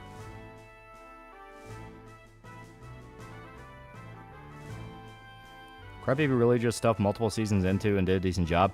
Well, it covered what you need, like the main points of what makes a Devilman adaptation, which is main character fuses with devil, goes on a quest to hunt more devils, discovers a larger plot to end mankind, and then mankind ends. That's basically the main plots for a Devilman adaptation. Yeah, Crybaby's alright as adaptations go. Tumblr kind of got their stank on it, which hurts a little, but it's fine. Subsequent Devilman manga are kind of neat. Well, it's funny that Tumblr latched on to Devilman the way they did, because if they knew anything about the main series, they'd have a fucking heart attack.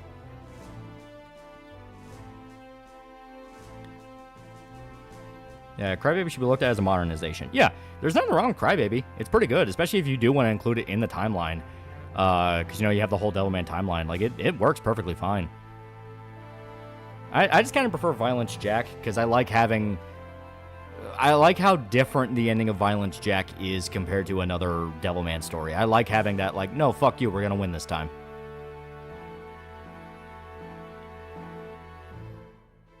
What's up with all the anti-Forrest Gump essays I've been seeing lately? I don't know, they pop up sometimes. I mean, the joke about... The joke about the chick is something that will just never go away, because, yeah. But, eh. You know, it's real tragedy. Walking Dead became the most well-known zombie show, and Z Nation got buried. Z Nation was a better show. Z Nation had more fun. Like, Z Nation was still creative, even seasons into it. It was cheesy as all hell, but I knew that. Junebug for $2. The lab chat was a long time ago. Context is gone. Still didn't read Violence Jack, but I've heard it's in a timeline. It is the definitive end. For about 70% of the story, you don't even know it's tied to Devilman. But the end arc is all about tying it into Devilman. And yes, it is the definitive end, and it is them putting an end to the cycle. Beat Radau, yeah, good shit. So Violence Jack's the end of Devilman timeline? Yes. It is the only timeline humanity wins. Dare you watch live action Devilman film? It makes DBE look like The Dark Knight. I mean, I've seen Devilman 8 different ways to Sunday.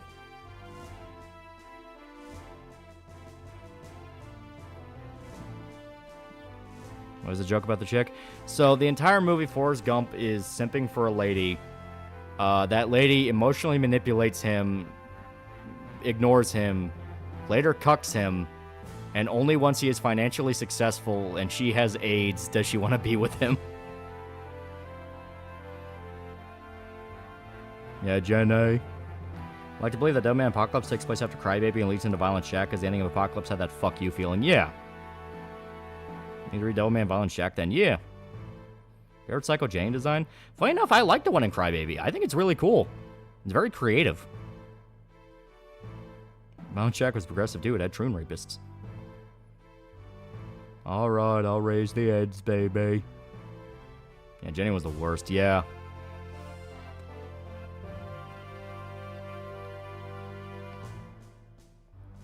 I dig Devilman vs. Hades and Devilman Grimoire.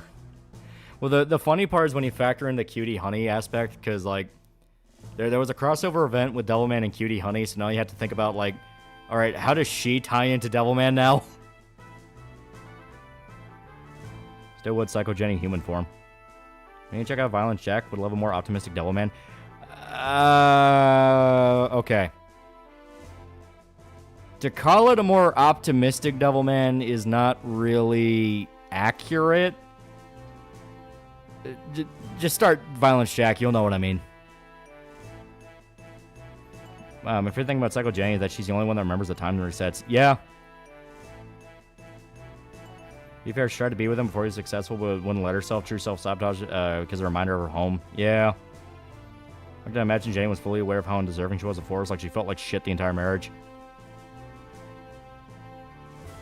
First chapter literally has an entire faction of molesters versus the victims. Yeah. Doesn't Devilman bang Cutie Honey or something? I don't remember them having sex, but they straight up had a crossover event. It's less cynical. Probably. It's only really the ending that's less cynical, because that's them finally going like, no, fuck you, we're going to win this time. Did Devilman Lady tie into the proper timeline? I think that was just one of the timelines, because that's kind of the opposite spectrum of Violence Jack, where the ending of that is another subversion on the timeline, but it doesn't end with humanity winning. It's more of embracing the devil nature. Lieutenant Dan was Forrest's only true friend. Yeah, Devilman Lady ends weird, yeah. Now for pizza yesterday, talked to some guys and brought up Violence Jack. They looked up and were in awe of the size of Jack. Yeah. He's a big guy. Check out adapting to anime or VA. Would you want to use designs by Yasushi Nirazawa like Devilman Apocalypse OVA? I wouldn't be against it.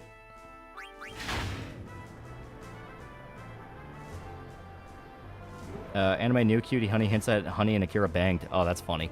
That is really funny. There were 3, if I remember, a rapist group of a bunch of male rapists, a female group that will filled with victims, and just Fist of the North Star villains in the 3rd.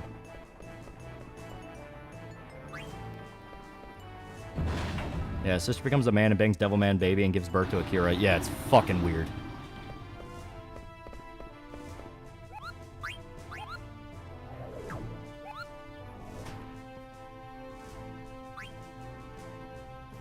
Shrugged over $2. I finished Hino Matsuri today. I want more. It is pretty good. It's pretty good.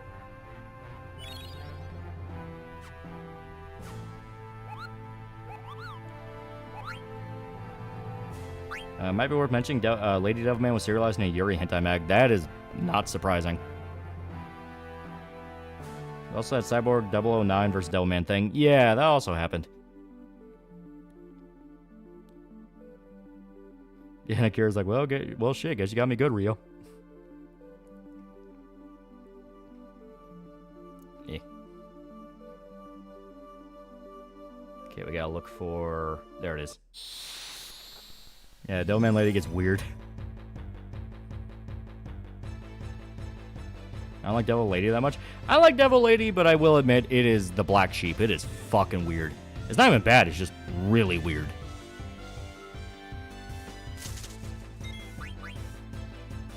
Didn't Rio split himself into June and Lon to date Akira? Like I said, it gets fucking weird. Beat to death. Good boy. Beat to death.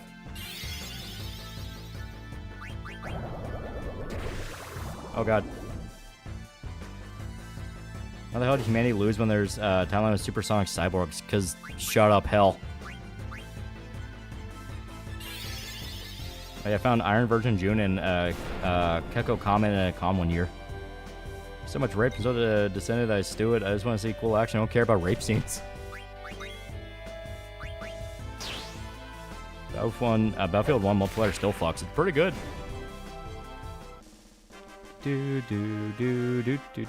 How's it going, guys? Stuff also bleak.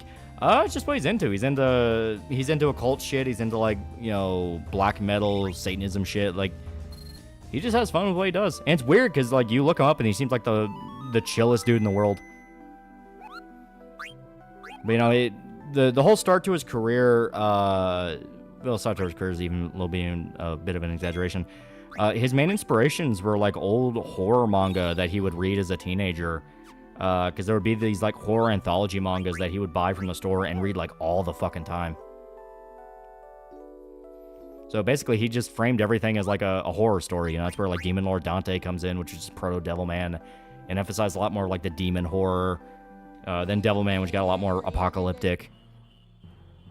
Matthew Picker for 2 fake money. Show the devil's Christian vids, they'll back off. Forever a staple that Devilman was done under the fear of death from constipation. Yeah. Been like 15 live-action cutie honey movies, I think. Yeah. And look, the guys from the tutorial.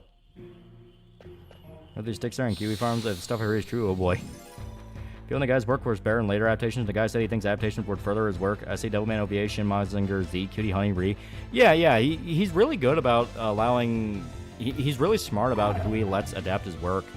Where it's like, hey, they have a good eye for this stuff. I trust them.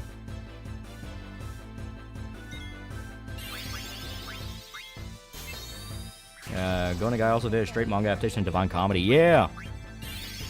Matthew Picker 2 fake money's manga, more like Magina. Got him.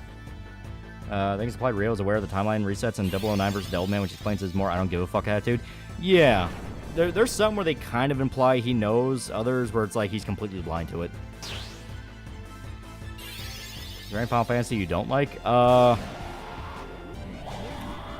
not the biggest fan of 3. I think 3 gets a little too gimmicky. Yeah. Oh, shit.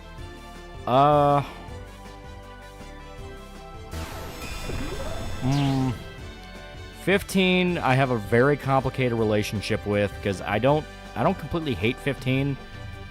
But at the same time, I'm like, yeah, 15's very fucking flawed.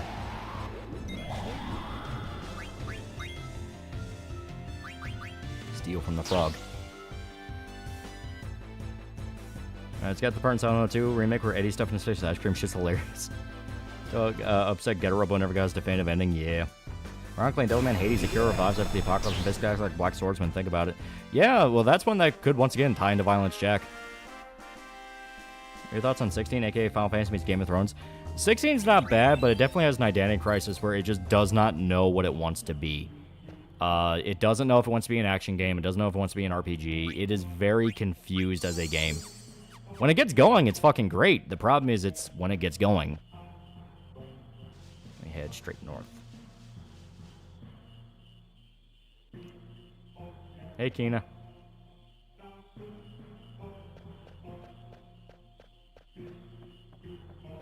Yeah, that's Kina. He is hunting frogs. Or she, I don't know what the fuck Kina is.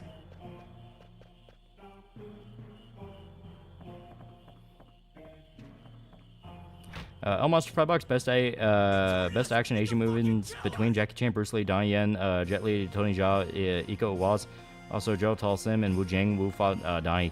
I love the Raid films. I think the Raid films are like two of the greatest martial arts films ever fucking made.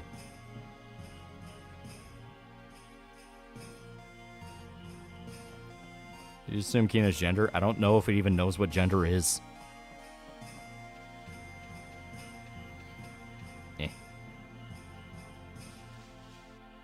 Will mainline FF return to turn-based combat? No, they're perfectly happy keeping it in like more actiony combat, which I'm not against.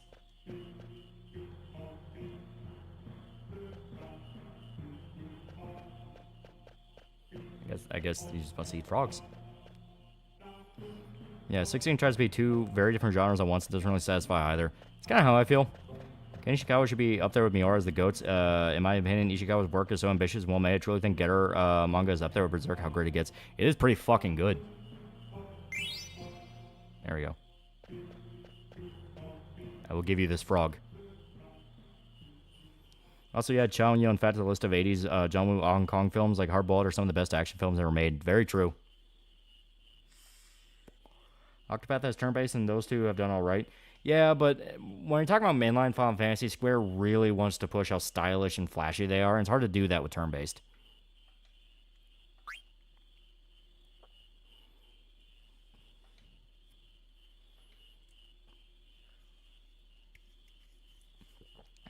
Raid 3 is never going to happen. It is never going to happen.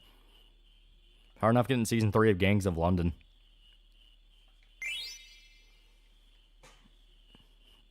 I like the system they're developing with the remake titles, and I want to see it evolve. Hardball TL Shootout is the best of John Woo films. I love The Killer. The Killer has some fucking awesome shootouts.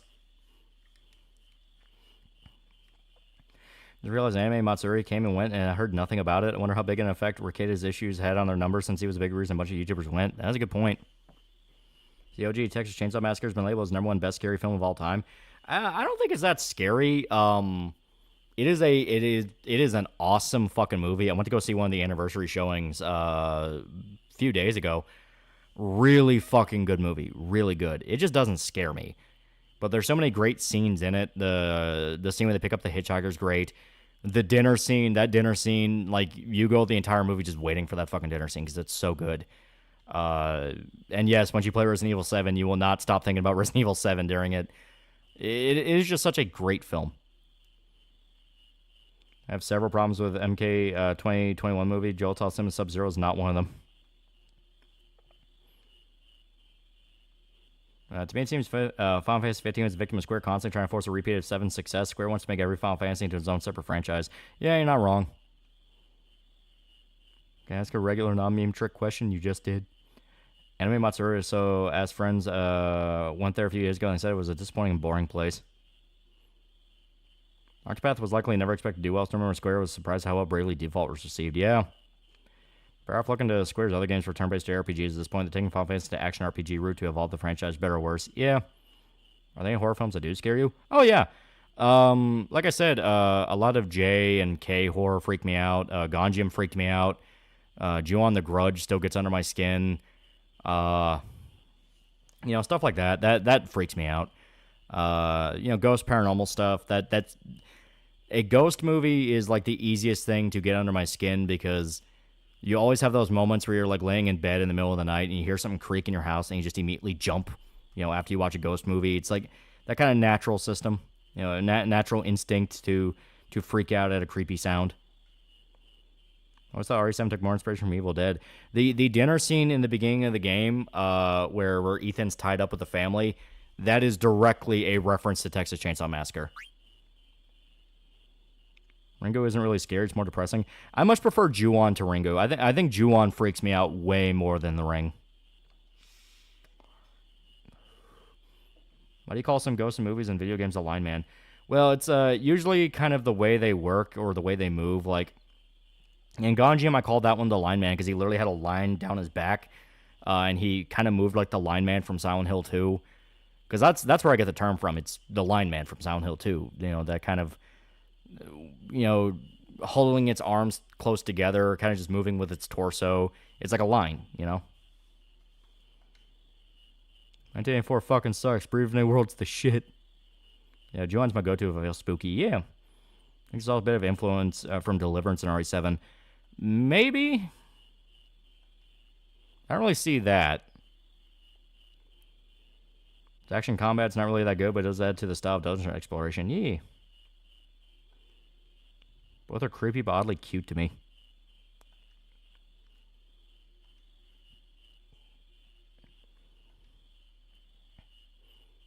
Which Ju-on movie freaked you out the most, and which one overall would you say is the best one?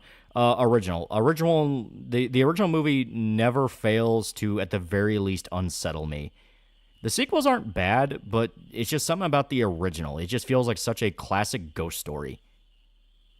Very underrated Japanese horror film, Pulse. I really enjoyed it. Pulse is really good. Am I afraid of the ghost Japanese lady? Who are you, gay? I know she's a demon from hell, but she has a cute side once you know her. What kind of horror would you be interested in seeing Resident Evil do a Grindhouse and Gothic well? What kind of horror would you be interested in seeing Resident Evil do with it doing Grindhouse and Gothic as well? We were just talking about Resident Evil 7 and 8. Because Resident Evil 7 was Grindhouse, Resident Evil 8 was Gothic. Chainsaw Massacre: The Early Army was pretty good. Yeah, that was the remake. That had some pretty good scenes. I had the DVD of Pulse. Yeah. Well, the West James Wan does pretty good. Yeah, James Wan understands the fun of horror. He understands like the fun of like a cheap horror movie. And I do mean that in like sincerity.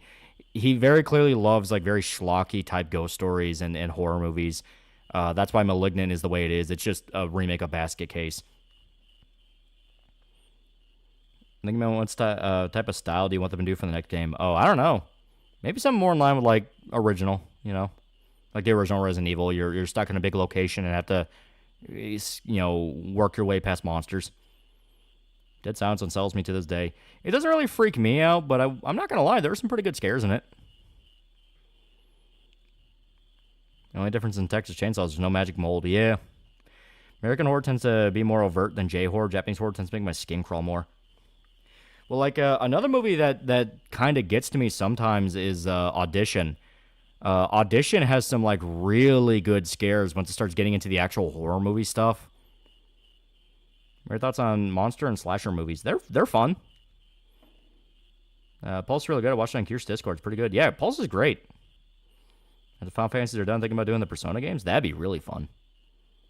Twist and Dead Sound so gets me. It's fun.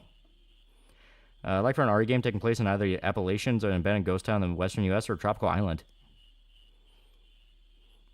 Seeing freaked me out the most when the second movie where one of the main girls is asleep in the house and the ghost of her friend was slowly crawling to her at the last second. That one was pretty good. The scene in The Grudge, the original Ju-on, that will always get to me is when the girl is being haunted by her friends that were taken by the curse first, and she has that nice little moment where she sees her dad, who also died from the curse some years prior, and she has this moment to connect with him, and it seems like it's going to be this all right thing of like maybe love is the way to defeat the curse, and then she gets dragged into the shrine. That scene always gets me. I don't know what it is, but that's one where I'm like, oh god, yep, that happened.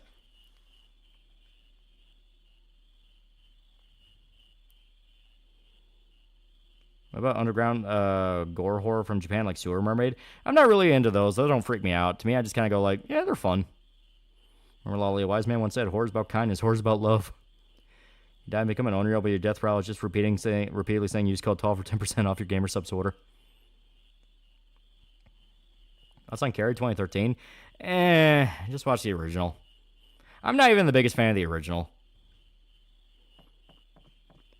So my brother doesn't believe 100 Kryptonians are that powerful. He's a Dragon Ball fan for context. I've seen Norio the Curse, pretty good. Found Footage J-Horror. Norio's okay, but I feel like it's a lot of build-up to a payoff that's not really that good. Like, I don't know. It just, when I got to the end of the movie, I just kind of got hit with that. That's it. That's on Drag Me to Hell. It's pretty good. And now we must let Kina eat frogs. What are 5 Japanese horror films you'd recommend for spooky season? The Grudge, definitely. Ringu, but like I said, it doesn't really freak me out the most. You can check out Norio to see for yourself how it is. Once again, doesn't really get to me. Oh. I must catch more. Check out, what was it? Death Forest? I think it's literally just called the Death Forest series. That is like some of the most batshit insane, like, what the fuck am I watching? But also weirdly effective sometimes type horror.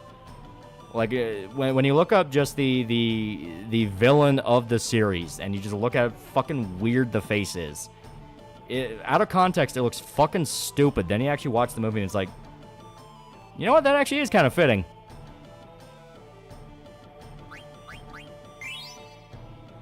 Hereditary is a disturbing movie for Halloween. Hereditary is pretty good, yeah. I find slasher movies scary and slashers pure entertainment. Yeah. How have they made a horror movie about furries? I already saw American Werewolf in London. Consider making a video on the original Ju-on? Oh yeah, that'd be awesome.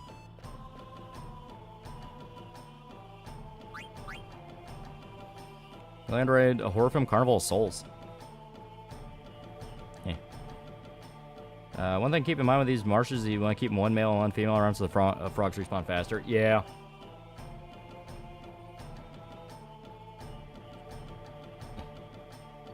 Eat the frogs. Which does better horror, the West or East? It depends on what you're looking for.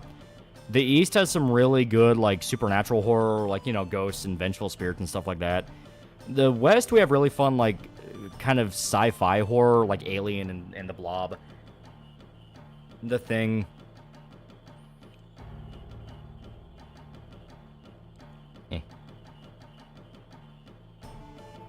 Come on. There we go.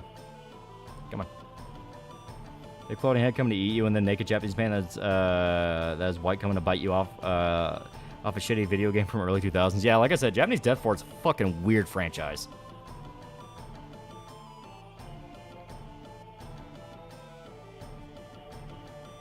I must eat frog.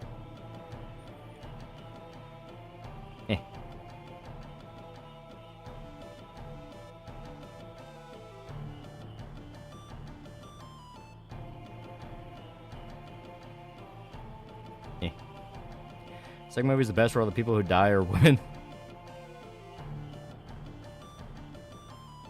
Yamato Ikusa killed me. Death 14. I've seen Pandorum. Yeah, it's okay. For a Dead Space movie, it's pretty good. Eastern Europe has really depressing horror. Yeah. It's weird. Every time I watch an Eastern European horror movie and I feel upset, I look at the genre and it says comedy. Only horror movies I can stand seem to be the ones that are creatures, Tremors, the entire series, The Thing are two of my favorites.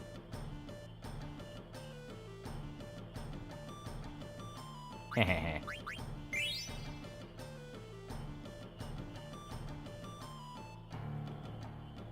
we got praised by our master. It's a good alien movie where the guy gets an autopsy done on him. I don't remember the name.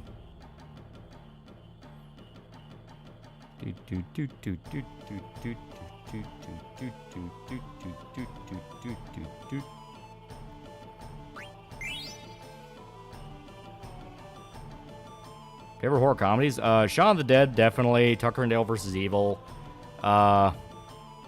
Brain Dead's really good. Return of the Living Dead. There's some great ones.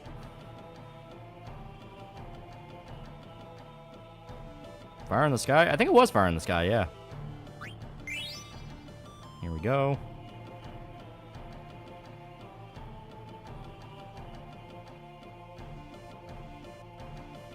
Any Eastern European horror you'd like to recommend? Play Darkwood. Darkwood's pretty good. Should absolutely play Death Force, the video game. It is a fucking weird game. Evil Dead 2 is pretty funny. Yeah, Evil Dead, the whole Evil Dead franchise, really.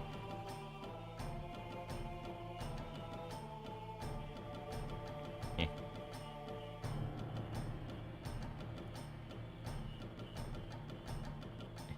Let me have the little froggy.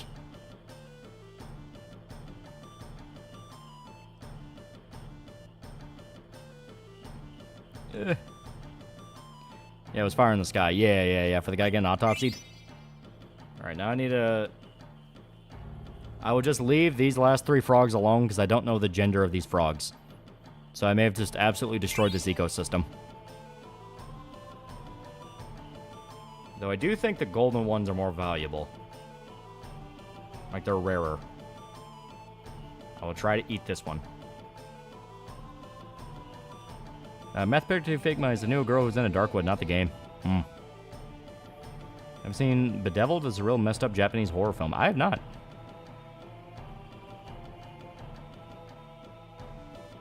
Okay, he's about to...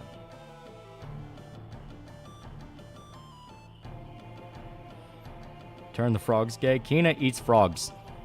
And if you eat enough frogs, you power up one of their abilities to make it insanely powerful.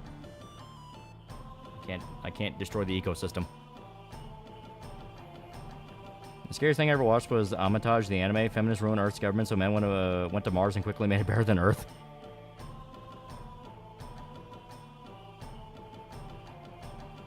Yeah. I desire frog. I want the frog. Hehehe. There we go. And yeah, the golden frog's more popular. Okay. I'm going to trust these are a male and female frog. Frog shot can be really good at the end of the game. I think the math behind it is that Keena's level times how many frogs you catch. Yeah. It is a pretty good fucking ability, especially if you actually like pay attention to it, because it can be kind of easy to sidetrack and go like, whatever, I'll do it later. But yeah, no, if you keep up with the amount of frogs Keena eats, you can get insane damage numbers by the end game, which you're gonna need. Final boss in this gets kind of mean. That's an OG Helsing anime. Music's good. Wait, Keena eats frogs? Aren't we a type of frog? Trick about Keena is you have to take time and grind to make them good. Yeah. Well, it makes sense because Keena's a blue mage. Blue mages are kind of notorious for that. Speaking of which. Yeah.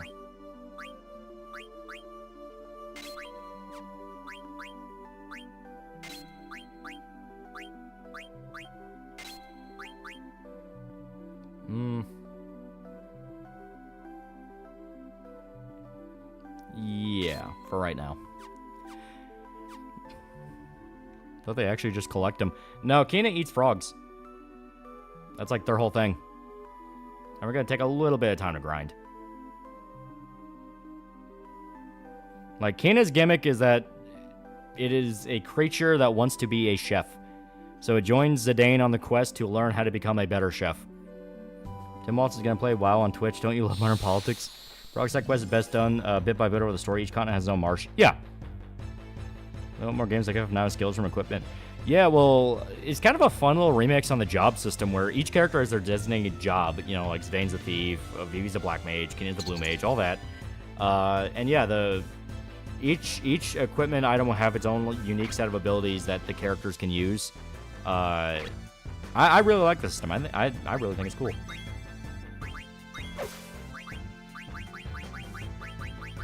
I think.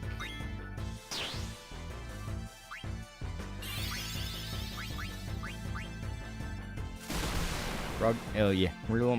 Yeah. WoW is possibly the least relevant thing for anyone to play in politics.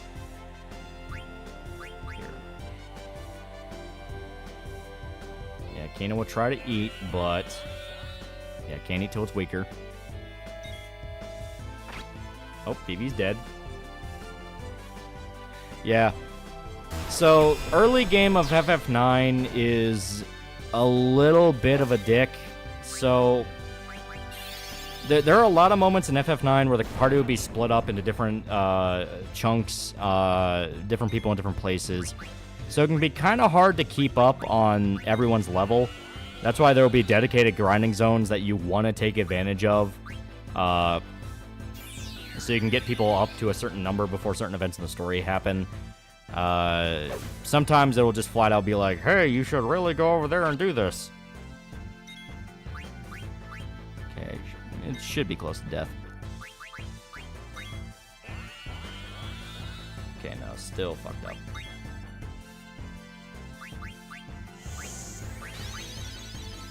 Did you review Ninja Scroll? Hell yeah. They're eating the frogs, they're eating the cats, they're eating the dogs. And we killed it before Kina could eat it.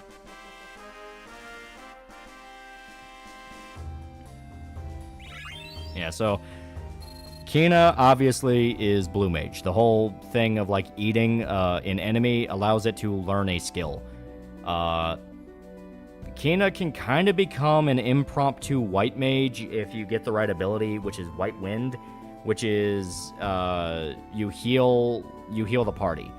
It's not a lot, but considering the fact that there are times where you're not going to have a White Mage in your party, it helps. Yeah, Kina and Freya are top tier. Yeah, you just gotta spend time to build them. Oh, Freya, you don't even really need that much, because Freya's a Dragoon, so they kind of already start off pretty fucking strong. But he's playing his best XP is the Iron Knight in the Hill for the Juggalo Force. Yeah.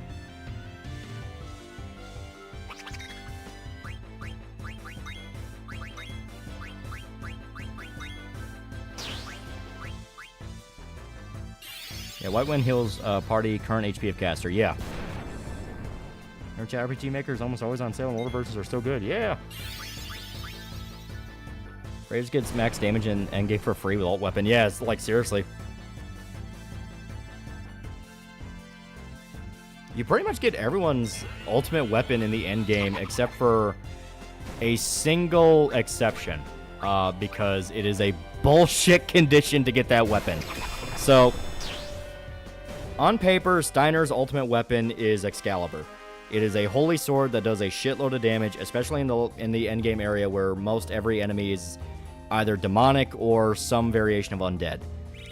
So it does buku damage. If you have Steiner built right, especially if you put dark matter on him to where you could bump up his strength in between levels, he will consistently go above 9,999 damage, the max damage. The thing is, to get the actual ultimate weapon for Steiner, it's Excalibur 2. Excalibur 2 is a secret weapon you can only get if you beat 90% of the game in under 12 hours.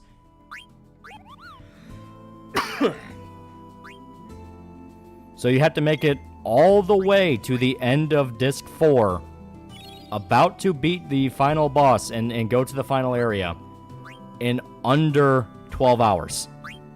Yeah, Excalibur 2 is some bullshit. Yeah.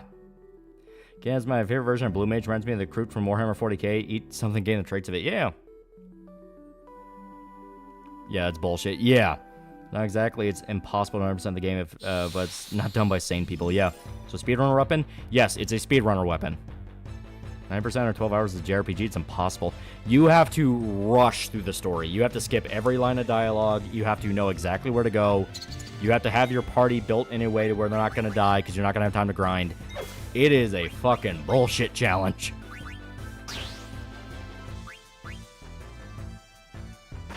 Yeah, Excalibur 2 is very hard to get, not really worth it. Enjoy the game as a slow and peaceful game. Excalibur 2 is just a haha, I could get the weapon kind of thing. You are getting it to prove you could get it. There's some world map music. It's so somber. Yeah. Bloodsword's a good second pick for Steiner. Bloodsword's also pretty good because it allows them to drain health off enemies unless they're undead. Undead's the only exception, in which case is the exact opposite will happen. Okay. Some people keep dumping on Pyrocynical. I hate those kinds of people. Like all the party members, minus the last two, since they've gotten pretty late. Yeah, they kind of get fucked over a little bit. What's wrong with that? This game's game that are long, so giving you 12 hours sounds overkill. Eh. Shub Nerdoff, $2. Who's the best Final Fantasy protagonist for you? I really like Squall. I like Squall's design. I like his character. I love his weapon. You know, the gun blade's super fucking... It's so stupid, but I love it. He's really cool. Zidane's not bad. Zidane's a pretty good protagonist. I love Cecil. Final Fantasy IV. Fucking Cecil's awesome. Yeah, 12 hours? Fuck off, game. You're drunk.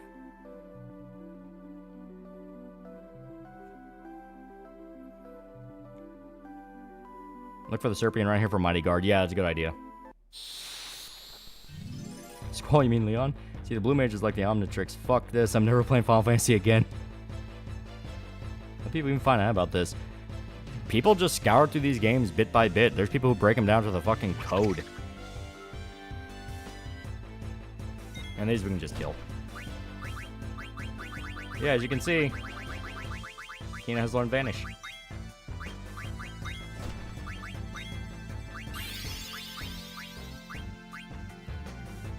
This is okay, but Paladin and so-so in strength, Terra can be built to be godlike. Yeah, that's true.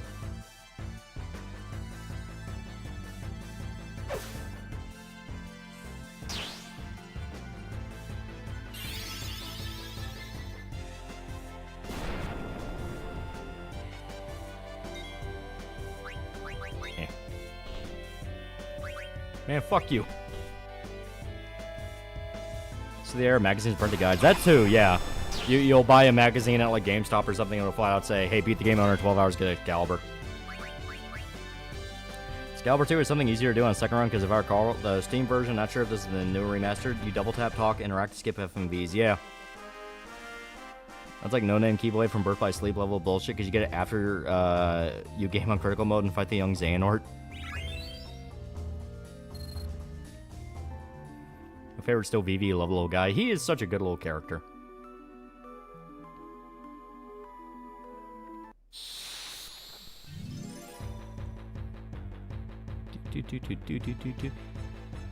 Yeah, I think we'll grind till everybody's like 10 or 12.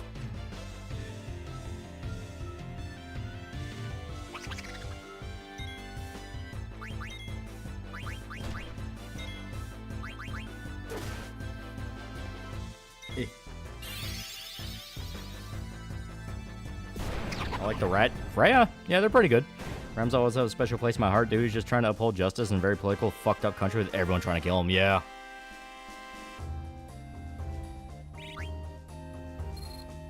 My favorite woman is Tifa. She's a perfect, beautiful woman inside and out.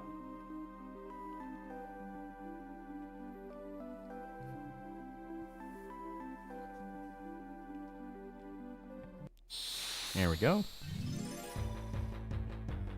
Steam version has cheats. Two times skip FMVs, max damage, 100% steal. Yeah, but only turn them on if you're in a fight you know is bullshit and is not fair. There's a game I nagged my friend about to stream as a Christmas thing. It's a good game. It's a fantastic game. But I like the rat. Yeah, if I remember right.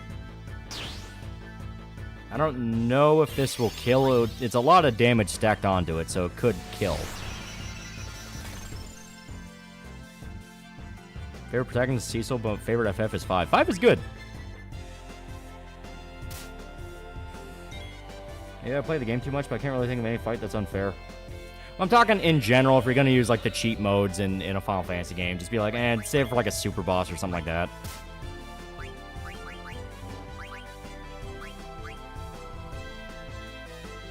That's why I don't let women vote. Okay, yeah, that does kill. Like safe mode in SMT5, only use it for the grind. Yeah. I think 2% 5 space boss is such bullshit. Okay.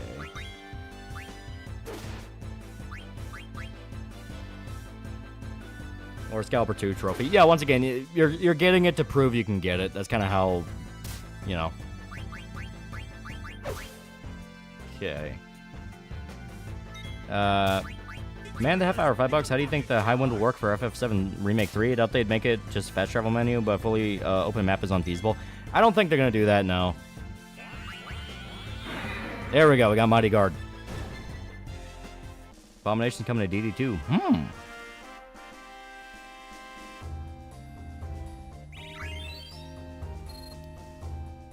There we go. So unironically, that was worth it, because now Kina has Mighty Guard. You can learn Vanish from the Vice if you want. I already have Vanish. It's weird, I played the Okumura fight multiple times. I've never had an issue with it. It's annoying, sure, but not rage-inducing. As long as you manage it right. Highwind's probably going to be a hub area. It's probably going to be a hub area.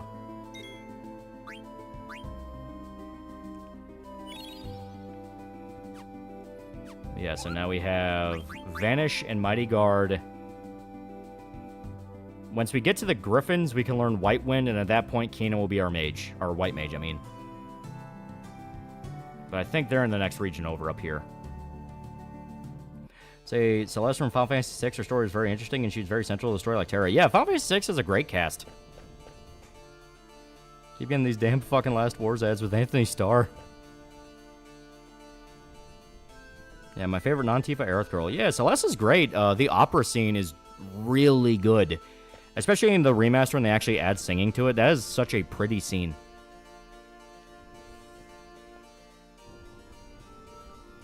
Get the swamp eats. I forgot, but maybe Aqua Breath is in the swamp. Could be in the next swamp. Yeah, we can try that, yeah.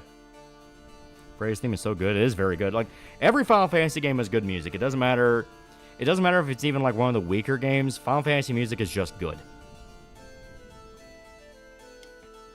Team with White Wind saved my ass every time I didn't have Access Dagger or Ico. It's a genuine lifesaver, yeah. I don't feel bad for the rat people in FF9. They took a beating, but they still survived, yeah.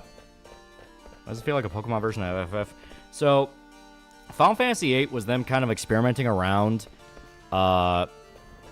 Because every Final Fantasy game, they'll kind of experiment around and try different things and try different systems. Okay. Yeah, we gotta go back to the marsh. So, Final Fantasy VIII was them really trying something different, and it kind of alienated some people who are like, hey, this kind of is fucking weird. FF9 was them trying to go back to, like, older style Final Fantasies. Which is why the art style looks literally just like the pixel art made 3D. Yeah, here we should be able to get something from the crab.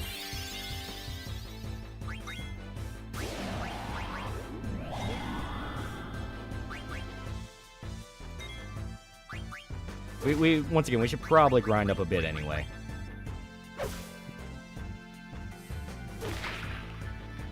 Oh, we already killed, okay. Barbarians get so fucked over and they don't, they just don't get any closure. Yeah. That is one thing, like... As cool as one character is, and she is genuinely really good, they do just kind of leave the fact that she helped commit genocide, like, as a loose thread. Like, I get it, okay, everyone gets their happy ending, but, like, the Burmesians explicitly got fucked over. Canonically speaking, does Cloud refuse to take his sword off during sex? And how long is Tifa very understanding about it before she starts to get really upset with Cloud?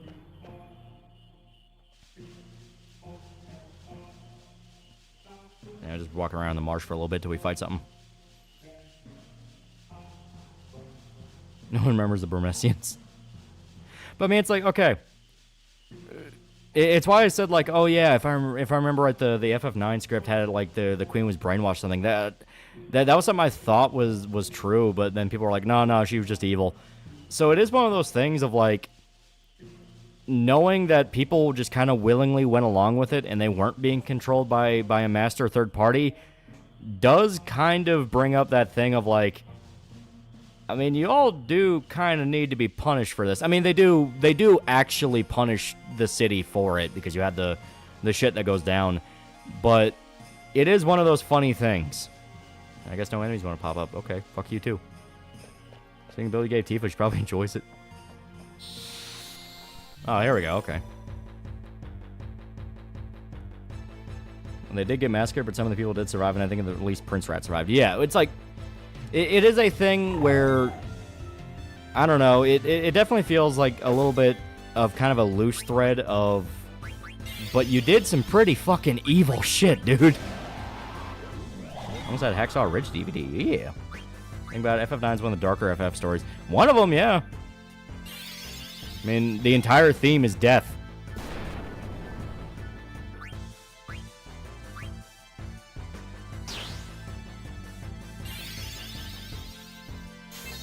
That question wasn't rhetorical. I need an answer. And of course, they make Kina fall asleep. Mercy against the rat people and parts of the backstory can finally make it clear that all three big cities have bad blood. Yeah. It's just one of those things, you know. Okay, Gagan Toad's dead. So I need you to wake Kina the fuck up. That might be too late. This entire story arc is some heavy shit. Yeah. More story, you don't get what you want by touching grass.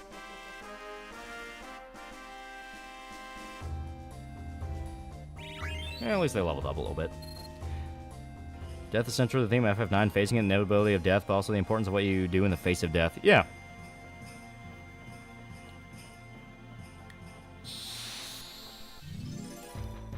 Yeah, like, I'm trying not to explain the plot thread just due to the fact that, like, major story spoilers.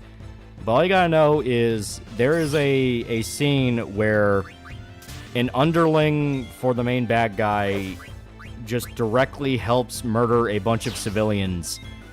And said underling later only realizes the main bad guy is evil in a main bad guy after they just directly basically look them in the eye and say, I am evil, go kill this character you really like. And that is when they're like, we've went too far, I can't do this anymore. Hope you're maxing out those skill points. Yeah. How old is this fucking game? 99? 2000?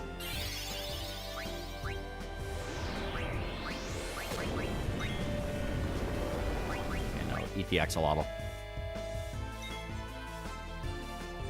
Hans, are we the baddies? It kind of is a Hans, are we the baddies moment. I'm not even lying. I'll heal Vivi. Steal from the axolotl. Yeah, it's 24 years old, yeah. There we go, we got Aqua Breath.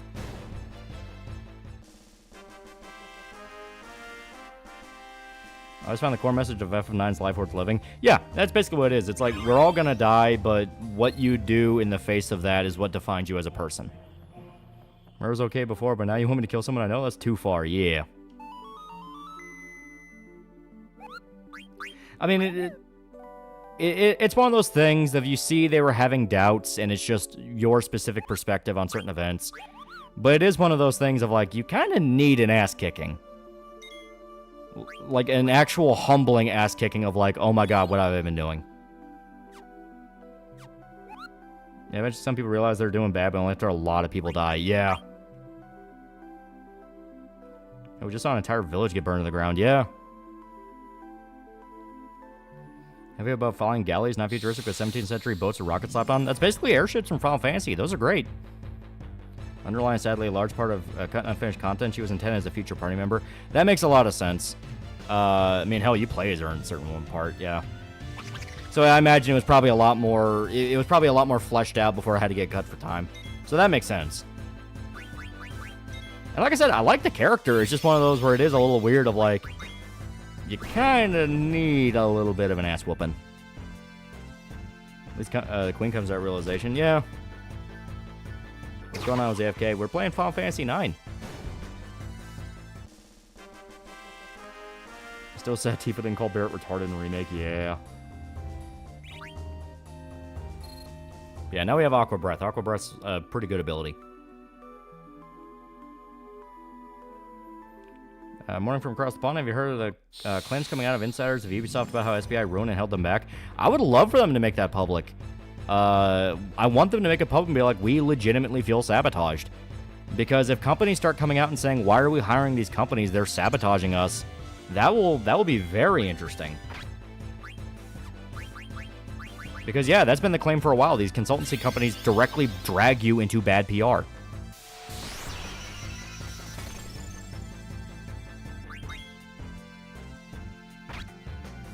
Okay, I'm trying to remember if we get anything from these, so we can't just nuke them.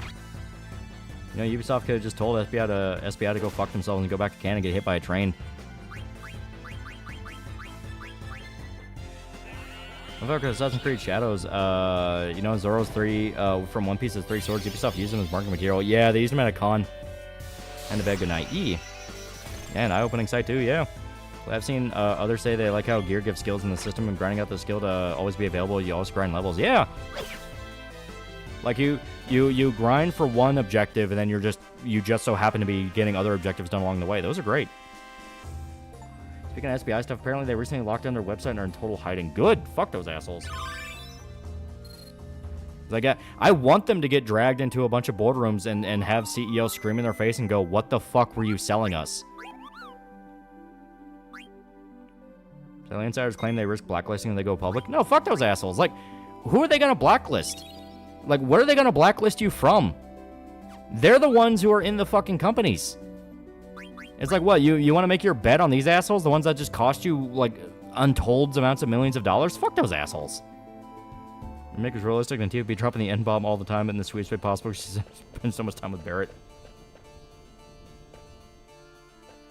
Or they'll keep the implication on Cloud and Tifa spending the night together on the high-win FF7R. Probably. Man, this guy's fucked up. As a company, you must adhere to company speech, so you can't use this colorful language. Like I said, it's like, who are they gonna blacklist you from? You're Ubisoft. Okay, it's not the best ability. Does the difference in damage from Kino's max HP to current? So only really is great when Kino's high level and at low HP. Yeah, it does suck. Same with Zidane's 777. Zidane's 777 is it'll do like 7 damage all the way up to 7,777 damage. But in order for that, because it's kind of like a random RNG thing where it'll pick between that baseline. To even get to that possibility, Zidane's health must end at 7. It has to directly be 7, and that's just to get the roulette to work properly. If it's not at 7, it won't do any damage. I forgot, did you get Frog Drop? We have not gotten the Frog Drop ability yet. I forgot how we get it. But we have started the minigame to power up Frog Drop. Yeah, they better blast them for wasted theirs and our money for this shit. Yeah.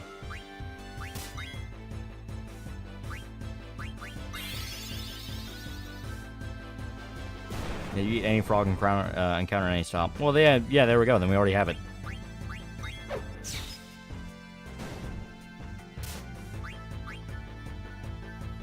Doesn't Frog drop later? I genuinely don't remember. Is the Gigato back in the original March? Okay, we'll go back there real quick then.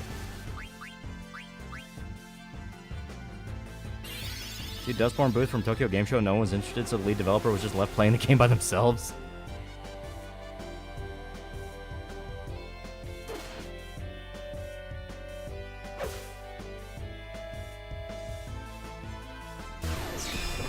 There we go. Now encounters in the swamp are initially available. Yeah, okay.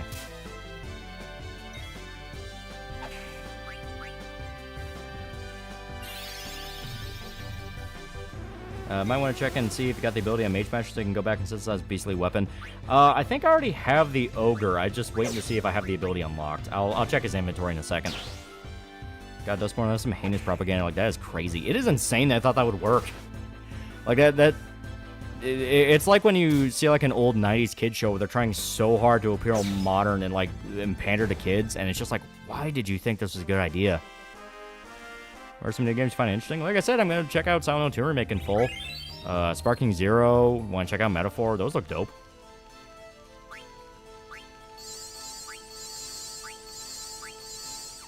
Okay. We'll go back and get the Frog Drop ability. You can get Mage Masher from the first encounter with the theater boss, but it's a low drop, I think. I already have Mage Masher. Yeah, that's what I'm using right now. One away from Detect, fuck yeah.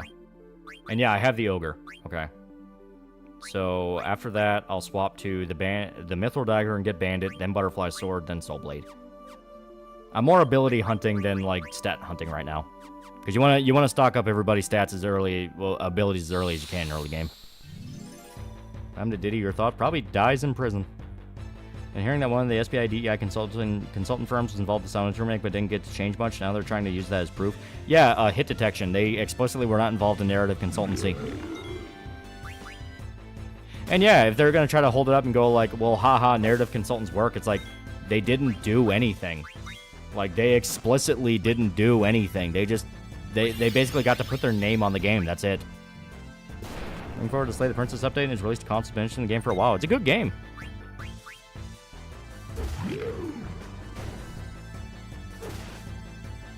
Okay.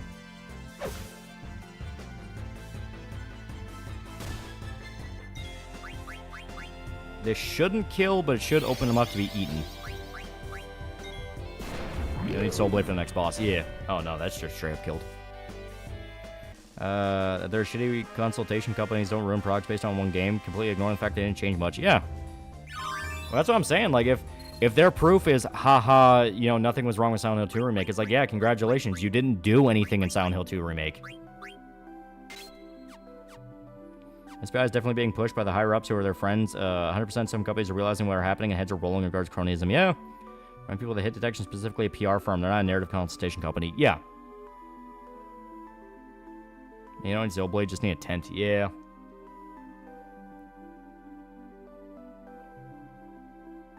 Slay the princess, not lay the princess. That is a route. But can you handle the consequences? Did DEI destroy the corporate world and contribute to the downfall of fun games? No, corporate world's always been a hellscape. It's just DEI made it to where it's even more egregious.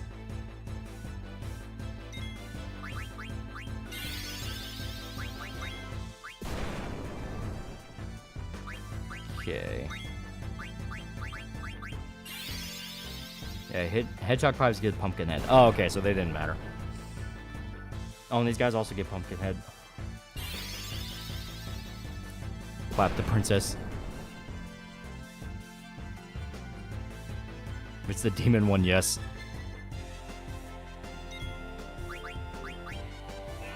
Strong as blue mages are in this game, I did not like collecting all the skills, only select few, like White Wind and Big Guard. Well, blue mages all around are very, like... You have the Final Fantasy player that gets, like, 5 blue mages skills, and then you have the Final Fantasy player who gets every single one, and their entire party revolves around the blue mage. That is how blue mages work.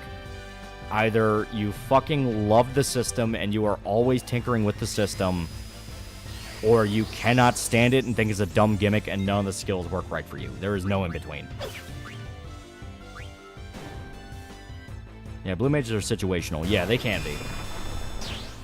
And we just wasted transfer nothing. I played Gravity Rush? Yeah, 1 and 2. They're great.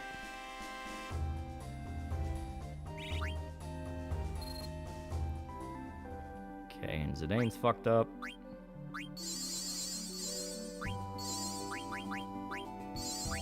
Once again, this part of the game kind of hurts because you don't have a white mage.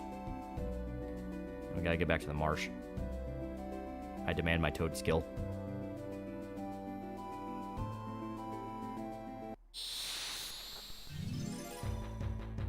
Kina's broken, though. Yeah, if you build Kina right, they're absolutely fucking broken. Like I said, the frog skill is very powerful.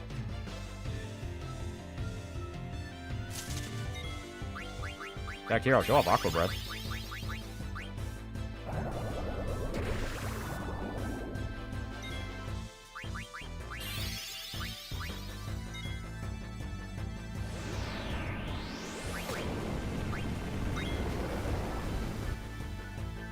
Aqua Breath pretty good. It's just these exact enemies are immune, not immune, they're resistant to water. Find an enemy that teaches you White Wind, basically. Yeah. By healers are necessary, yeah. But that's why you want to get Kina early, because if you fight the right enemies with Kina, Kina will become a white mage. Slay the Princess is such a charming concept for the game. The music, voice acting, art direction style is so good, and Slay the Princess, yeah. Slay the Princess is much, yeah. Blue magic in this game has Mustard Bomb and Freeze, which give statuses either insta-kill when the enemy acts or stops them, and you effectively kill in one hit. Yeah. Obviously, the only ones where that doesn't work on are bosses, but you know they don't work on bosses. Okay, there we go. They make me want to play FF9, but I must finish 5, 6, and 8 first. Okay. And let me me see. Gotta give ether to Vivi. Everyone else is fine. Let's see about equipment.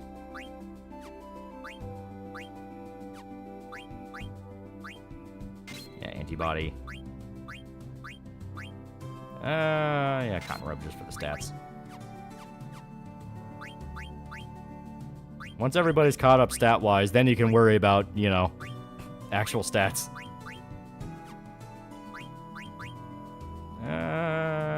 Sure, we don't have to worry about chakra for a very long time.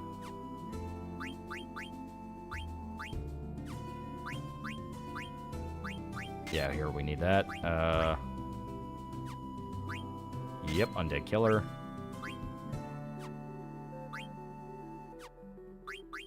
Yeah, here we go.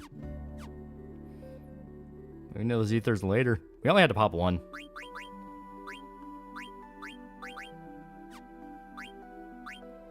Okay.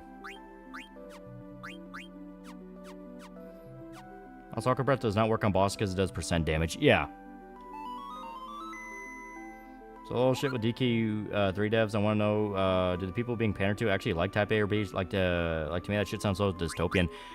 They don't like it. They just go along with it because it's popular to say. Like, the whole thing of what's pushing DEI ESG culture is just mob mentality. Everyone goes along with it because you're expected to go along with it. If you say anything against it, it is expected just to shout people down about it.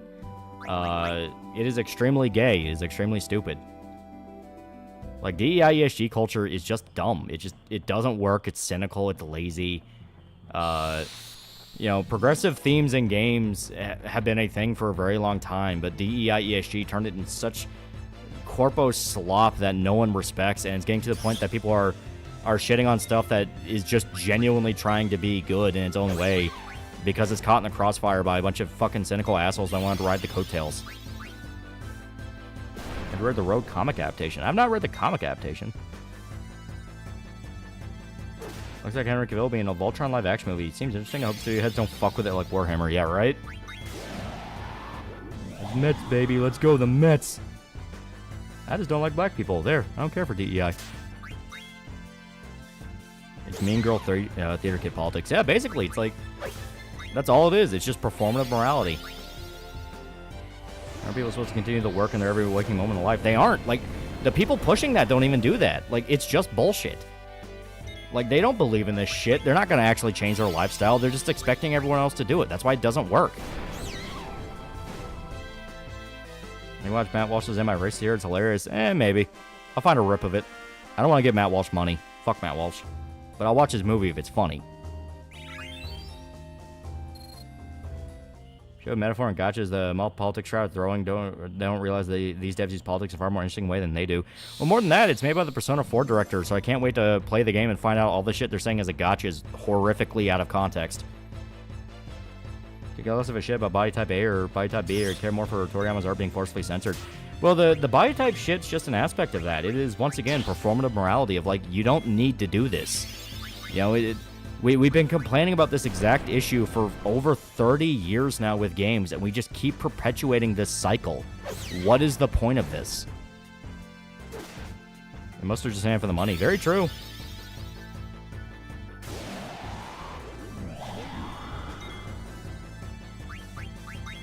We keep fighting axolotls. Most of the big axolotls are cute. Control, that's why they want control. I don't even know if I'd put it like that, because that stage just,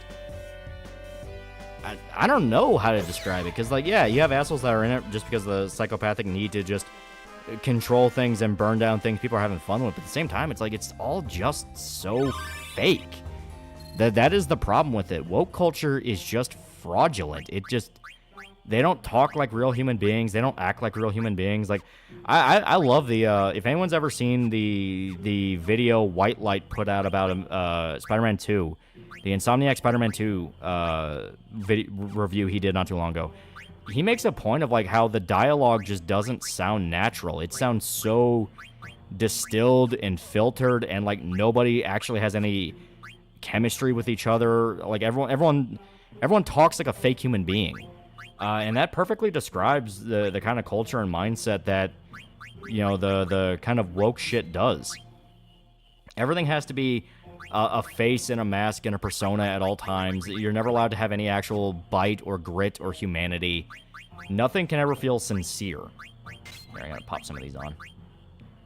Sure. Here. Yes. Bandit will very much help. Because, yeah, raise success, rate of steal. The video about millennial writing also covers similar ground. Yeah. Damage these people have done to art and entertainment is insane. Now pattern recognition kicks in. Whenever someone sees a chick or minority in the front cover, they instantly expect dog shit. Yeah. And it's sad because it didn't used to be like that. It did not used to be like that. But nowadays, everyone is so fucking terrified of getting tricked again that they're allowing themselves to be manipulated in the opposite direction, where they will deprive themselves of stuff that could legitimately be good or fun, because they're so used to getting fucked over, and they're like, nope, don't want to do it, don't want to do it. There we go. Oh, Bandit, old friend, how you lie to us, but how you help us.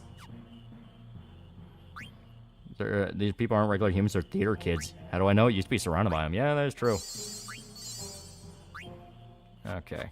So now we're in the interesting part of the game where we're running out of health items and we don't have a white mage.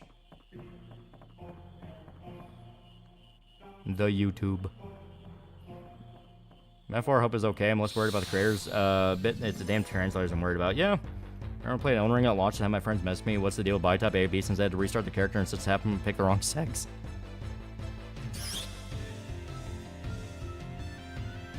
Just buy more potions, forehead.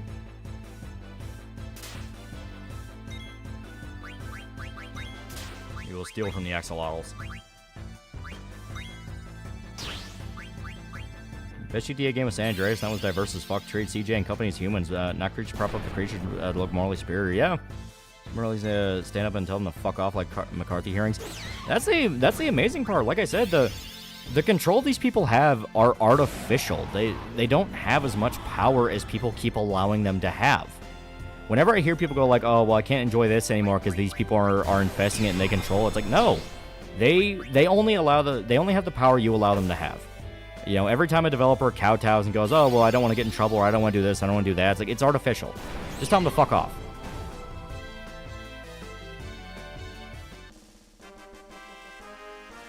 Yeah, characters aren't human because they're written by atomized individuals who can't maintain real human relationships. Yeah.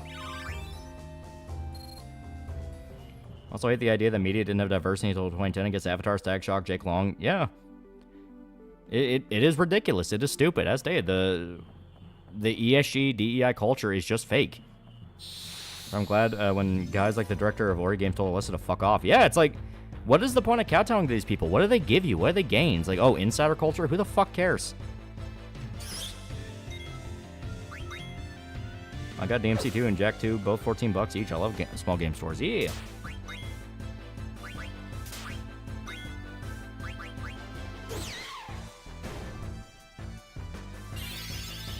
Yeah, I really hate the body type A and B shit. It's so stupid and pointless. Yeah, it's so stupid that you have to ask, what is the point of this? And once again, it's just to say they did it. Insider culture is a plague. Yeah. Fear of being on the wrong side of history, that's what they use to leverage. Well, like I said, I don't even believe that. Like, I do not believe these people believe in this shit as much as they say, because we see countless times they don't. They just don't believe in this shit. They just pretend to because it's what everyone else is saying. So I think it's more of a thing of, like, they just go along with it because they're so convinced, like, oh, this is just what everybody wants to see nowadays. And for some reason, they just refuse to admit, no, maybe we're wrong here and we're out of touch and we're stupid. People called Sun Grand Studios said in a video, in 10 years, AAA are going to regret their own greed of jumping on the trend and new indies will be in the day of the games. Yeah. Also, if you go check around Chocobo Forest, you can find a rare I'm in the gate. Oh, that's right, yeah. And here we go, we finally got the frogs.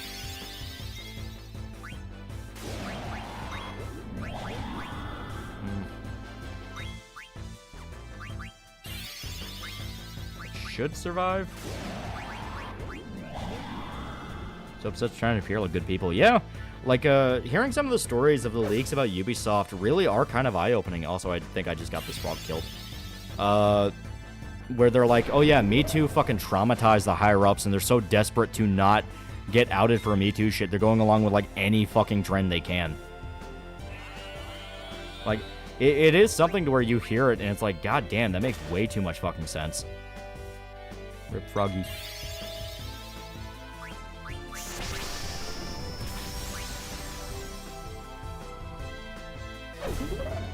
God damn. Elden Ring is the buy-type nonsense, but thankfully Millennia and other characters mentioned you pick by the gender you pick. Yeah. You have the courage or humility to admit when they're wrong. Yeah. Use wicked attacks like Vivi's melee. The problem is you do have to break their health down to 25%. 25% is the threshold for Kina to initiate Eat. So you do have to do damage, but you can't do too much damage, and it's hard to see how much damage we are doing, because, shocker, only the white mage has the ability to actually scan health. Group stuff that needs reform or go under, yeah. Yeah, me too is the contemporary Salem witch trials, yeah. You trust Endymion sources? I view it in the same way I do, like, Doomcock. It's like, when they're right, they're right. When they're wrong, Kathleen Kennedy's getting fired in a week. Gentos have around 250 HP. Okay, so we'll plan around that. Save scum, you don't want to look up enemies' HP online. It's not that, it's just I always forget. Well, I'm in the heat of the moment. I can never remember the exact number. I just kind of go by vibe. It's like, we done enough damage. Should be close to dead. You can prove that DEI don't care because Spider-Man 2 and Sonic put a Puerto Rican flag instead of the same as Cuban flag. Yeah, it's like shit like that just shows in no uncertain terms these people don't care about the shit they say they care about. They are just lying. Like, you know, situations like that, like the Spider-Man 2 thing happened, and I'm supposed to accept with a straight face, no, these people will embody the work and change the culture. It's like, they don't fucking care. They don't care about this shit. It's just the new thing to say to be popular.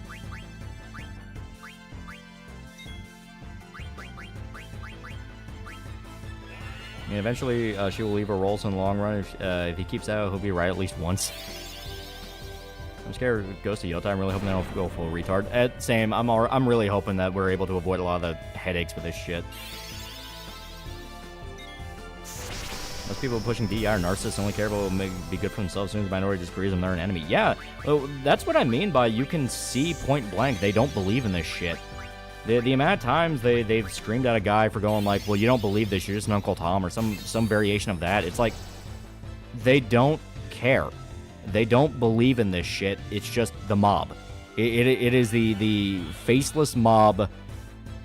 Okay, this is gonna be interesting.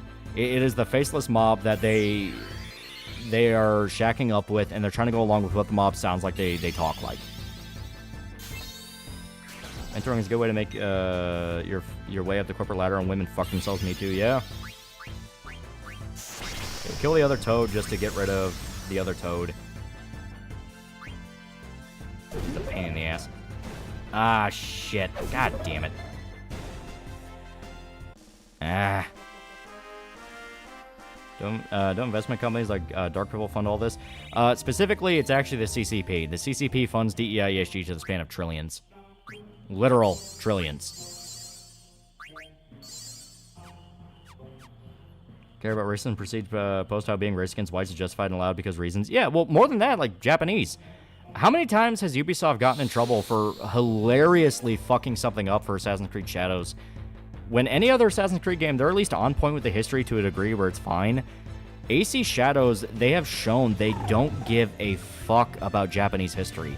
They've confused it with fucking Chinese history. It's gotten that bad. You know what I mean? So it's genuinely to the degree where you have to ask, like, why is it so fucking hard for you just to research Japan? Yeah, the entire country of Japan now hates them. Yeah. Move right to the front and Kina to the back row. Well, Kina can soak up some damage. I'm not too worried about Kina. Alright, still needs a little bit. There we go. We will pop an ore. A single ore. We need to hold on to these. They have all the useful aids go along because they want to look like good people. When these people tell them there's racist, sex, transphobic, they believe them. Well, yeah, because they are also complete fucking frauds. They don't actually believe in this shit. Let's have VV attack with the melee.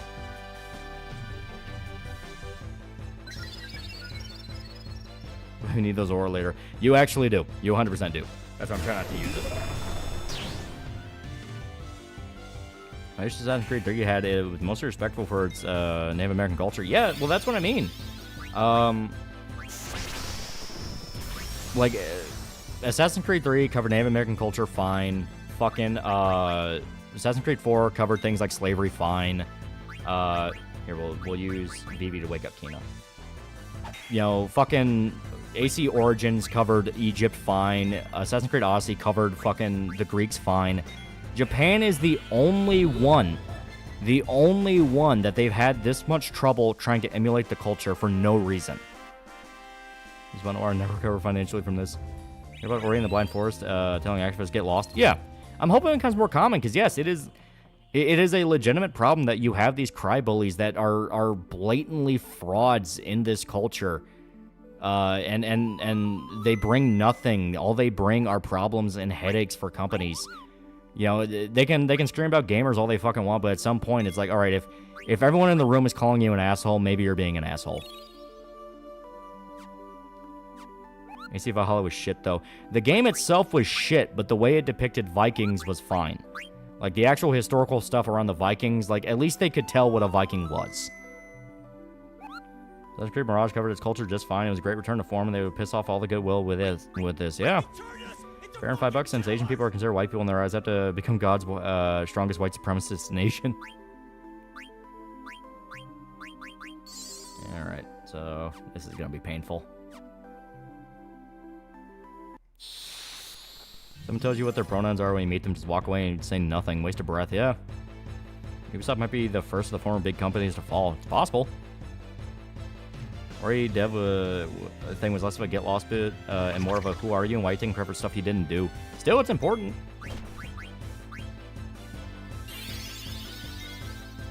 And Moogle told you off. Now we can just beat these guys to death.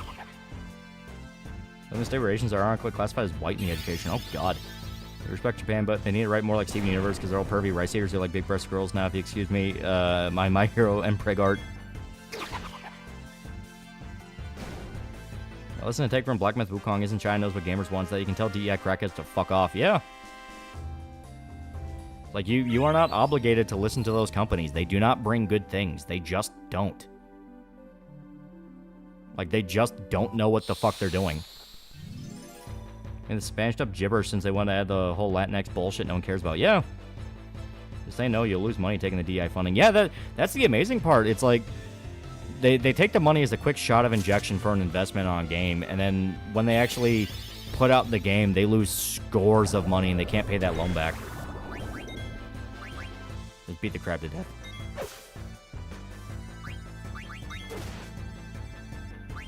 We have to go buy tents because we're getting fucked up here. Remember one of the Suicide Squad designers said he wanted to make his character look good, but was told to make him look like a grocery store auntie in his own words. Yeah.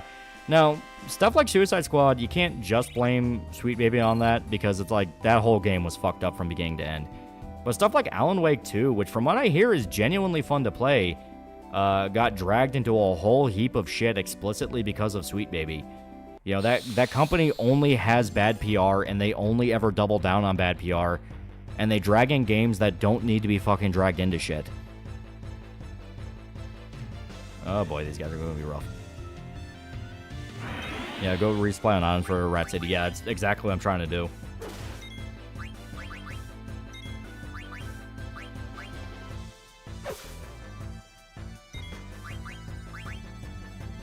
Oh boy.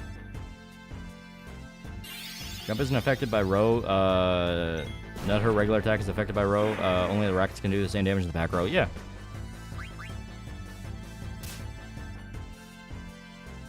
Like, I'm mainly using Freya for the jump. I'm not really ever going to try to use her for her main attack unless I'm specifically trying to get her to do less damage. Also, I shouldn't be using fire on these guys. I should be using Blizzard.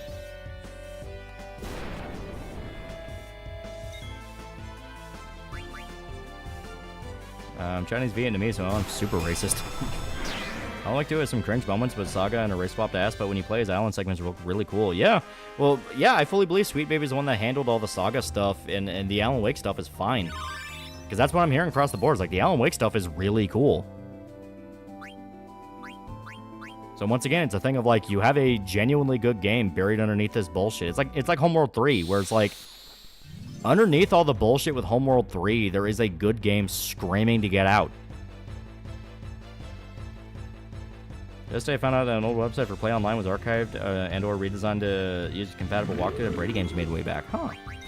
And this guy we can just easily beat up.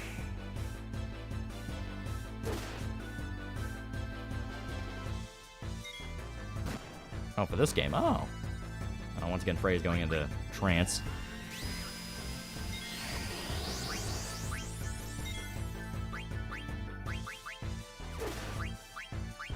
Yeah, fuck it.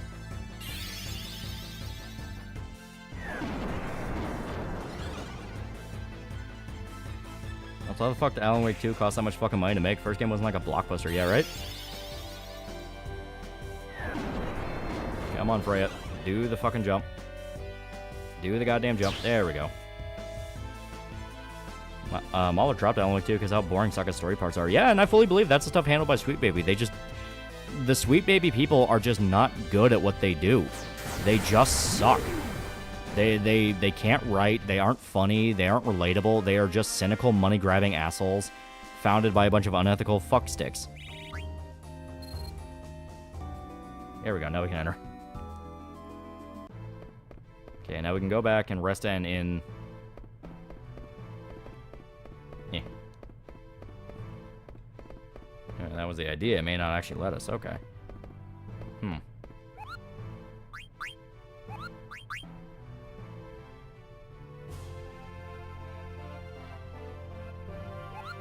No, because because you buy stuff from this guy.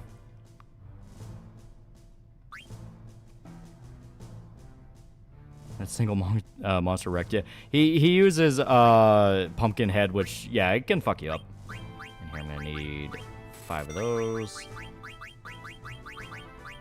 Here we go. Now we should be more than fine. Oh, actually, now we're more than fine. Big Lenny died. Here we go. I mean, Sweet Baby Guy did say their goal is to burn the games into the ground. People are just evil. They're stupid. Like, saying that they're evil gives them too much credit because that implies anything they're doing is actually intentional. Them saying, oh, we want to burn it all to the ground is a cope that even they don't believe. They just suck at what they do. They wanted to get paid doing fucking nothing, and they can't even do that right. Like, that is the biggest thing to hammer home with these people. They are just immature, and they suck at their job. Final Fantasy means there's nothing beyond it.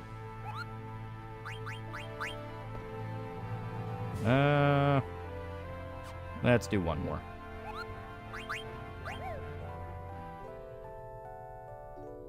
I think at some point in the next year or two, we'll get an expose and Sweet Baby that's disgruntled dev, pissed off they fucked up a game. Oh, I fully believe it. There was already grumblings, like with Suicide Squad, where the guy who was designing Mrs. Freeze said that he wanted the character to look aesthetically good, and they kept saying, like, no, do it like grocery store grandma. You know, it's like, there are grumblings, especially with the fact that Sweet Baby's tactic is to go, we don't do anything, it was the devs who fucked up. At some point, you're going to have a pissed off developer come out and say, no, fuck you, we hired you and you took over the story. You know, you can't keep blaming it on the guy that hired you, because at some point that guy's going to go, no, fuck you, you're the one holding the bag here. Yeah, dumbasses and immature kids. Yeah, basically. Insomniac Spider-Man games always find it kind of strange how nice everyone is considering to take place in New York. Yeah. I mean, I'm okay with like a lighthearted Spider-Man story. I mean, Spider-Man's a lighthearted character. It's the fact that everyone sounds way too safe, I guess the best way to put it. They just sound too safe. Like I said, that White Light video is great. Like, no one ever actually rips into each other. The only times they do that is if someone's infected with the symbiote to where it makes them aggressive. And even then, it's not really anything too bad. I mean, the only times you really see the symbiote drive someone insane is Peter. SBI is scared the HR department to cancel them all if they don't get control. Yeah. Final Fantasy's financial stability with a good marriage and happy children. Most people I saw playing Alan Wake 2 hated the game and dropped it hard despite loving the first game. Alan Wake 2 bombed hard as fuck, by the way. Remedy fucks the Max Payne remakes are done. Yeah. And like I said, from what I understand, there's moments in Alan Wake 2 that is genuinely good. There is a good game buried in Alan Wake 2 that was taken over halfway through. And Spider-Man can get dark at times, yeah. Thing is, how Zom had those vid docs on One Crazy Marcus Dev. I could see SPI Inc. getting a similar one. And it'll have the same reaction from the fan bases of whatever they talk about, where it's like, well, actually, it was super good, and it was the investors that got in the way. It's like, no, don't be a fucking man-child here, dude. Admit when the guys you like fucked up, because it was Studio Zom, those guys fucked up royally. And do they talk like people from Demolition Man? Check out the video. It's actually a good one. It's by White Light. Must be a Joey Diaz type in Spider-Man New York calling somebody cocksucker. You don't even have to go that far. Just like, you know, have people talk like actual people. There should be some bite to the dialogue. It is New York. People can be kind of rude to each other. You know, they don't have to be complete dicks to each other and trying to stab each other in the street, but there should be a little bit of an acknowledgement of the fact that Spider-Man is the good guy here in the story. Everyone else is kind of taking him for granted.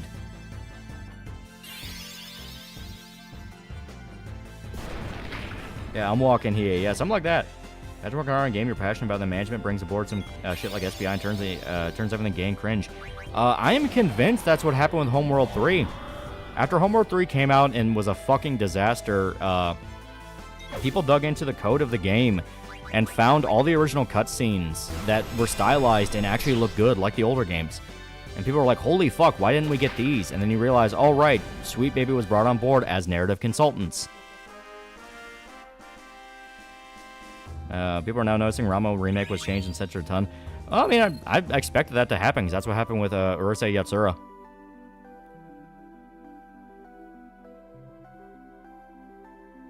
Okay. Spider-Man New York, everyone here is so nice. Real life New York, let the rat keep the pizza. Okay.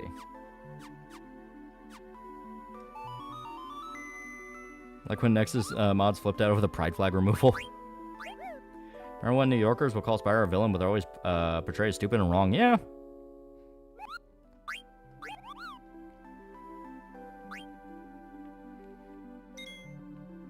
I see an Adam West-style Batman game for good dark Spider-Man again. But like I said, you don't even have to make Spider-Man dark. Just some acknowledgement of the fact that New York can be kind of rude. You know, people can be kind of rude. People deal with bullies. People deal with, like, jerks. You know, that is an aspect of Spider-Man. I'm seeing videos from New York. Yeah, people are assholes. Alex gameplay is only 5-6 hours for the whole game, while Saga is more than 8 to 9 hours plus side objects for maximum OP power for Saga. Yeah. Parents went to New York. Everyone was speaking Spanish. Your favorite toppings on pizza? Meat, pepperoni, ham, sausage, good stuff.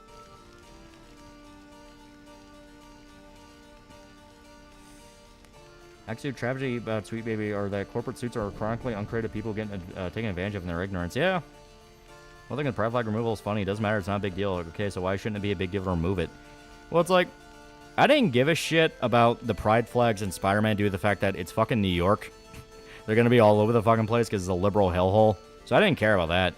But yeah, the fact that Nexus just flat out won't let you remove them is like, why do you care so much? Meat feast too crowded on pizza. Chorizo on pizza is pretty good. That is pretty good. It is pretty fucking good. Those little black-faced chubby hat guys are adorable. Oh, black mages? Yeah, they're great. I love them. I think I do find a bit plot hole in this part of the doors can only be opened with the bells. How the bad guys get in? Magic. Shut up.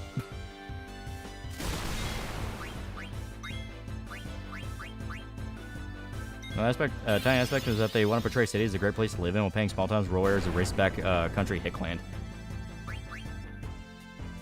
Bacon on pizza is great too. Bacon on pizza is pretty good. Next, care more about their own shit. They got breached real bad some time ago. Yeah. Also, the redesign for Saga and Alwood 2 is bad. Her original design looked good. Well, the whole idea of Saga was she was meant to be a fucking reference to Scully from X-Files. That was the whole joke with her. And then out of nowhere, they're like, oh, she's a black woman now. I was like, okay, well, where's the X-Files reference then? There a pizza place? There's a place up in Louisville called Wick's. That has still the best pizza I've ever eaten, hands down. I'm addicted to that place. Funniest thing is the Middle Eastern version of the game just don't have them. An official version of the game doesn't have them. People still got out of place to try to remove it. Yeah. And the place is designed specifically so foreigner invaders cannot get in, so it doesn't quite make sense. Shut up, Magic. Shut up. That's what's really funny is Lumi and Jelly talking about how much they want to give up being career women engineers and become very domestic housewives. Women are strange. And that's in Louisville. They have a few different locations. You don't have to go like deep in Louisville to go to it. Cast iron cooked barbecue chicken pizza is godlike. I don't know burger geography. You get hit with a scary hurricane? Nah. I'm nowhere near it. Iraq, Japan, and directly helped the CCP gain control of China during World War II. Yeah. Domino's Pizza, stuffed crust, pepperoni. They have some good stuff in that place, or was it Pizza Hut? Depends on the flavor. You're thinking of Pizza Hut, because Pizza Hut back in the day had some, like, really fucking good stuffed crust pizza. Now, if you try to eat the stuffed crust pizza at Pizza Hut, you'll vomit. Berserk Grandpa has a really interesting insight on Guts theme before and after the eclipse. Berserk Grandpa's fucking great. Like, he actually has some, like, really cool insights to how he views, like, Guts and Griffith and how he relates it to, like, the Bible, because he, from my understanding, he was a preacher. Really interesting channel. Yep. So with super Viking powers that can survive the darkness, yeah, right?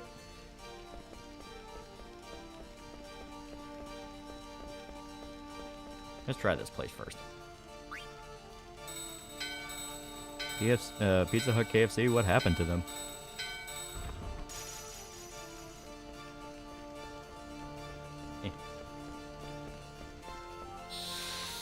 I do not trust chicken on pizza. Chicken needs to be cooked very well done, otherwise that shit can make you sick.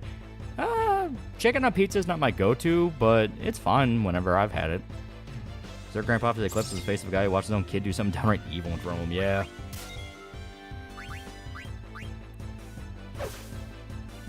Yeah, Saga went from being Scully from X-Files to Jordan Peele character. Yeah, right? Take on Griffith at the eclipse, spot on. Yeah, like I said, he has some really good insights. It'd be cool of him watching your Berserk vid once he catches up.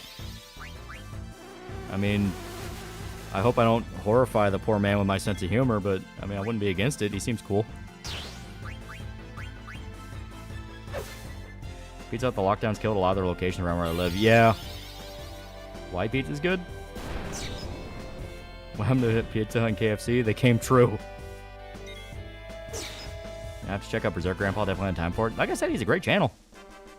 Trying to eat cheese thing. I don't do. I think I don't go well with cheese. Yeah, lactose intolerance. Really weird for me to hear music from older FF games. I'm like, hey, I've heard this melody before. I heard it from Final Fantasy 14.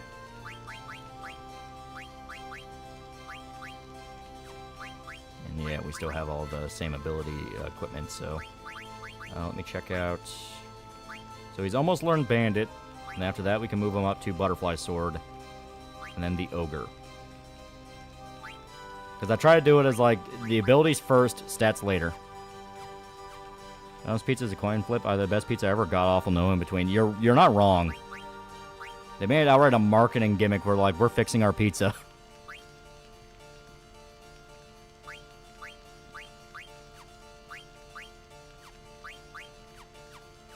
Jimbo for $2. Who's Berserk Grandpa? Can't find his channel. I'm trying to remember the exact name of it, but if you just Google Berserk Grandpa or something like that, you'll probably pull him up. Feels fantastic when I was the first person to start calling him Berserk Grandpa. Yeah. That's some deep dish pizza. It's fucking good. Like a good deep dish pizza, it's hard to say no to. Yeah, WeebMD. Yeah, that's it. Because I think it's his daughter that actually owns the channel. Yeah, I think it's his daughter that owns the channel, and she introduces him to different series. You like Chicago-type pizza? Yeah, there was a really good Chicago place up in Indiana, like right across the bridge. And here we go. Get jelly early. But it's like right across the bridge, where you're in Louisville and you go over the bridge and now you're in Indiana. It was right by the, I think it was Caesar's Casino, Really good Chicago-style place. Like, the people there were from Chicago, and they made their own ingredients and everything. God, that place was addicting. But they had to close down because of COVID, and they had to move to a different location, and it broke my fucking heart.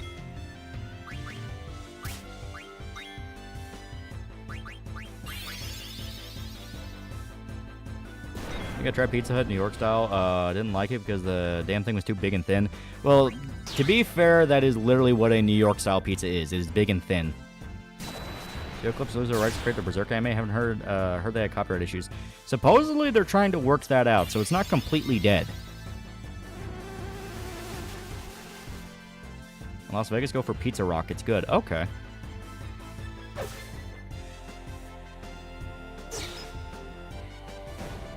Pizza Hut stuffed crust pizza when it was good. Yeah, right. Anyone have Topper's Pizza? I haven't. Have you seen the director of Ori 1 and 2 tell Alyssa Mercante, a gaming journalist, to go pound Sam? She tried to accuse him of employee abuse. But it was specifically accusing him of employee abuse, and then he had to come out and say, you never worked for us. Got a good New York pizza place around here. Yeah. There's a pretty good one in the town I live in where it's a guy who once again came from New York and like heavy fucking Italian. His whole family, heavy fucking Italian. You can hear it. Like, unironically sounds like Tony Soprano, and he looks like fucking Tony Soprano. Short and fat motherfucker. But goddamn, pretty fucking good pizza. Super cool dude, too. Like, if you go in there and you talk to him, he'll talk your fucking ear off. Maybe I should buy Ori 1 and 2 now. Ori's great. Ori's a great game. Hell yeah, Mithril Gloves. Those are helpful.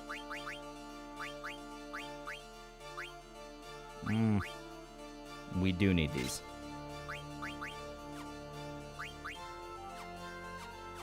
Okay. Yeah, Man-Eater and Bug Killer. Those are helpful. Alright. And we don't really... I don't remember what Vivi's weapon does. Okay, it's just basic stat pipeline. So yeah, we don't need to worry about ad status. So Italian, they sizzle. Yeah, right?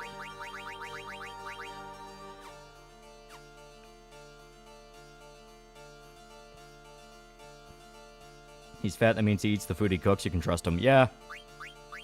Usually a pretty good indicator. Here, antibody. Because antibody will make them immune to poison. Bright eyes will be like darkness. You can set people up to be immune to most every status effect. Beyond like 1 or 2 exceptions, which you just can't get around. Alright, let's set up Kina. Is there anything more?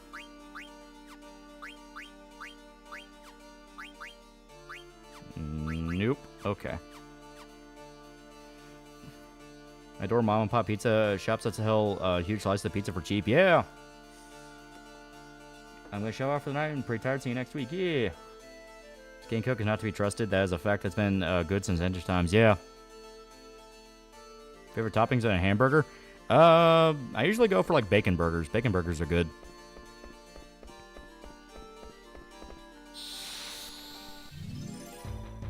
You like puppetry movies like Dark Crystal or Mad God? Yeah, they're really cool. Alright. And if I remember right, this one also gives a pretty good ability. Game cook unless it's Gordon Ramsay. Gordon Ramsay fucked up making a grilled cheese. Never forget that.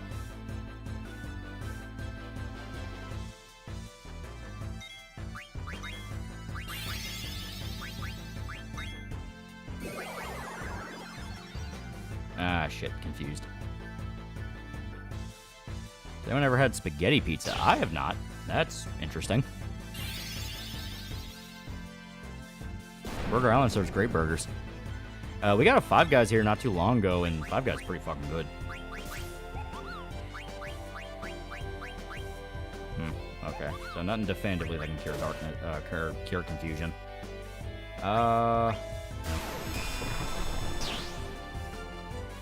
Used to be a real country for COVID during the before times. Oh, here. I think if you smack them, it'll fix confusion. Got spaghetti tacos, but not pizza. For the loss of God, Emperor Trump. Like spaghetti with the noodles or pasta? I'm actually not a big spaghetti fan. I usually lean more towards like lasagna. Lasagna, ziti, stuff like that. And yeah, I was right. Okay. You hit Zidane. Most recent trend, devs and writers do some feminine aspects of women, like their breasts make it look more androgynous. Looks fucking gross. Yeah. Once again, that's just the immature man children going like, well, fuck you for liking pretty girls. You know, it's just stupid. When you know why they do it, where it's literally just, well, fuck you, chud, and that whole thing, it's saying it's even for like a higher purpose or like any kind of like, well, we do the work kind of shit. It's like, no, they just do it because they think it's funny. They think it's funny. They like seeing people get angry about it. Like, it's just attention seeking. Sounds like Good Morning Burger? Like, burger with egg on it? Not bad. No, she hits hard. It is a pretty tough enemy. And now Keena's dead. Fuck. Five Guys is good, but it's expensive. Might as well make your own burgers at that point. You're not wrong. Your stop motion dying can be replicated in CGI quite easily. Yeah. Think about lasagna's pizza pazza. Kind of is.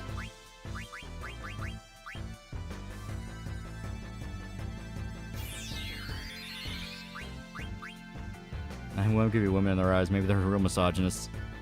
Well, it's this thing of anytime they try to say it's like a higher purpose thing or like we're doing it because we believe in XYZ or any kind of crap like that, it takes like 2 seconds to look into it and realize it's some gross tranny that feels jealous.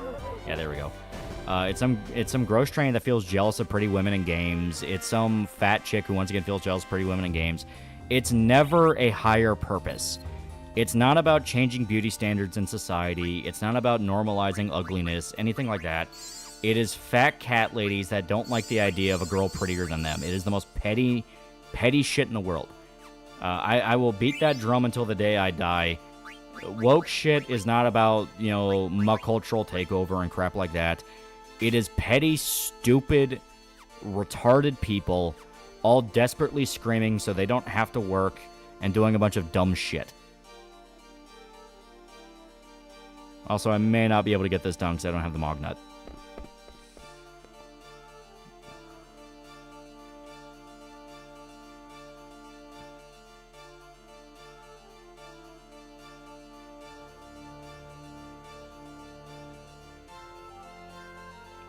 You prefer sweet or spicy Sloppy Joe? Both. I kind of like sweet and spicy. I think they have in Kentucky, but Culver's pretty good as far as fast food goes. We have Culver's, yeah. TheAlmightyLoli loves lasagna. Garfield loves lasagna. Quentin Reviews loves Garfield. TheAlmightyLoli is Quentin Reviews confirmed. All women hate prettier women. That's why they don't belong in creative positions where they can make decisions. Just draw the tits, Rebecca. Well, that's not even always true. The creator of Bayonetta is a woman, you know, stuff like that. Sailor Moon, woman, all that. It's the fact that you have, like, specifically a narcissistic generation of creators where they cannot think outside of their own perspective. It's why they touted the lived experience line so much. The lived experience line of, like, no, you don't understand what I've been through. It's main character syndrome. Oh, yeah, and Vivi got the Mognet. Okay. Ever tried Japanese curry? Yeah, we had it when we were in Japan. It was pretty good. In short, jealous, envious women that hate attractive women. Yeah. Jealous, envious women that refuse to understand what they're doing is creating fiction.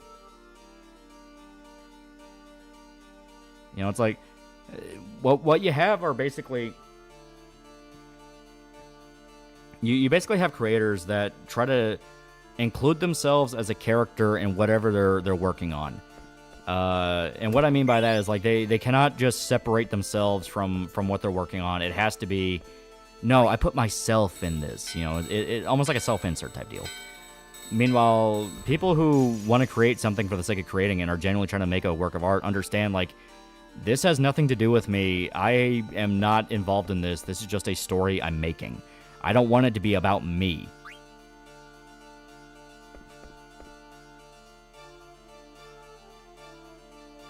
Yeah, lived experience being narcissism. Yeah. Yeah, the don't call me Starfire fire effect. Yes. What's your thoughts on AI, the Somnium Files? I never really touched it. Like, bitch, it ain't real. Yeah, it's like, the whole point around it is it's not real.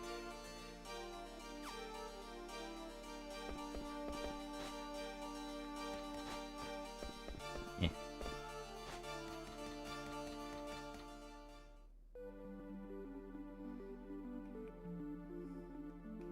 Oh, that's pretty good. We're pretty good. We have a little hiding spot here. Cocaine self-insert Tom Bombadil who just smokes and has a wife versus I'm not Starfire. Yeah. These people, why do you think these people start as fanfic writers? That is true. Can the market itself correct? Or companies continue to make crap, no one will buy it and will be forced to change or die? Well, that's currently happening right now. I mean, how many different companies are reporting that they have, like, record losses across the board? You know, I said for a while, you can ignore money, but you cannot ignore the consequences of ignoring money. Oh, see? We were gonna need these ores. Oh no, okay, this is a quiz. Speaking of puppetry moves, watch Junkhead, the OG stop-motion short film. Took one man 4 years to make. Movie came out several years later from 2021. Small team, yeah! Okay, question number 1. Chocobo Forest located between Lindbaum and Southgate. Yep, that's true.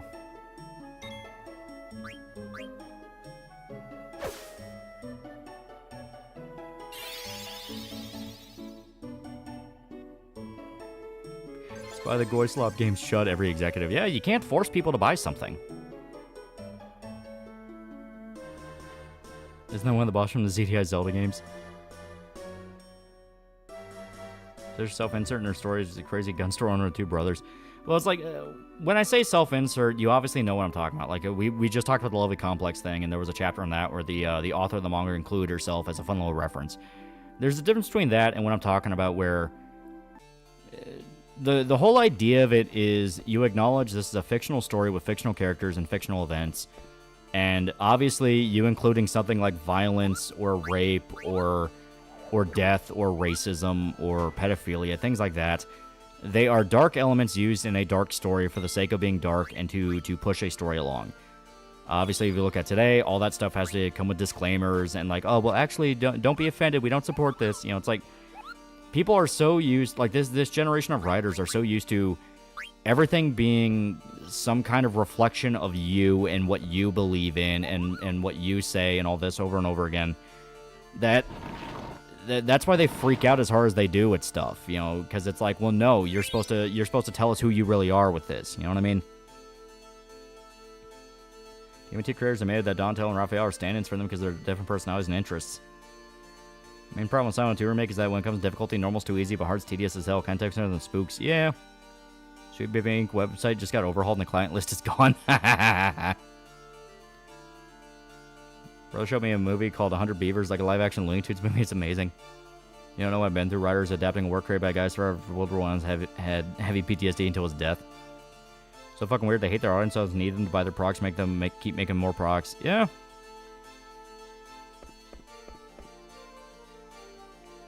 Those are the fat blue guys swaying from side to side. That's Kina. They're very helpful.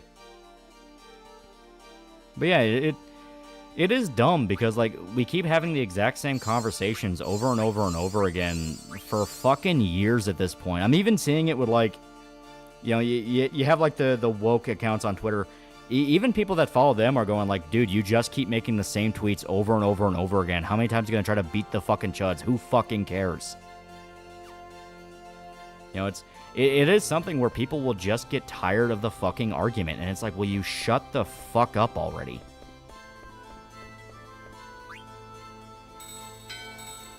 And it's been 15 years now. Yeah. Oh, yeah, you go outside and see the Aurora Borealis. I should have gotten some of it in your area. We didn't see too much of it, but I saw it on my way home. Tiny little bit, not a lot.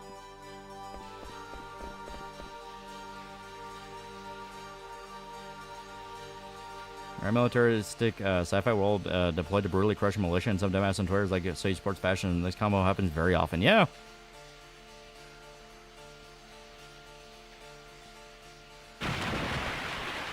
All right, boss time. always said that if you outright hate the industry and traditional audience has, then go fucking work somewhere else and stop poisoning the fun space. Problem with that is then they'll have to get a job that actually expects something from them, not something as honestly privileged as game development. Like, game development's very hard, but if you look at a lot of the studio culture, it bends over backwards to spoil people. The only reason crunch culture has gotten as bad as it is because of inefficiency in the gaming industry. Where they're not getting things done at a proper rate, the scale's getting too big, the money's getting too big, and they're not managing the process right. Like, it's a whole thing where... Yeah, here we go. It's a whole thing where, fucking... Yeah. There we go, we got it set up right. It's a whole thing where, like, crunch has only gotten as bad as it is because developers across the board are getting less and less competent. You know, we have the competency crisis and all that shit. And the way studios are run, where they only hire people for certain projects or for a certain amount of time, they have to boot them out and train a bunch of new people immediately. That's what leads to the inefficiency. You know, the horrible inefficiency that causes crunch culture to exist the way it does is explicitly because, you know, they just don't have it set up right in how they hire people. But if something's working right and it's working great, it's like, yeah, people will work hard and all this shit, but at the same time, I mean, dude, game development is a million times easier than busting your ass in a coal mine, you know what I mean? When competent management becomes standard, investors also start expecting it. Yeah. And 9's been over for 24 years. Yeah, here we are, yeah.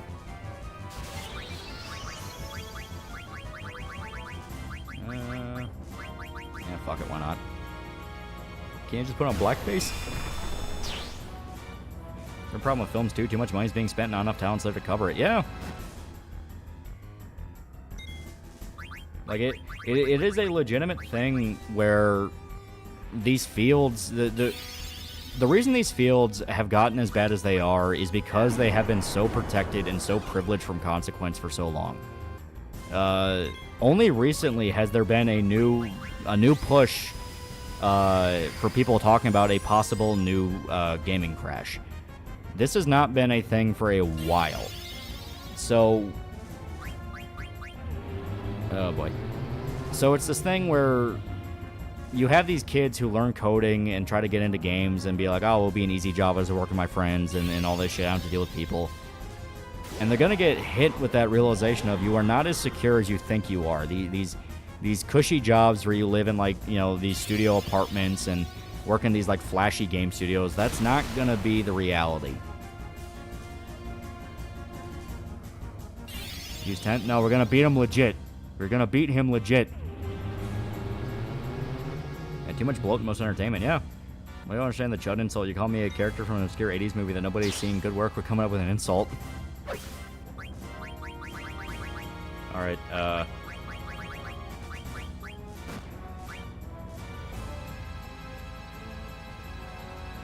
No, Halo 2 got 9% complete for Bungie, scrapped it and then remade it in 18 months. Feature complete too, yeah. I mean, like, mismanagement in gaming is not a new thing. The problem is it's become so normalized. You know, it is just normal for there to be insane amounts of mismanagement in gaming.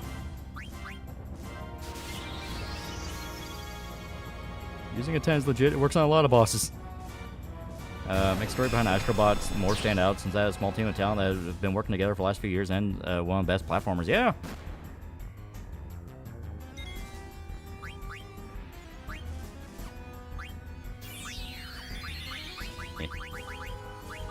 But we're doing it legit. We're beating them right. We're beating them the humane way. Also, incompetence partly manufactured by Chinese to become top dog in gaming. That's definitely an aspect, yeah.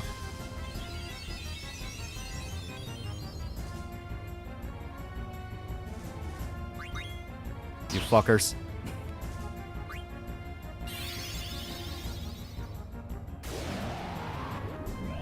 Now, using a 10 battles, a chance of getting bit by a snake on both your party and enemies. Yeah.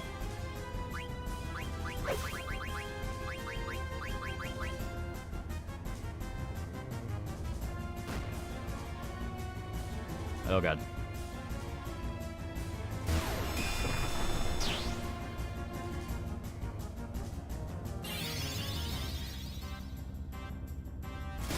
There's no like a really bad crunch time. Yeah, because a shitload of people fucking left after Amy Hennig and Bruce Straley left. Wolfen boss for VB staff. The Dane is dead. We can't steal.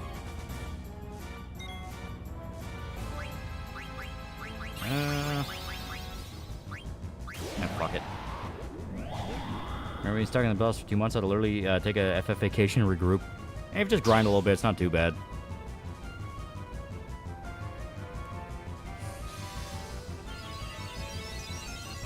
Apparently V from Twitter is calling it Silent Hill remake for woke shit and stated Silent Hill is meant to be nothing more than a snuff game. He lost the plot heart. What the fuck is he talking about? Like, what's the context there?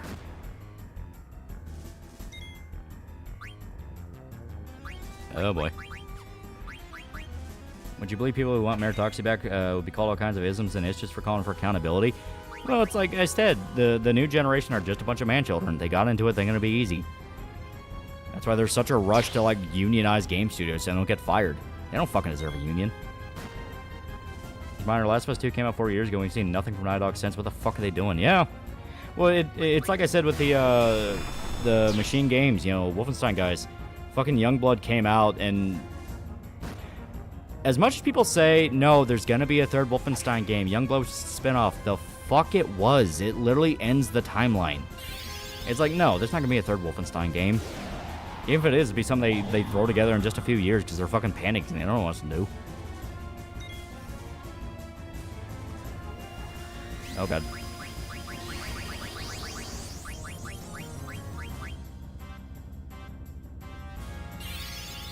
You ever do a review of the Legacy of Kain series? Where do I start with those games? Technically you start with Blood Omen, but you can play Soul Reaver, and Soul Reaver explains all you need to know. But Blood Omen's kind of important. It's a very good series, though. Tifa Lockhart, hot cosplay woman who dressed up as her, talk about the day when we got a rematch for Ultimate Spider-Man. Wow, she gave me blowjob sex. I just don't believe you. I want Indiana Jones game to be good, but I'm gonna hold my breath. Why does VV Hat have an erection? Recommend spinning his wheels riding The Last of Us despite the Diminishing Returns re-releases. Yeah. Alright, now we hit continue. Yeah, this is one thing I really like about FF9. You can just hit continue and you're like right back at the boss fight. There's a spin-off, you lolicon. Where's the third game then, retards? Yeah, it's been almost... Youngblood was what, 2018? It's been almost like 7 years.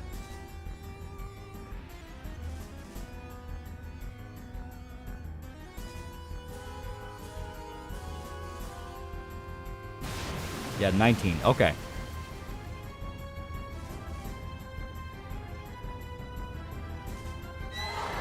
All right.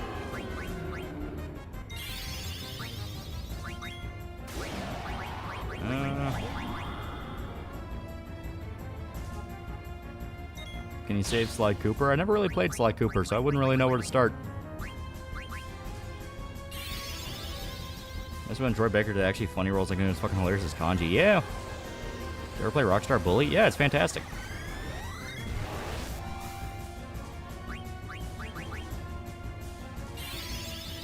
Yeah, 5 years is a lot of time to not announce anything. Yeah. Original director was unsatisfied with the original camera, but likes the remake. He's not saying the original game is bad now, you damn idiots. Well, I want to know what the context is behind like the V statement of like the original is a snuff film. Like what is the context of that? Like, because all I'm left with is that, and it's like I kind of want to know more about what he's saying there.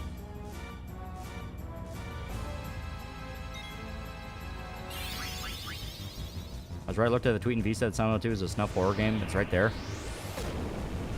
I'm gonna check on Discord, see if someone linked it to me. Oh shit, and I clicked off. Fuck. Okay, bad idea, bad idea. Wait, no, here, I'll pause it for a second. Yeah. Because I don't know if someone can, like, ping it to me or what.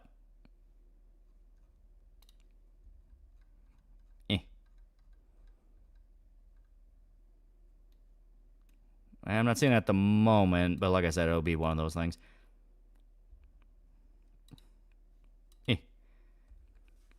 Never played Sly Cooper? Unbased. I played Ratchet and Clank and Jack and Dexter.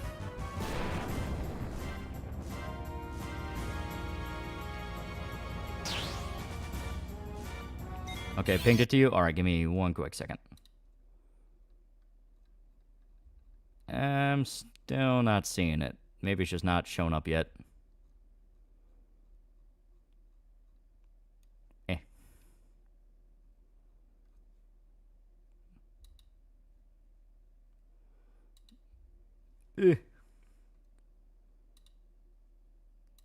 Do. Yeah, the concept of unions is not bad. Itself becomes twisted. Unions themselves are fine. It's the fact that you can never trust the people in a union. Eh.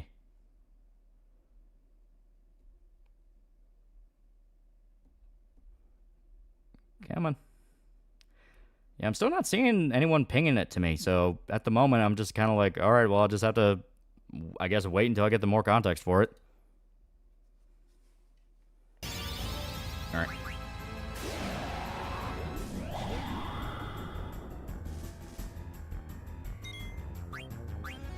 Oh, God.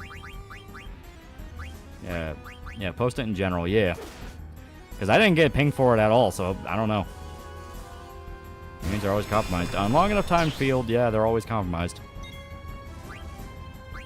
Okay, steal again.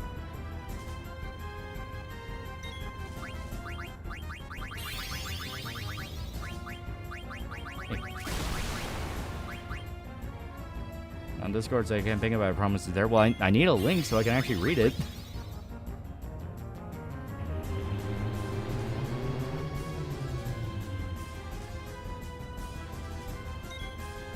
Alright, so...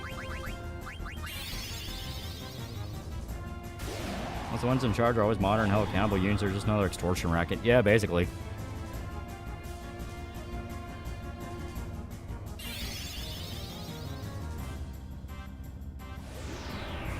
And time unions of say people who should be fired is enough to make me want to say fuck a union. You fuck up, that's on you. Yeah. Keep trying to steal Zidane. I believe in you. Probably shooting for Kina. Okay. I'll get to slide coupon. Then write these complex instructions. Start with slide 1, then 2, followed by slide 3, and don't remember the fourth one's name.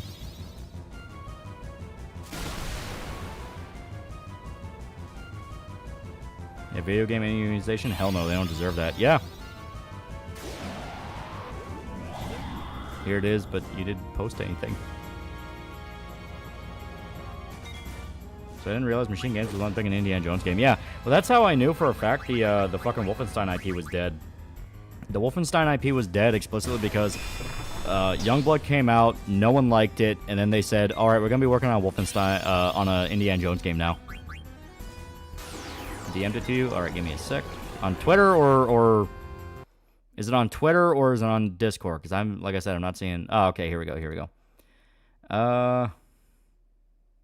Yeah, okay, I'll read it out loud. I find it interesting that unless you know every single detail of the original, you're not allowed to criticize the remake, or because the game treats topics like sexual abuse, it's beyond reproach. Reality is people are disgusted by the recent trend of AAA games making women look like men for the purpose of inclusivity, so no, this game doesn't get a pass. Especially when it does the joke where, oh, look, this was my precious outfit the original devs gave me. What sick, disturbing gooners those devs were, right? New devs are much more educated and enlightened as they preach on the work of their betters, right? So no, I personally won't give my cash to people who mock the original developers' work. And for some reason, because I say this, it makes some rando seethe, and I don't know why. The game is more than likely going to sell since you can mod the disgusting-looking characters out of the game, give them big fat tits, and it's fine. Because that's where the real American horror begins, by exposing the cult of allies to heteronormativity on the screen. By the way, just because it happens, treat the subject of sexual abuse doesn't give it a free pass. You're out of your mind if you think a game where you can pick up a lead pipe and hit nurses on top of their heads. Way to treat a topic like sexual abuse. If this is the case, then okay, get help. This is a snuff horror game involving pixels on the screen for $70, aka corporate product and nothing more. Stop treating it as such, or you can come out as mentally ill weirdo that can't differentiate between fiction and reality, which means that you should be forbidden from playing games for the sake of safety of yourself and others. Yeah, that's a retarded take. That's pretty retarded. It's like, no, okay. It's like, what are you talking about? Like, no. I do want to see some of the quotes. Like, yeah, the problem is it's all just people going like, yeah, fuck this game, it's so dumb, or these guys are all incels. Like, Jesus fucking Christ, no.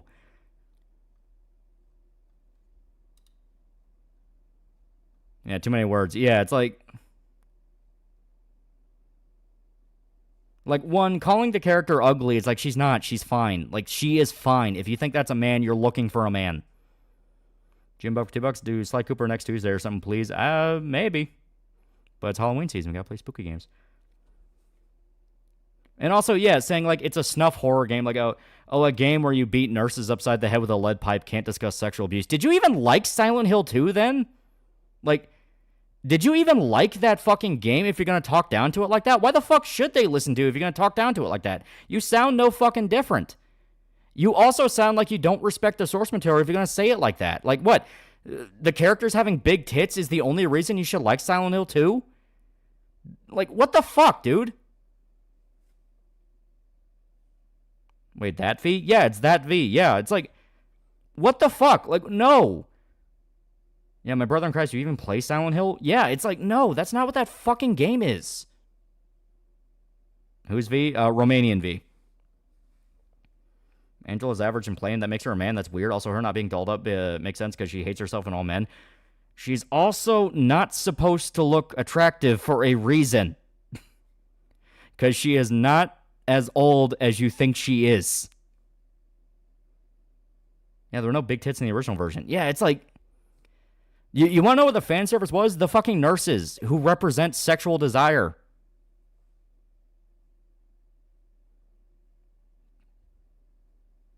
They may have a point saying the modern remakes are defeminizing women, but they're not. Like, Silent Hill 2 remake, they're not. They are not. And from what it sounds like, he just doesn't give a fuck about Silent Hill. What? Why is everyone talking about this remake not care about Silent Hill? What the fuck? Why is it so fucking hard to get people to actually just fucking enjoy a franchise they want to argue about for hours on fucking end? Like, if you're going to argue, I don't like some of the changes in the remake because I don't feel it's in spirit of the original, that's one fucking thing. But if you're gonna talk down to it and be like, oh, it's a snuff game for $70, like, what are you doing? What are you smoking? What the fuck is the point of this? Yeah, YouTubers are literally the dumbest, most miserable people. Yeah, it's like... I think the fact the only horror game project that V has only interacted with closely is a porn game has hit V a little hard. And if we're talking about Maria, she still looks like a burned out skank. Yeah, she's supposed to.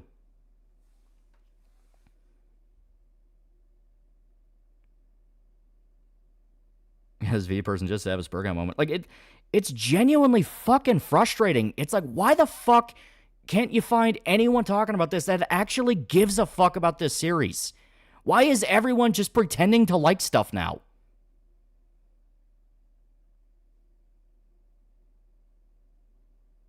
Yeah, call posters have ruined the game discussion. Everyone fucking does it. The people arguing for Silent Hill 2 remake, for like hit detection and all that shit, they don't give a fuck. Oh, they'll pretend to. They'll name drop Akira Yamaoka. They'll do this. They'll do that. They don't give a fuck either. Like, it is this thing where it's like, what the fuck? Why is no one... Like, why? I'm just baffled. Like, that line, yeah, like, this is a snuff game for $70. Like, I'm baffled at that. Like, dude... You're not supposed to be the guy saying that shit. You're not supposed to be the guy talking down to something that is, like, genuinely important to people. Yeah, everything looks the way it does in Silent Hill 2 because of James' inner demons. Yeah. It means I think some goth chick I follow on Twitter said she really enjoyed it. It's not even a matter of enjoying the remake or not. It's the fact that when you look at what people are arguing about, nothing about it has anything to do with the fucking game. Like, it all has to do with just fucking, like, winning some W over some guy you don't even fucking know. I glazed Silent Hill 2 remake all day yesterday to my friends. They were like, since when have you been a fan? Always. And then how come you never talk about it? Because it never comes up. Yeah. How much for $2? I'm not a fan of Prague, but complain about it. Yeah, right? Why must V view everything is dumb schlock with no meaning? We all say he's an immoral person. Why would he care about snuff? That's the thing. It's not a snuff game. It's not. Saying Silent Hill is a snuff game just makes you look like a fucking retard. Because that's not what Silent Hill is. I normally like V, but that take was stupid. Yeah, it's like, I'm baffled. Like, I'm genuinely baffled. Like, if you don't like the remake, just say, hey, I don't want to pay $70 for a remake of a game when I can just play the original. Like, that's more of an argument, because, like, yeah, you can just get the original for, like, $20 on PC, or, you can just emulate it for free. You can do that. You know, something like that. But, yeah, the fact that it's, like, it's that. It's like, oh, they turned Maria into a man. No, the fuck they didn't.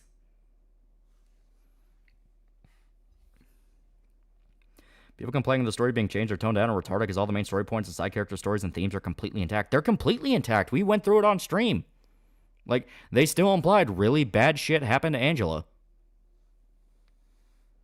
Yeah, if Silent Hill's a snuff game, then Dead Space cartel execution. Yeah, it's like, how this franchise can become filled to the brim of tourists because there have been no games for a decade. Well, that's what I mean. Like, every big franchise that's getting dragged into the culture war, it's shit that you can tell nobody on either side has played or experienced in any way. I fucking hate the DEI people because they do this exact same shit. They just use words like incel or chud.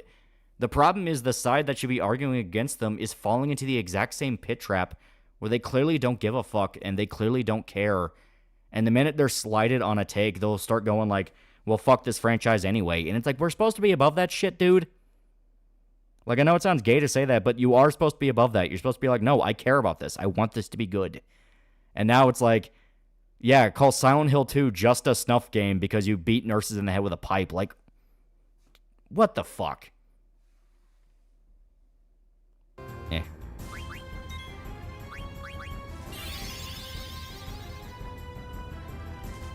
There we go. Yeah, I normally like V, but that take was stupid. Yeah. Like, it is genuinely amazing. It is genuinely amazing that a take like that could exist from somebody that claims to love media. It's like, dude, what are you doing?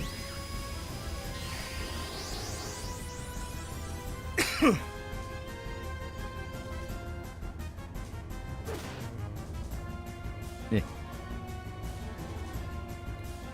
Oh, God.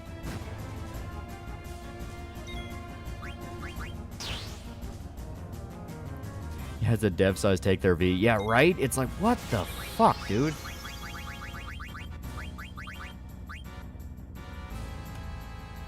And we'll try it.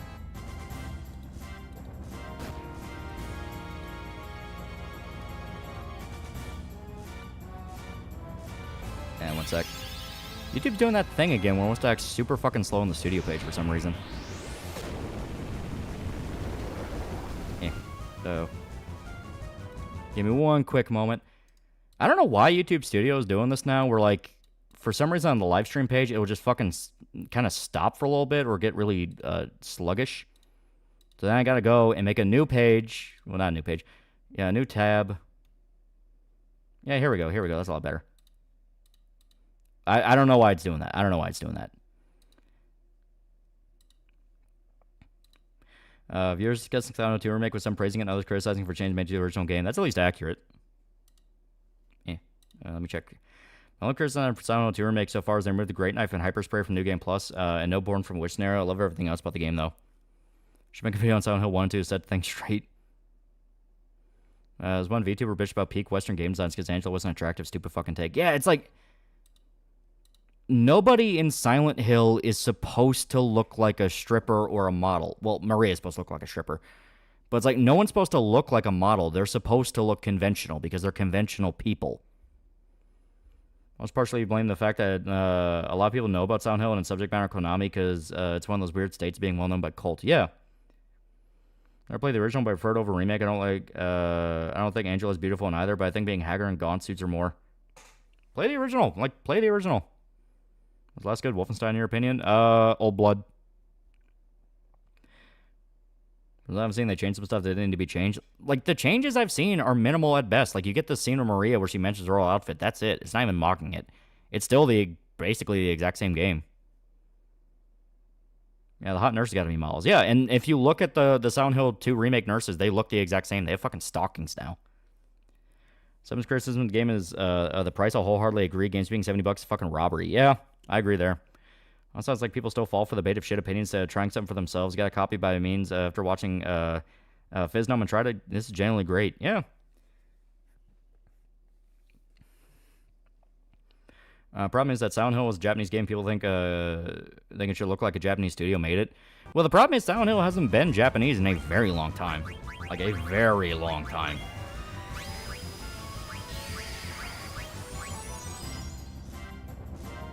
Does Devil May Cry fan the Maria bit with her outfit isn't as annoying as DMC Devil May Cry in a million years? Yeah, it's like, no, that was them mocking it. Them doing it in, them doing the Maria scene and remake is them basically paying an Easter egg. It's like finding the pizza Easter egg in 2 remake. It's like, they're just referencing it. They're not making fun of it.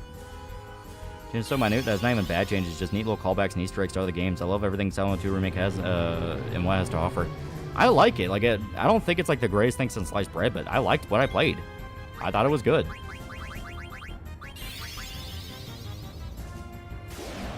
Especially when Angela's look is so weird since he only had 10 minutes of screen time tops, such an overreaction. Well, more than that, like, once again, she's not a character that's supposed to look like a beauty queen. There's a very specific reason she's not supposed to look like that. Like, the way she looks in Remake is fine. Remake is better, Silent Hill 2 or RE4? I'll probably go with Silent Hill 2 over RE4 because RE4 does still kind of fall into that issue of why did this need to happen. Considering the original is really easy to get and it's just such a solid gameplay loop. Silent Hill 2 Remake, at least, you can argue like, well, you know, it had some quirks.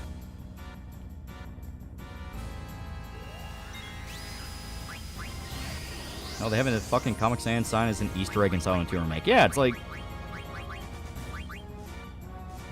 I don't see the sex appeal in Silent Hill Nurse. They look horrific and moldy. Well, that's the point. They're supposed to be a mixture of sex and death. They're not supposed to be a thing of like, oh, tee-hee, aren't they so hot? It's specifically, oh god, you look fucked up.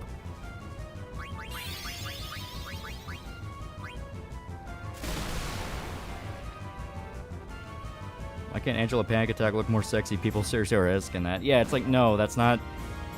It is extremely bad to say that. So amazing and surprising Blooper Team Redemption arc is the thing actually happening. Let's see how long they go for, because I generally want to see what they can do.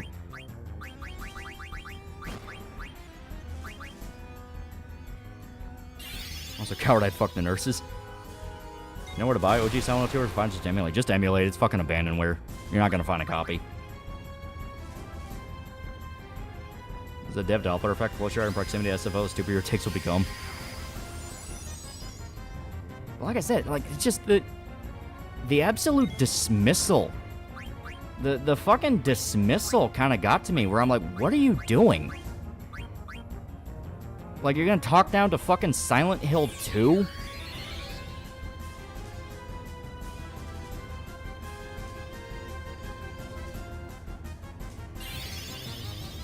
I cosplay playing for the sexy Silent Hill nurses. Well, like I said, they're supposed to be a mixture of sex and death. That was their whole thing. You know, it's James repressing his sexuality and his sexual desire. Like, that was a thing in them. They're meant to look like that. Yeah, I can't wait for the dumb shit they'll say about Ava and MGS3 Delta. Yeah, right? Oh, and we died. Alright, so obviously we need to grind a little bit more before we fight this thing. Sad thing is, I think it only has like 30,000 health.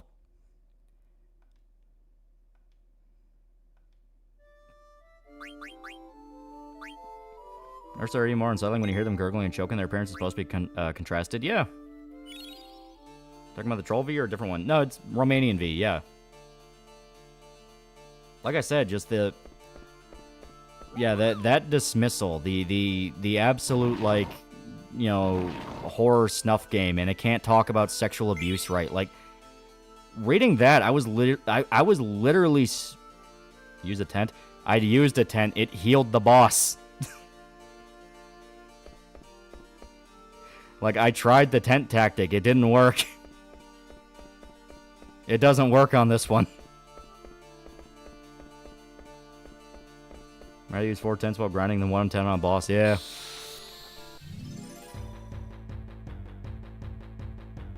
I've seen Eva in the remake. She's actually perfect. How can you complain? Yeah. It's not that hard to get OG Silent Hill 2 PC. Yeah, there is an official PC port. You just gotta get the enhanced mod for it because it's very rickety.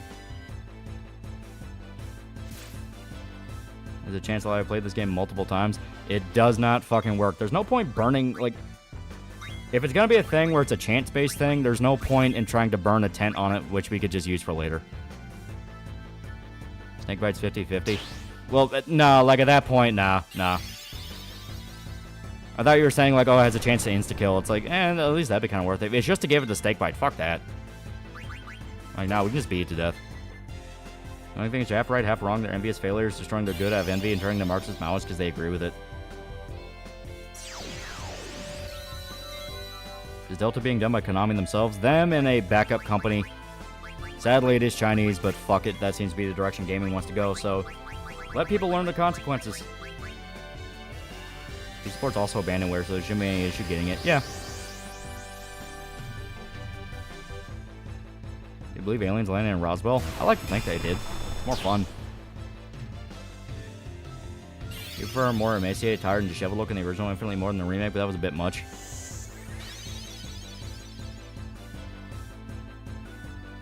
And play OG 702 on PC with a controller. As stated, you need to get the enhanced mod because the PC port itself is really buggy. Ironically, Delta looks pretty damn solid. It looks great. Let people learn the consequences. Most people won't know what the cause of the consequences was. Yeah, Neobards, same devs who did the Rising Deluxe remaster. Yeah. The thing is, them outright saying we're using the old audio from MGS3 shows that they're a lot more involved than Capcom probably was for Dead Rising. Glad I didn't jump on the trend of getting angry at the remake after the story trailer for a remake. More mellow out now, but I still won't pay 70. Yeah, my whole thing is like I don't want to pay $70 for it, but I liked what I played. I enjoyed it. And yeah, like just seeing that tweet alone, I was kind of pissed off by that. Like, that kind of embodies what I mean of like, why is nobody in this culture war shit now even showing the slightest enthusiasm for any fucking franchise they talk about? It's all just, how can I get angry at people now? It's like, are you fucking kidding me? This is what we're doing now?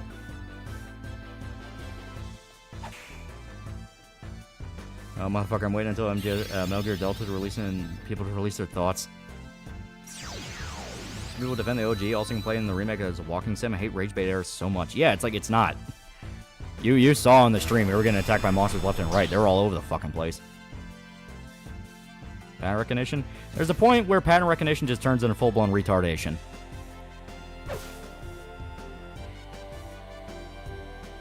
Yeah, they're in Deluxe, just wait for a sales drop, yeah. Hope China gets its own Apu happening soon when their perception stops being as smart and hardworking to what they actually are, a bunch of cheats and scumbags, yeah. Culture War brain rot's very real. It is very real. Like I said, just that. I was stunned. Like, the absolute dismissal. Like, a story where a guy beats a nurse in the head with a lead pipe, can't talk about sexual assault. Like, did you play 2? Do you not know what happened with Angela? Like, that was something to where I'm just like, what the fuck, dude?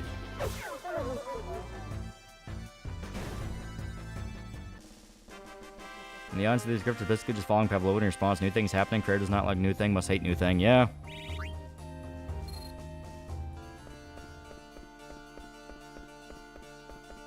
So is Kina a pugilist? They're a blue mage. Basically, they learn enemy skills and use them against them. Yeah, no one's played 2. I'm sorry to inform you that game was a psyop. And I do hate the fact that we're only getting these enemies, because with them only being 1, they don't offer a lot of XP. I already said Sound 2 can't talk about sexual assault. It was V. He basically, I guess he got angry that people are bucking against him for saying that Sound 2 remake's bad. So he's like, well, it's just a dumb game where you fight monsters, so it can't talk about heavy themes like that. Very dismissive. And it's like, what? Did you play the original? Sexual assault's a pretty fucking major theme in that.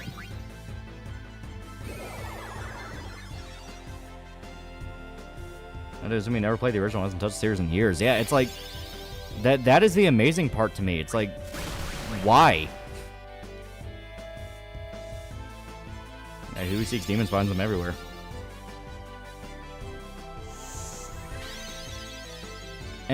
And like I said, what made me angry, especially at that, is looking at the replies, and it's all just people either defending him and going like, yeah, fuck the remake, or just dudes going like, oh, well, incel chud doesn't know about the, you know, the good video game. It's like, why is it only the two extremes? Why can't it just be somebody going like, hey, you clearly never played the original. That's not what fucking happened. You know, it's like why? Why are we stuck like this? Why are we stuck between two increasingly annoying genre of grifter that all do the exact same shit and accuse each other of doing it? Why is Zidane rotating? He's confused. It's a status effect where he'll randomly attack everything around him.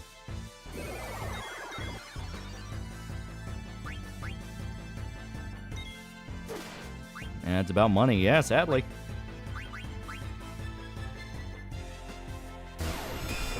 Grigor's Damos sacrifices out to bring an end to Chinese influence.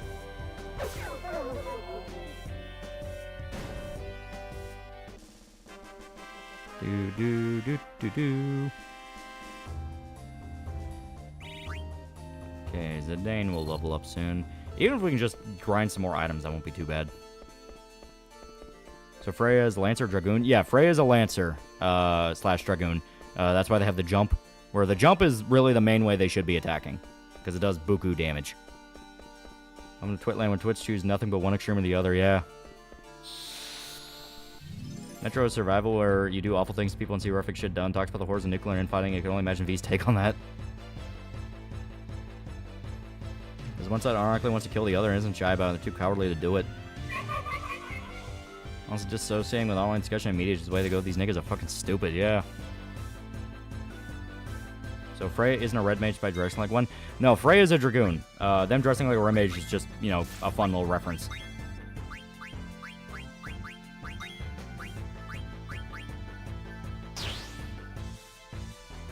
This game's having set class for characters. Characters that can do everything lack flavor. Don't know who this V guy is, and I'm glad I don't. He sounds lame.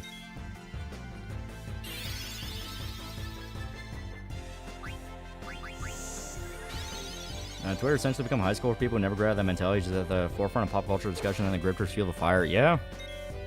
Well, like I said, it's like the reason I was so pissed off about it is explicitly because the side that's bucking against like psycho game devs and woke shit and DEI are supposed to be the ones that are like, hey, you don't understand this art form, you don't understand this game, you are just using it for your own end. So seeing something as blatant as like, well, why are you bucking against my take on Remake? It's not like the original had anything profound to say anyway. It's like, what are you doing? You know, it is genuinely that kind of like, what the fuck is going on type feel.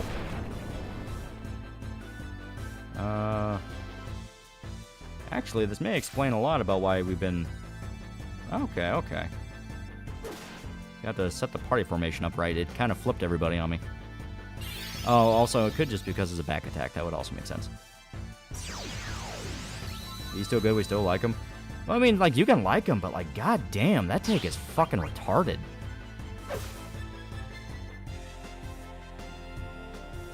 Freya does get raised when with a party-wide regen spell. Yeah, but that's, I think, a trance ability?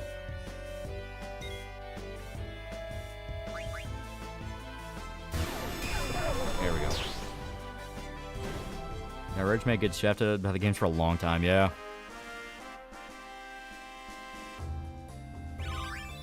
There we go, now we got Bandit. So, unironically, that's actually better, because now we can swap him to a much stronger weapon.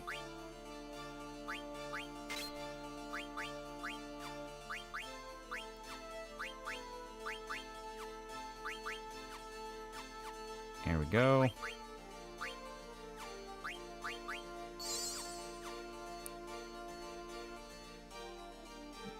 Yeah, nope, you have access to find the Mithril Spear. Ah, shit. Well, I don't think I have one. No, I don't. Just have the Javelin. Okay. Okay, and yeah, the back attack fucked everyone's formation. That's why. Okay. I feel like this crowd was planning to make Silent Hill 2 the next month of Rage Bait, but now people are liking it and freaking the fuck out. Yeah, it kind of does feel like that. It's like I said, I don't even think the remake is, like, amazing or perfect. Like, I like it, but it's one of those of, like, I wouldn't pay $70 for it. You know, it's just a pretty version of Silent Hill 2. It's like, it's pretty good. It has some creative scares. It has some details I like, but I just don't think it's worth $70. But, yeah, I'm not going to, like, dismiss it and go, like, well, the original was never good anyway, or... well, it's not like it was profound in the first place. You know, that's something where I could just go like, okay, you never liked this to begin with. Feels like unless the story's morals and characters are spoon-fed or the main point of the character like some autistic retard, people get mad for having to use their brain. Yeah, it makes you wonder. Okay. So now that everyone's leveled up a tiny bit more and we have a stronger weapon on Zidane, should be a bit easier. Remake's pretty solid, some improvements, but some things feel like a downgrade. Good entry for the series. Yeah, it's still the best Silent Hill game we've gotten in a few years, which, not saying much, but, you know, is what it is. Like, it is true. It's like, it is the best Silent Hill game we have gotten in a few years.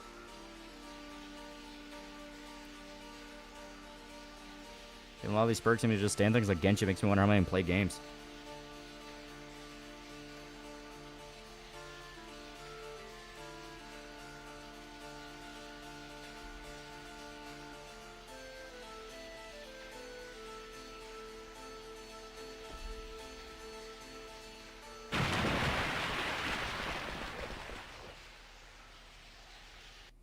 Here we go. And a good Silent Hill game in about 20 years. Yeah, it's been a long time.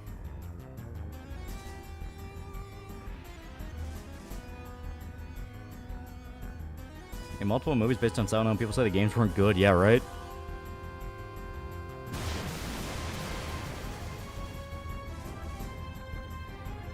Guess the rat people in the game is supposed to be a metaphor for Jews? No, they're just rat people. It's animal people. Oh, God. Montage, I'm very sure I think about the introspection and inner working and stories and characters more than most content creators. I gotta pause real quick. I got someone texting me. Yeah.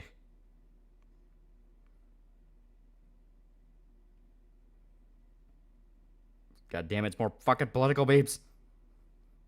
Why can't these people keep it out of the group chat? No, rat people are a metaphor for Italians.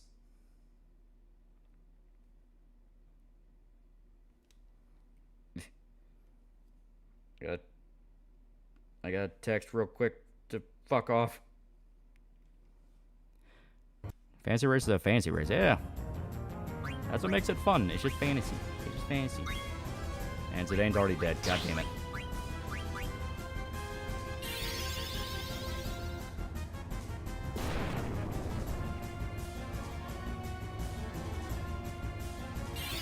Sounds like that was Total Biscuit.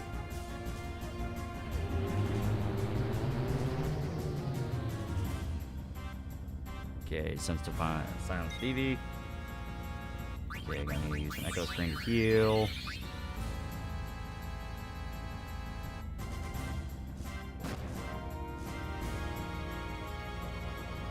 Oh boy.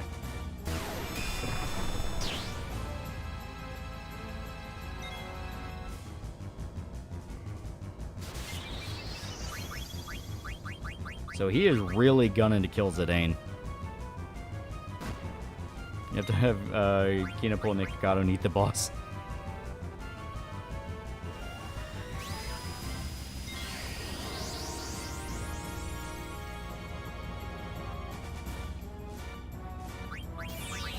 Okay.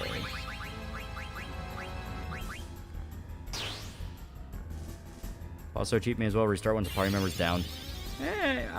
I think you are able to save it. Just one of those of like, yeah, he wants to be a pain in the ass.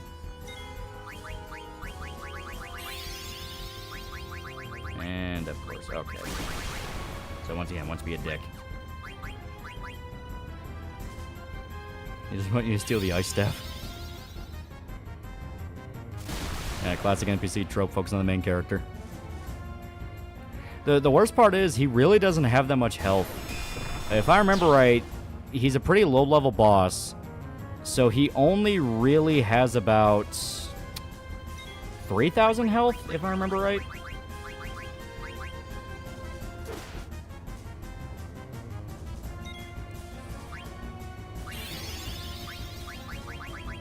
Yeah, no Dragoon ability, so just jump.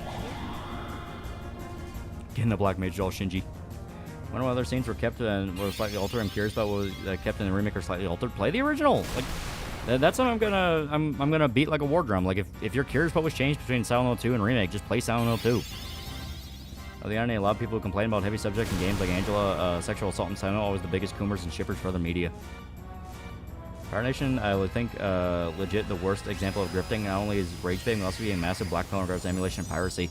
Yeah, no, you can still emulate and pirate.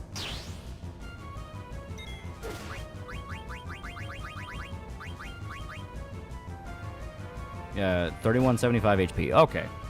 Like I said, I knew it was kind of low level. If I did my grinding like what I was supposed to be, Zidane unironically could kill him in like 3 turns. Because I usually take some time to kind of grind outside with Zidane when he's by himself so he can be leagues ahead of the party. Because I always over-prepare for the hunting festival. That and I like grinding for abilities.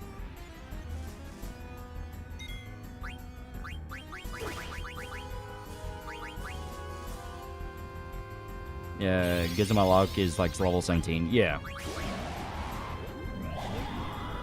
Retard V-Star right, but veered off into pure backhand insults to Team Silent. Yeah, it's like, that's where I got angry. Where I got angry is when it started turning into like, you know, you can't talk about sexual assault in a game where you're beating a nurse in the head with a pipe. It's like, how did you miss the point that, like, how do you miss the point that bad knowing what the twist of the story is? Like, yeah, it's kind of important James is going around killing women. Read V's response. Not gonna lie, that pissed me off. Regardless of being Salem 02, the business goes down to you don't like my criticisms, get help, psycho. Why do you even care? Yeah, it's like that's stupid.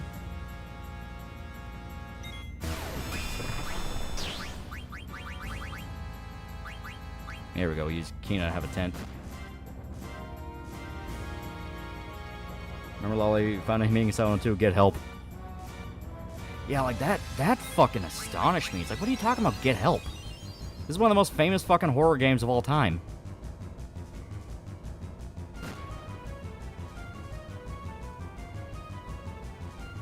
Look what you did, Monkey Boy dead. Reminds me of the same people accusing cheapy reviews of showing down images, claiming a girl sexually assaulted, spoiler, she has psychic powers and escaped. Yeah. He's in a situation because he killed a woman with a few others in the form of monsters. Yeah. Once I hate the phrase, you should be told you just don't get it. Yeah. Oh, there we go. It's dead.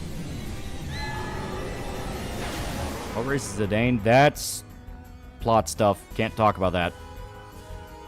Just know it's very important. Pirate Nation spent Doomer simping for Nintendo claiming that Switch emulation is permanently dead, even though people will inevitably start emulating the Switch again in the next several years. Yeah. Knowing Twist's story, I mean, did he even play the game that far if he missed that? Yeah.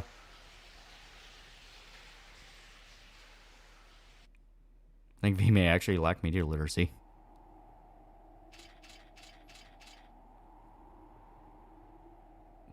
Oh, this is a funny scene. Didn't even know you can use a tent in battle. It's risky because there is a risk that you can be bitten by a snake, which gives you, like, almost every negative status effect in the game. It can also work on bosses, but at the same time, tents are just too valuable. They're too valuable early game. Once you're later game and you have, like, shitloads of money, burn however you want. Keena's a frog person. Your thoughts on Obama's people believe in propaganda, him being a good president? It was shit. It was shit. Also hate that either one side is like the V quote or the other side's getting like wreck chuds, wreck la chuds crap. How the heck do these sides get really get extreme? Yeah.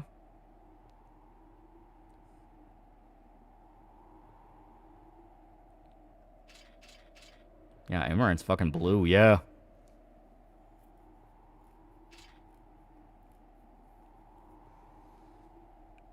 I was wondering where Steiner is. Yeah, him and Garnet ran off. Yeah, Obama deported my father, so fuck him. Zidane is just a stupid monkey. It was actually a good anime. It reminds me of Erie, Indiana, but it's a boy meets girl story. Oh, talking about Dandadan? Yeah, Dandadan's fucking awesome.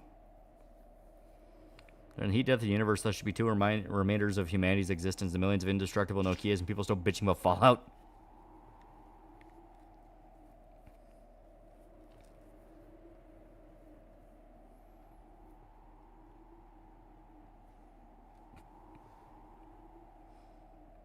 I follow a lot of artists that worked on Fuga.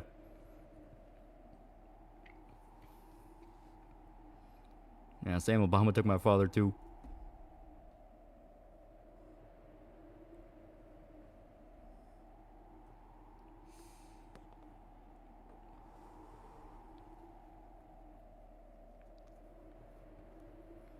Another news team, Sweet Baby Inc. is now wiping their entire website behind the devs from their website. Any thoughts? That's extremely funny, and I do hope they get dragged into. I do hope they get dragged into a boardroom. They're asked like, "Hey, if we're gonna hire you, why the fuck would? What is the point of hiring you if you have to hide the fact you worked on this in the first place?" Just want to play video games. Now the crowd say they want to play video games. Don't want to play video games. Should I play Signalis, Luigi's Mansion 3, Resident Evil 7, or Vampire? Definitely not Vampire. Probably Signalis. Signalis is fucking awesome. Resident Evil 7 ain't bad either. People like the idea of the Obama president or conflate things with he's president, like, Avengers came out when he was president, so he must have been good. Yeah.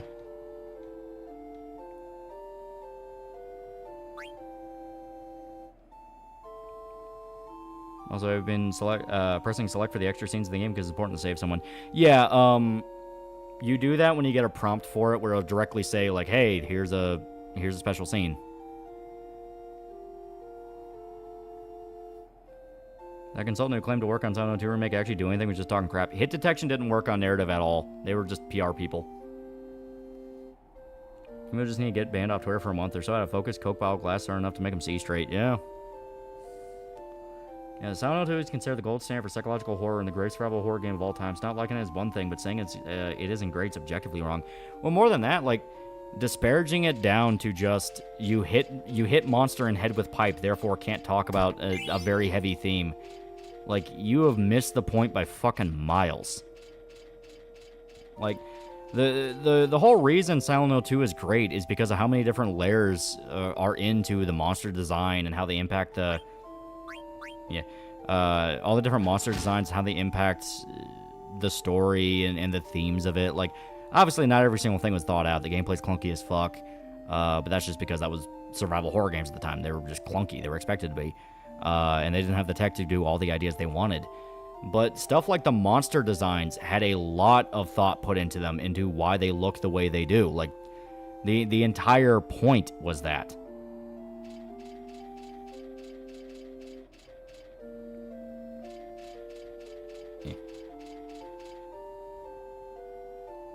Yeah, every monster has meaning. Yes, every monster has a meaning. Abstract Daddy has a very important meaning to it. The Bedman has a very important meaning to it. Kill.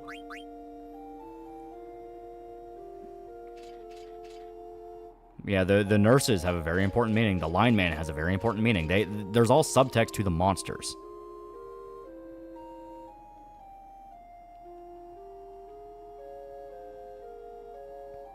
Music's nice. Yeah, music's great. Remember in 2008, my teacher asked me to write paper in favor of Obama or McCain. I was 7 years old.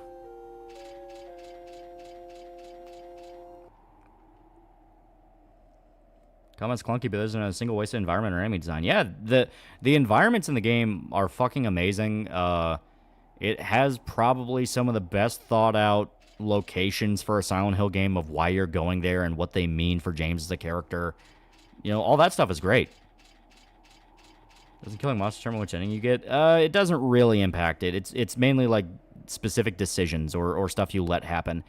If Maria gets really fucked up in certain segments, that impacts the ending. Still laugh how people say the OG Silent Hill 2 combat wasn't supposed to be good because you're supposed to run away. If so, why do you have to fight bosses and give immense amounts of ammo?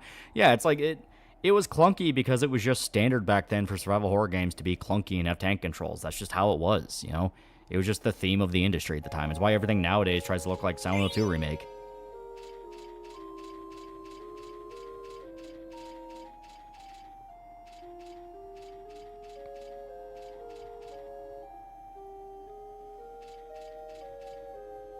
Why have you never done Miyamoto Musashi like done Berserk like Vagabond? Because it doesn't really have an ending. What's your favorite 4chan boards? K is usually pretty cool. Silent Hill 2 gave you a new character, wasn't forced to be in someone's nightmare, and then you slowly discover your personal home and the meaning. Yeah. Got the mannequin monster are called, but they have a purpose. Yeah, I think they're literally just called the mannequins. But notice how they look like 2 pairs of women's legs stacked on top of each other.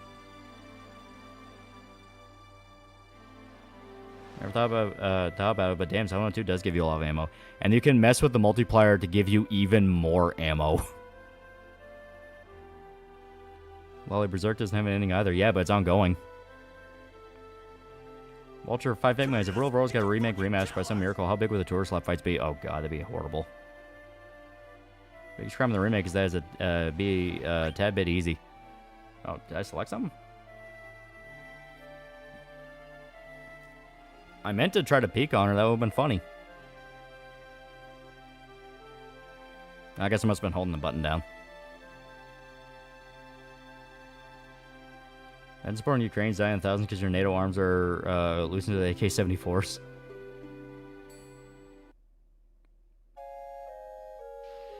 So 2 is multiplayer? No. I'm saying you can fuck with the multiplier. It's a setting in the game. You can mess with the ammo multiplier. Did people hate Homecoming because it didn't have the same type of camera compared to other Silent Hill games? You get rewarded for it? No, it's just a funny scene. The characters in 9 are really good. Like, it's just fun to see them do things. Compares to women's legs and nurses' obscure faces. James might be a leg man. Yeah, imagine having haunting grounds this era. Oh, God.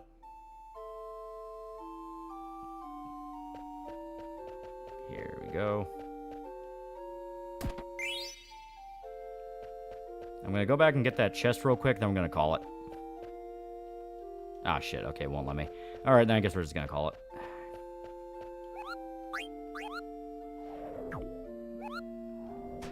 I hope I see the ending of Vagabond. Really like the Funny Samurai Man. It's really good. It's really good. I like Vagabond a lot. It's been on my mind since I saw the came out Astrobot. I asked, are you familiar with the Arc the Lad series? I've actually not. Here we go. Okay, so I'm back over. There we go. But yeah, as stated, the not gonna lie, that whole tweet about Silent Hill 2 kind of put a bad taste in my mouth. Where I'm just kind of like, really, this is what we're at now. Like, this is where we're at. Like you're not allowed to critique my take on the remake because the original wasn't even that thought out. Like, fuck you. Even Pyramid had a specific reason. Yeah.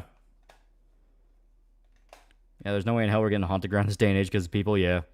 When are you joking where James stays in the closet to watch Pyramid Head and the nurse for a week straight to unlock Ultra Cuck ending? Okay. But there we go. We still had a lot of fun tonight. Despite everything, we had fun tonight. We were not gonna allow bad takes. You know, we were not gonna allow horrible takes to ruin our night. We are going to enjoy things, god damn it. By the way, you did Berserk for they announced they'll finish it. Well, that's because when Mayor died, we thought that was it. That was over. Don't forget the vote video this time. Well, I played it. We played it. Would you recommend either the PC version or PS2 or version of Silent Hill 2? If you get the PC, you have to get the enhanced mod. If you get PS2, you can just set up an emulator. Dragon Age Veilguard, I might buy it, but not pre-order it. I have no interest in Veilguard. Dragon Age hasn't been good ever since Origins. When's the next stream? Should be regular, so like Monday.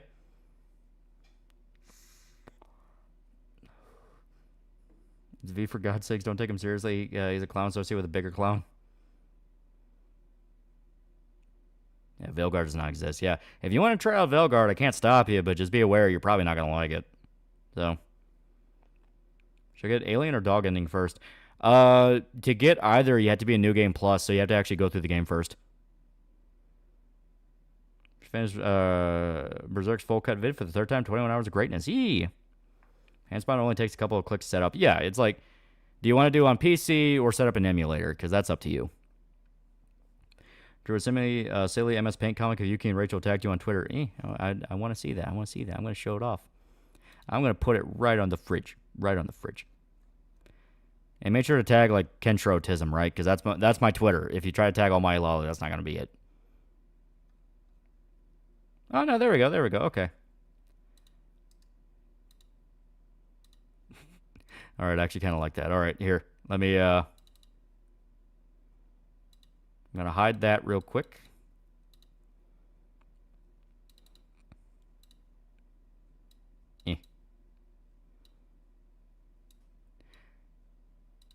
Yeah, there we go. Major League swag out. Major League swag out. I fucking love $1 Million Extreme. Fucking great show. It's pretty good. So yeah, Animu Bra made this. It's pretty funny. It's pretty funny. I like it. You did good, Anna. On the Rachel pick is going right into the scrapbook. Have you stream Haunted Ground? No, that'd be fun as hell to stream. Every ounce of effort, resource never put into Velgar would be better spent somewhere else. Major League swag out. Suki's Mets blade shaped like a Damascus blade from Battle Angel. I didn't actually think that far ahead. I just kind of thought, yeah, like Jagged Piece Metal, but that would actually make a lot of sense because Manito really likes Battle Angel Alita. So yeah, that would make sense. He would kind of make it look like the Damascus blade. It's like, shit, I didn't even think about that. It's like, yeah, it kind of does. Definitely missing context. Look up the $1 Million Extreme wheelchair skit. It is a really funny skit.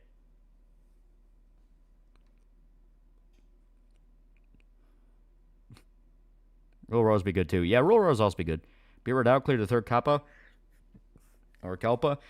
Isamu explained how he wants to build a kingdom of Neats and Hikawa wants communism. All in all, good progress.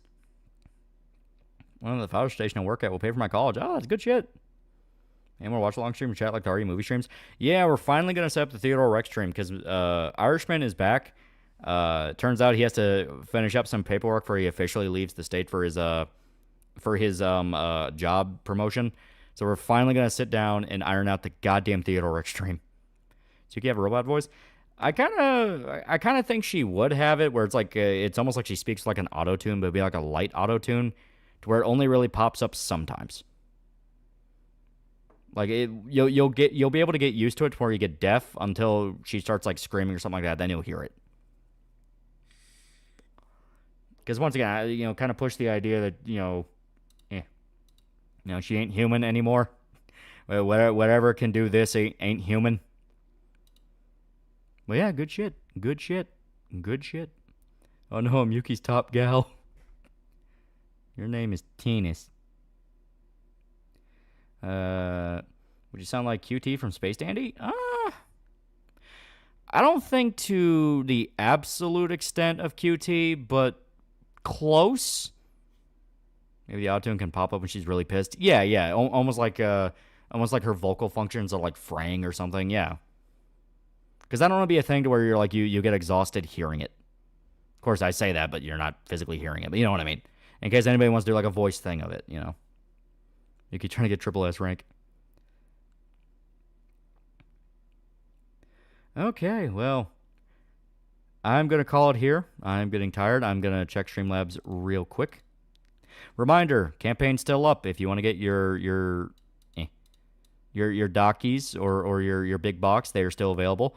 The pinup poster is almost finished. It looks great.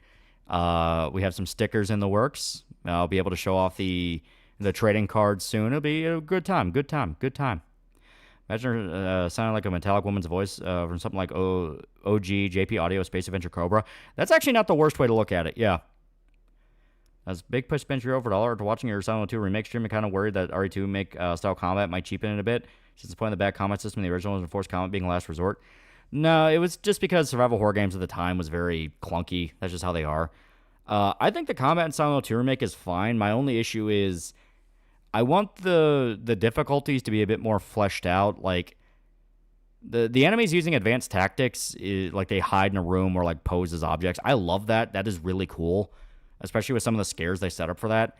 I don't like how hit spongy enemies are. They feel like they do too much damage to a degree of like you're going down like 1 or 2 hits. The minute you get grabbed, you're already at red. So it's like, that's kind of annoying. But maybe like a good middle ground where like they can do a lot of damage, but you can also take them out pretty quick too. Something like that. What point do you update your background of Cyberpop and Frame? That's actually a good point. That's actually a very good point. Toxic Cybernet goes to Christmas past from the future. Gonna attempt Pale Rider before I call it. But yeah, we are still on our way to getting the comic done. I'm really excited for it. I think it looks awesome. Personally, I think it looks sick. Yeah, the David Duchovny, yeah. Already beat the game, got the leave ending, so what new game plus ending should I go for first, dog or aliens? Do the dog ending. Dog ending's awesome. Like, you gotta love the little Shiba Inu who's in control of everything. Yeah, check Discord. Yeah, I saw the David Duchovny Angela. Yeah, that's funny. That reveal trailer really did sour a lot of people's first impressions. And now it's just sunken cost fallacy where it's like, well, I already determined I'm going to hate this, so I can't double back now, Yeah, Nurse got really annoying how many thwacks to the head they need. Yeah. Like I said, like, something that's a bit more of a middle ground between too easy and too hard, where it's like, no, the monster should feel like a threat you're scared to run into. But at the same time, it can't be something where they're constantly killing you, because then that just gets tedious. Is Docky like a pillow and printed cover, or is it printed directly on the pillow? So we've been debating that back and forth. Right now, as it stands, they're going to be printed directly on a pillow and sent. But we're also looking into maybe doing covers so you can get like larger sizes of it. It's something we're looking into. Same with a few other roads for it. So it's a thing. You know what I mean? It's a thing. But yeah, like best case scenario, we can do both.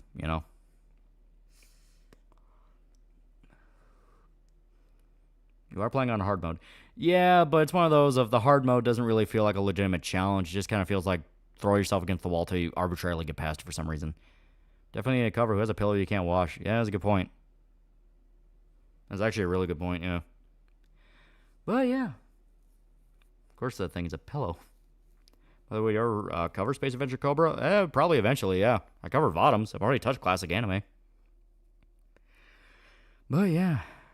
What about David Duchovny? It was an edit someone made of Angela where she was David Duchovny. Little Rachel's Christmas past. Silly daddy, you can't eat carpet.